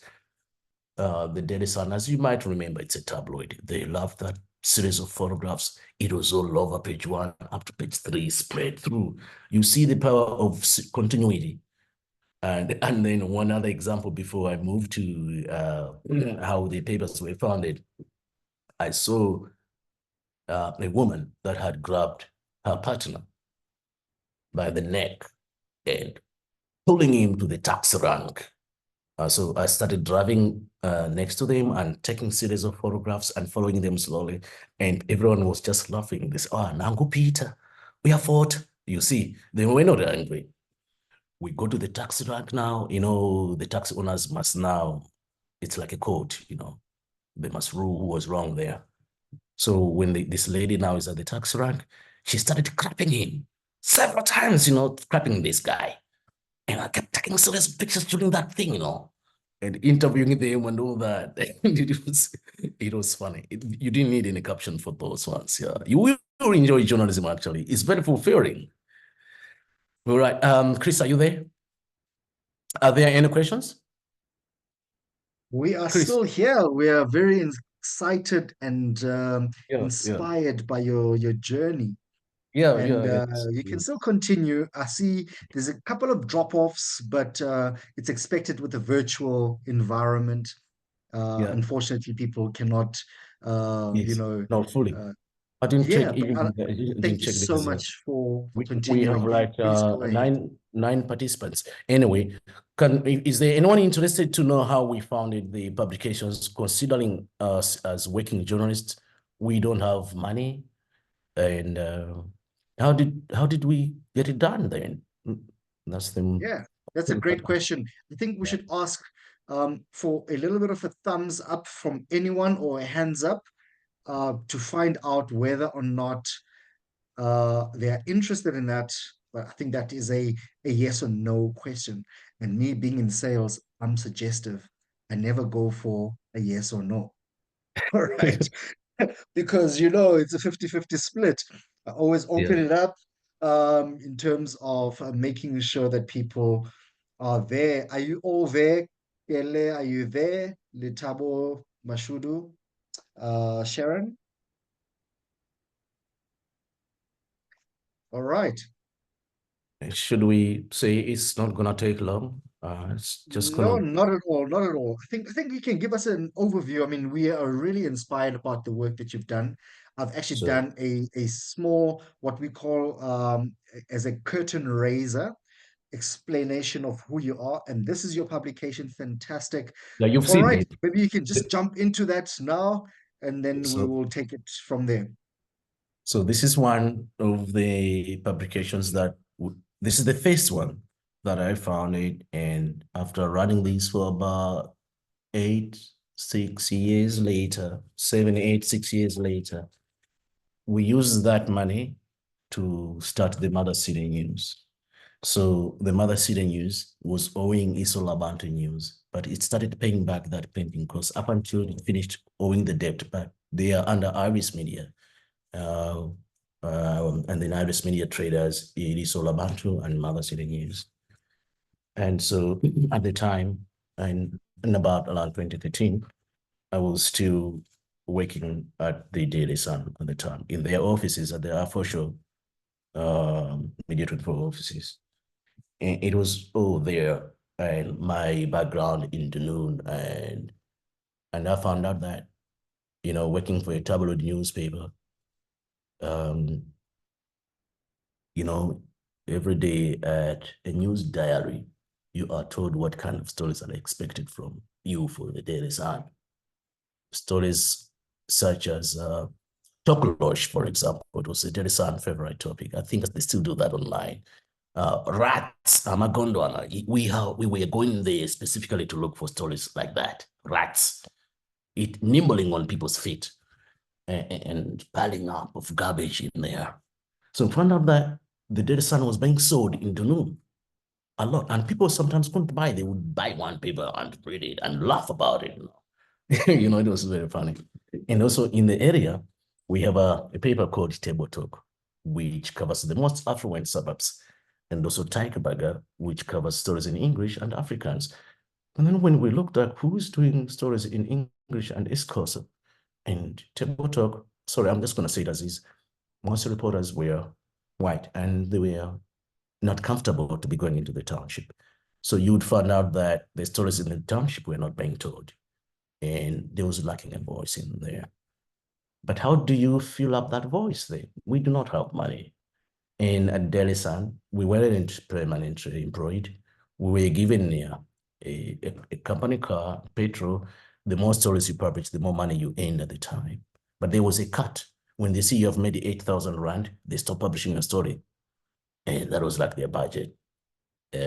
But they provided transport and the office newsroom infrastructure there where you can make telephone interviews to get comments. So within that setup, I had met community leaders at the time, and a Shabin that was selling liquor, a lady used to own it. And I went with some of few leaders, and we said, okay, look here, we have this idea, we want to start a community newspaper. And we don't have money, but I propose I should do a sponsored feature about your liquor establishment, which is going to be declared there that this is a commercial article. How nice it is to chill at your place, for example. What should people expect? Is it safe? Why should they come to your place on Sunday? She was very excited, but she has not seen the newspaper. I'm telling her this thing I want to do. And she believed in me because she's seen my name as a reporter and I want to start something else. And she believes in me. She says, okay, so how much, Victor? So I told her the amount, and it wasn't a lot. And then we had to look for the balance to pay the printers. And I told the designer that we do not have money at the moment, but I'm going to pay you from my own pocket, from my freelance earnings from the Dairy Sun. And then there was the first edition. I wish I should have brought it with me here to show you. It used to be called Dunun Times, which was eventually rebranded to Idi Solabat because Dunun Town was very specific to Dunun only, but we reach other areas like Jos Lovo in Minaton, Vidsan in Atlantis, because it's Idi Solabat. It's the people's eye. So you didn't want to be specific, like, of course, this is my main area, I don't know, but you wanted to expand as time goes by. Yeah. So sorry for that. I thought I put that on work focus. So there was the first edition in 2013. And then we kept on producing. We skipped some months in 2013, 14. We kept going. Sorry, I sent a picture to a long group. I just want to tell these people. Yeah, so we kept going. And so I started getting calls from clients like City of Cape Town, Chevron, it used to be called Aston Energy, and also the audience, when they saw the people, they were very happy. And then when they would attend certain meetings and there's officials there, the officials would say, no, we put an advert, for example, in Tabletop. They said, no, that's not our paper. We need Isola Bank here. You get what I'm saying? So, so the audience did the marketing for us a lot. It was so amazing, and we just kept going like that. And eventually, when Isolamant was doing great, and we founded the Mother City News. I'm glad you picked up these from Isu, and yeah, so the kind of that story I like about the chicken being sold on there where sewage is flowing. That was a nice picture there. Yes. So it's stuff like that. That's how we get into the publishing business with no money at all. But I remember the most disappointing moments were when we had invoiced a client and we were waiting for money to come in, and we went to the bank to say we just need an overdraft just to pay our printers. And the printers say, no, the bank said, no, we can't. We are unable to give you an overdraft. Then I looked at them and said, okay, bye. So we could start borrowing money from people, friends, and we show them a purchase order to say, okay, we're waiting for money from ISPOM. Once the money is in, we're going to give you that. The printers want an upfront payment. And the friends would believe in us, and we could be able to pay the printers once clients pay, and we pay those people we borrowed the money from. And eventually we started building a reserve, the trust with the printers, and we just kept going. But behind this success, there was someone willing to work for free. And we didn't have to hire a lot of reporters because we had the skills. For me, when we were starting, it wasn't about money. Like a colleague said earlier on, that it's not about money, it's a noble profession. And I saw the lack of this product there. The money thing came later. It followed us. And that's when I got to realize that we needed an advertising rate card, which we didn't have in place. I called rival community papers and pretended as if I wanted to advertise, and they sent me their rate card. So we used their guidelines. I called late John Lloyd. He was a marketer who was helpful, instrumental also in guiding, and we structured our own rate card. And we started sending this, and now we started like, oh, this is how it works. Even though now, because I'm more in charge of editorial and journalism, I still struggle to interpret certain things from clients saying we need like 170 millimeter and 130 millimeter advert. So now I'm like, what does that even mean? Because we use column centimeter, So gradually I could call someone like Anthony. Anthony would quickly give me those dimensions. Yeah. So the bank didn't want to help us because it was just a new product. No one believed that it could reach up to 10 years and it could start another Mother City News in the Cape Town CBD, but we did. So behind all this, there was a journalist that was committed just to continue telling the story. What mattered was the story, the people, the subject. And there has been a huge impact of our work in the areas that we serve. For example, we continuously asked the city of Cape Town. We wrote stories about libraries, kids walking long distance just to go borrow a book. And we kept sending questions to the city. And eventually the city started planning in their budget to build a library. Now they have a library in the north because of our work, continuous probing. The taxi rank, for example, people were standing in the rain. We keep on asking the city why people are standing in winter, there's no shelter for taxis and stuff like that. The city in their budget started including these kind of things because they have nothing to say why really don't they have that thing? And they'll say, no, budget stuff. But eventually they start planning, they see the need in there. So we have contributed to growth and humane conditions of people in the township, even though there's still a lot of work to be done. There's areas where people use one standpipe of water for several hundreds of families. It shouldn't be happening in this century, but it is happening. So it is our duty to keep on reporting these incidents. This is one of the stories I did for the podcast I did for the Doha debates in the US in day zero. It was about water. It was all about water, people struggling, low water pressure, and it was amazing. And so this is our story, and the story is still going and it's still being driven by the same guy, the journalist that started publishing. Mostly we push journalism-based, public interest journalism, grassroots, evidence-based journalism, and that makes us stand out, and we became the authority in the area. When we arrive, let's say, on an incident, like maybe we had floods here, and people listen to us because they know help has arrived. Do you know I will end up with this? That we become an authority that our leaders don't even call the councillors or their leaders sometimes. They call the newspaper. Anytime they say, Peter, we don't have electricity here. Can you find out what is wrong? So in the morning when we call ESCOM to find out that people have been in dark for 3-4 days and there's kids and we want to update our leaders what's going on. ESCOM says, no, we didn't know. And they send a technician there to fix electricity. They say, we're going to reply to you later. Eventually they reply to say, we have sent a technician down there. And then people would call me, Peter, we have electricity. Did you talk to them? I said, yes, we called them to find out.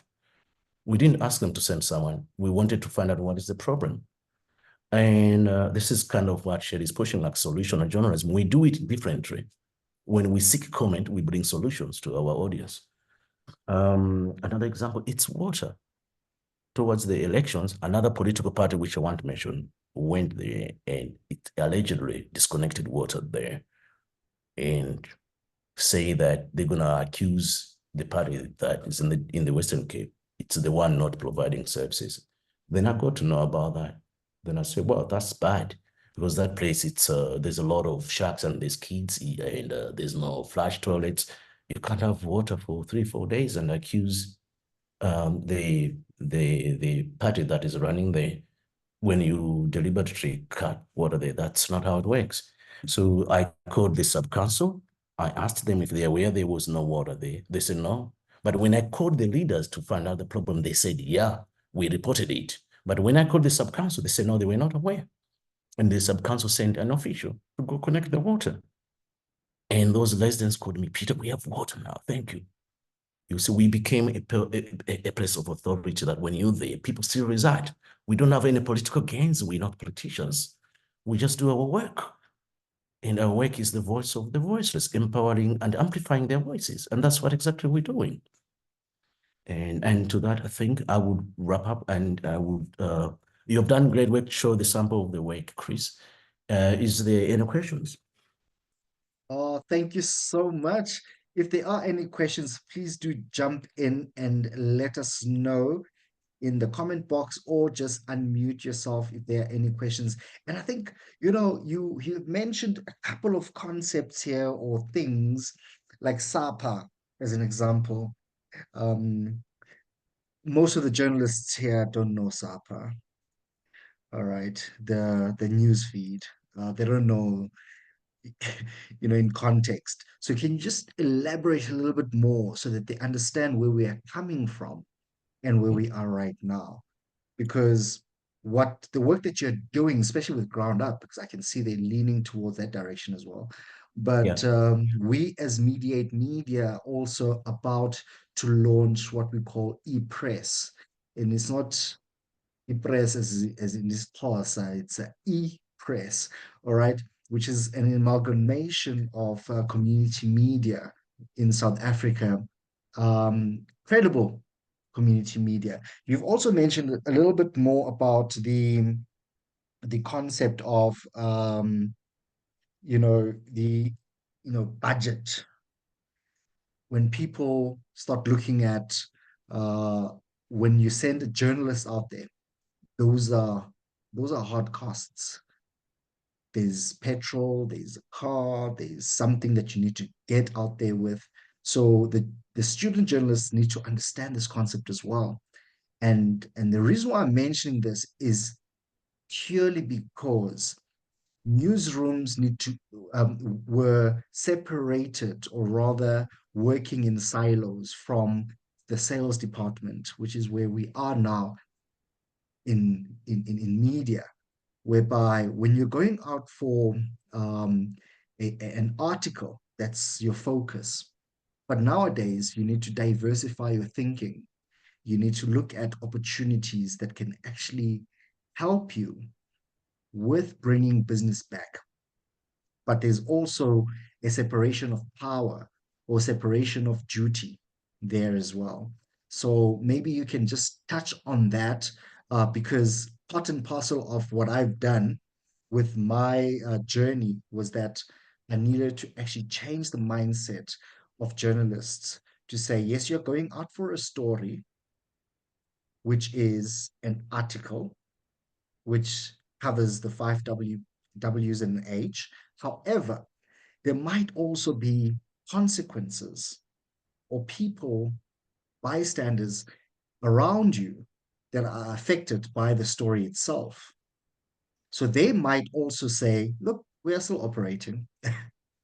Be mindful that you are actually also in the business of news, but differentiate the fact that you have a responsibility to account for your journalism career. So let me just hand over to you. You've mentioned concepts like overdraft, but then I think this is more higher level in terms of the journalists here. When you start a business, you can have different kind of accounts that you have with different business, call it banks, and then they will allow you for an overdraft, and maybe you can elaborate a little bit more on that. And yeah, thank you so much. Okay, let me just get you clear. You need me to explain on the overdraft facility and the separation of reporters from the marketing department when they go to stories. Yes. And transport, yeah. Okay. Just in general, you can just share. Yeah, thank you. It's too general.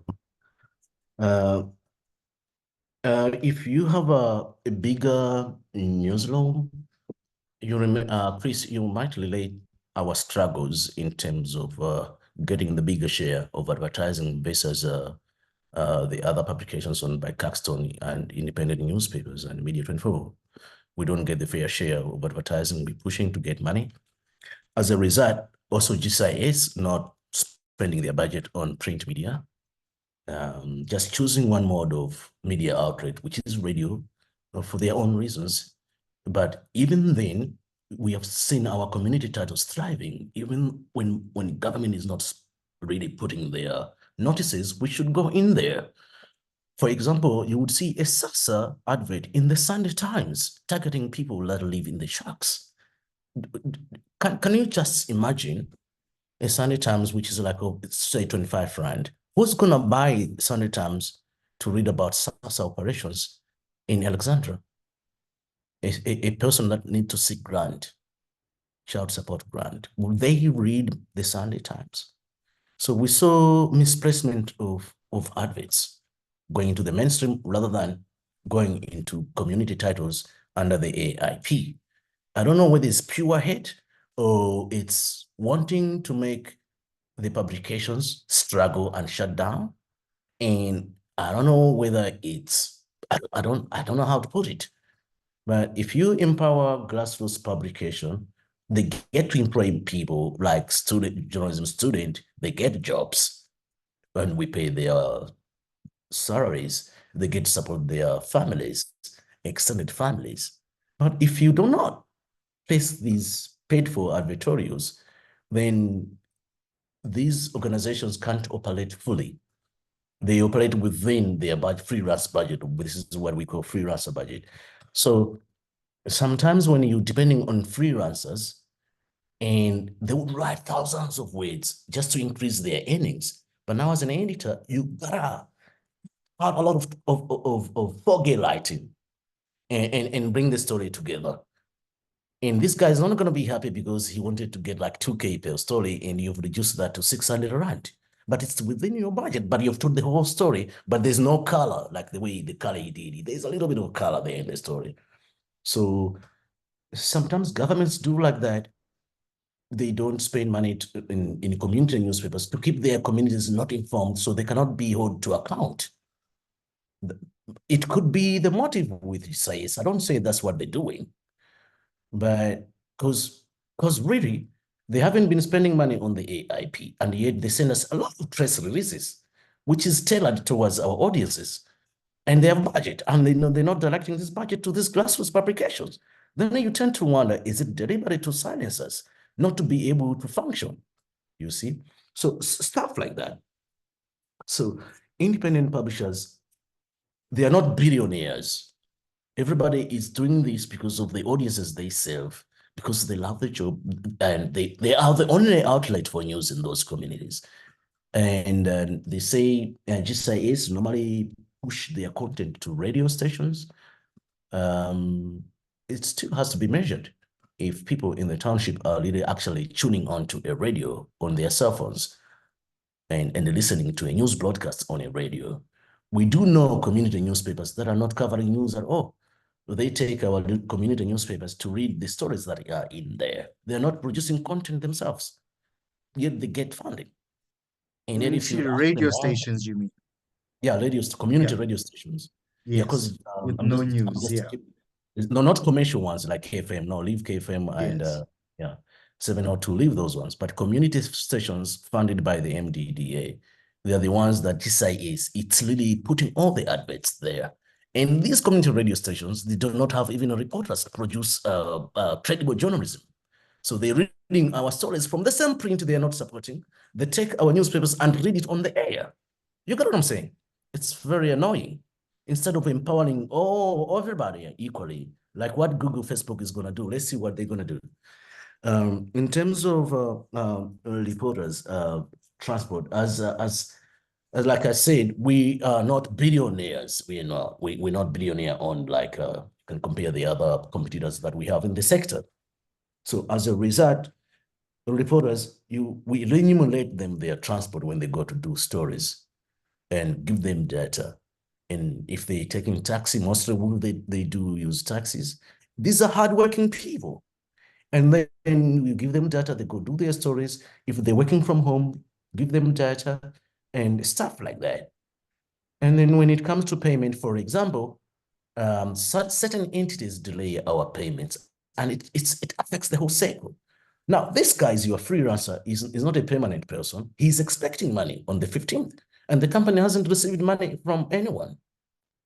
What do you tell this guy?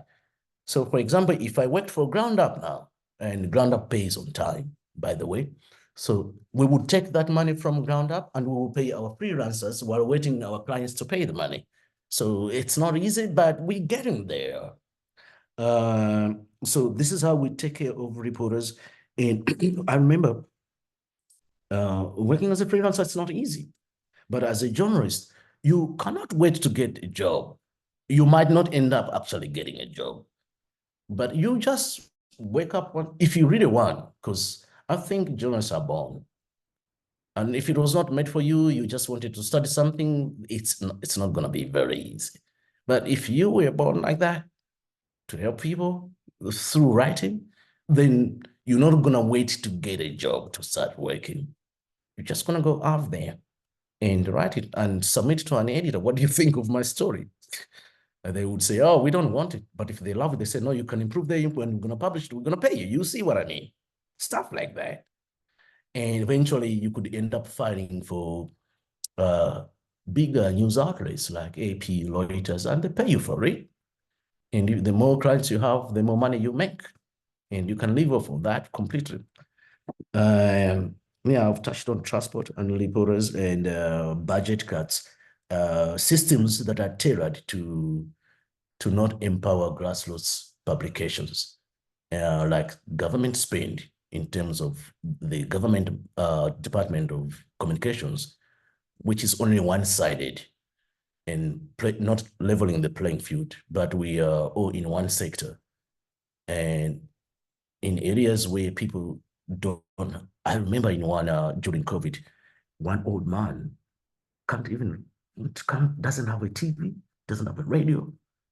He said to me, he doesn't know what COVID is. And when we did a write-up against COSA, we took the paper to him. He said, oh, is that what it is?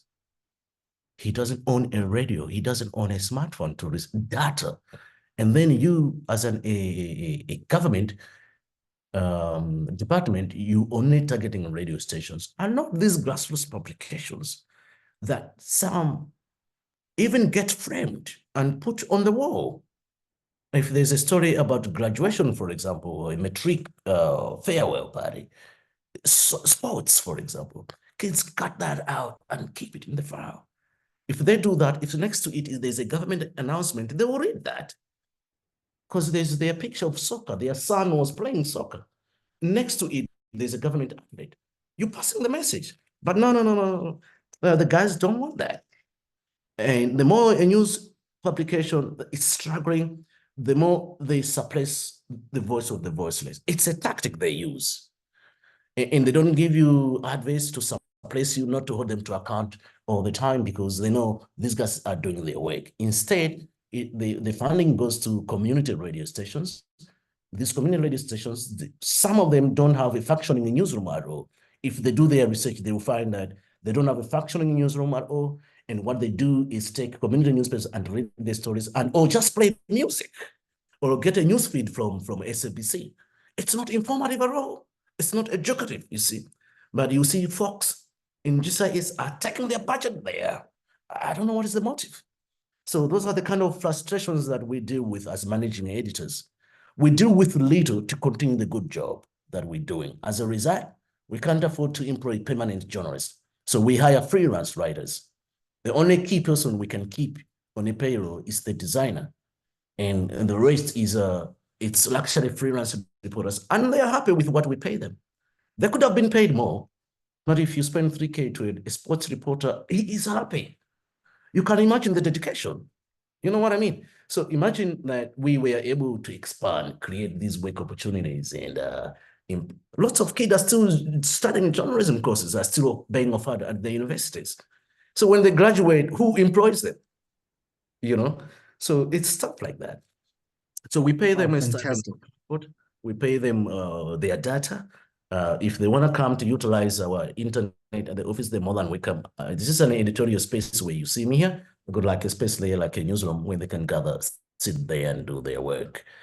So yeah, there's a separation. And sometimes as a young reporter, we went in the field for a story. We didn't have no clue about marketing. So if you're doing something right, if you're telling the stories properly, following ethical guidelines, journalism ethics and all that, fairness, objectivity, and you become a beacon of hope in the areas that you circulate.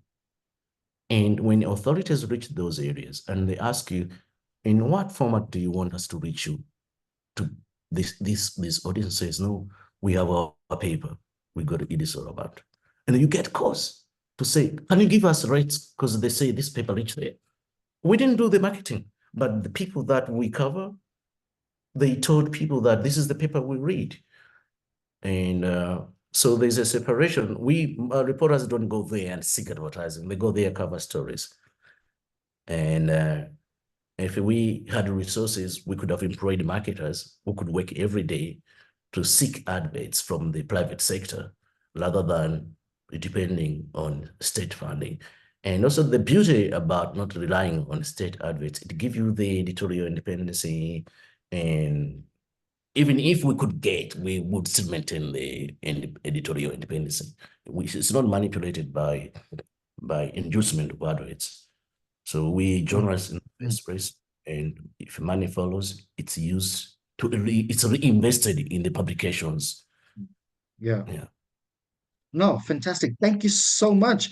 And I think that brings us to a close for today. And just to reiterate the ethics that Mr. Peter has actually shared with you, and to say there's no silver bullet to this business of news. However, what I like about his presentation here today is the fact that you need to be in the know. You need to understand what is going on. If you do not understand what is going on, you'll be left in the dark. All right. And understanding what you need to know about the media industry is exactly what we are trying to do here today. It's not just about how you write, it's not just about how you capture photos and storytelling. It's also about how you can do a trajectory of your future when you finish studying. And it's very important to take these words carefully because he's mentioned a lot of things.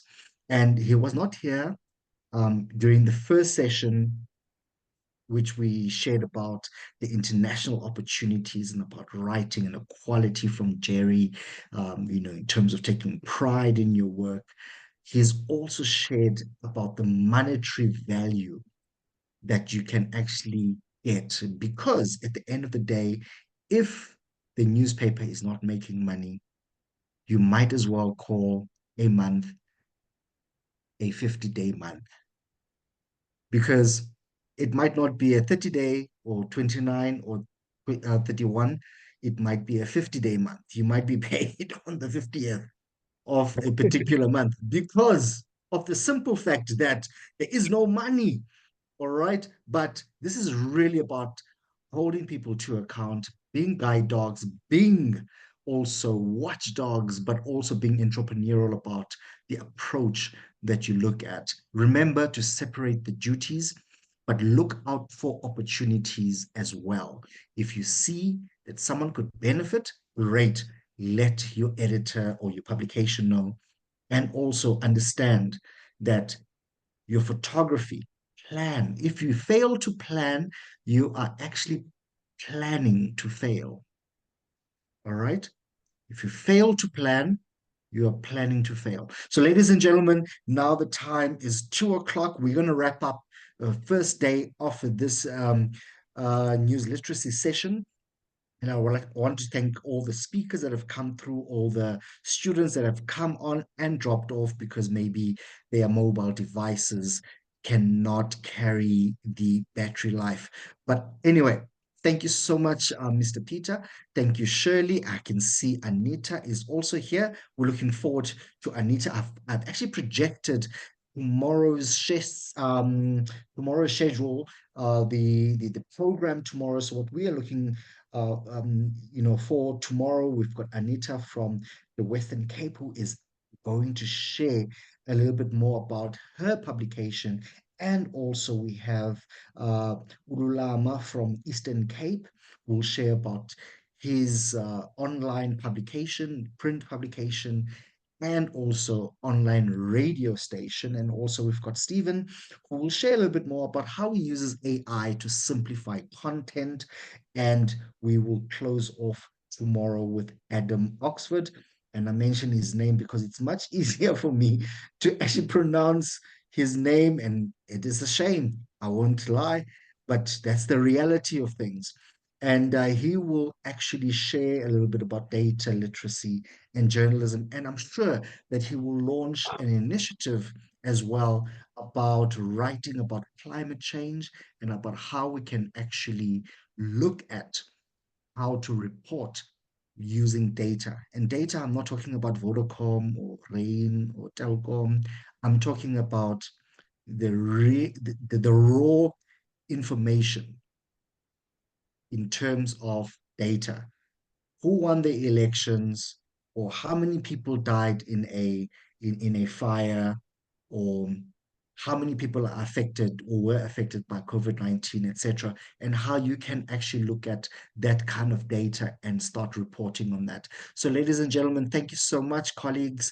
Thank you so much. I really appreciate Shirley for staying on. Thank you, Peter, for staying on, and thank you for Anita for also joining us today. So that is the conclusion of today. We apologize for the delays in the beginning of the session, but I'm looking forward to you all joining us tomorrow. Well, thank Can I you, get a everyone. thumbs up? All right, bye-bye. Thanks, Chris. Bye. Thank you.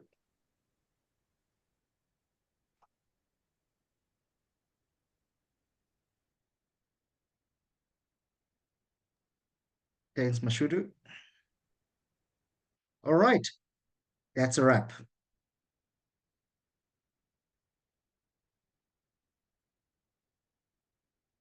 Thank you, Anita.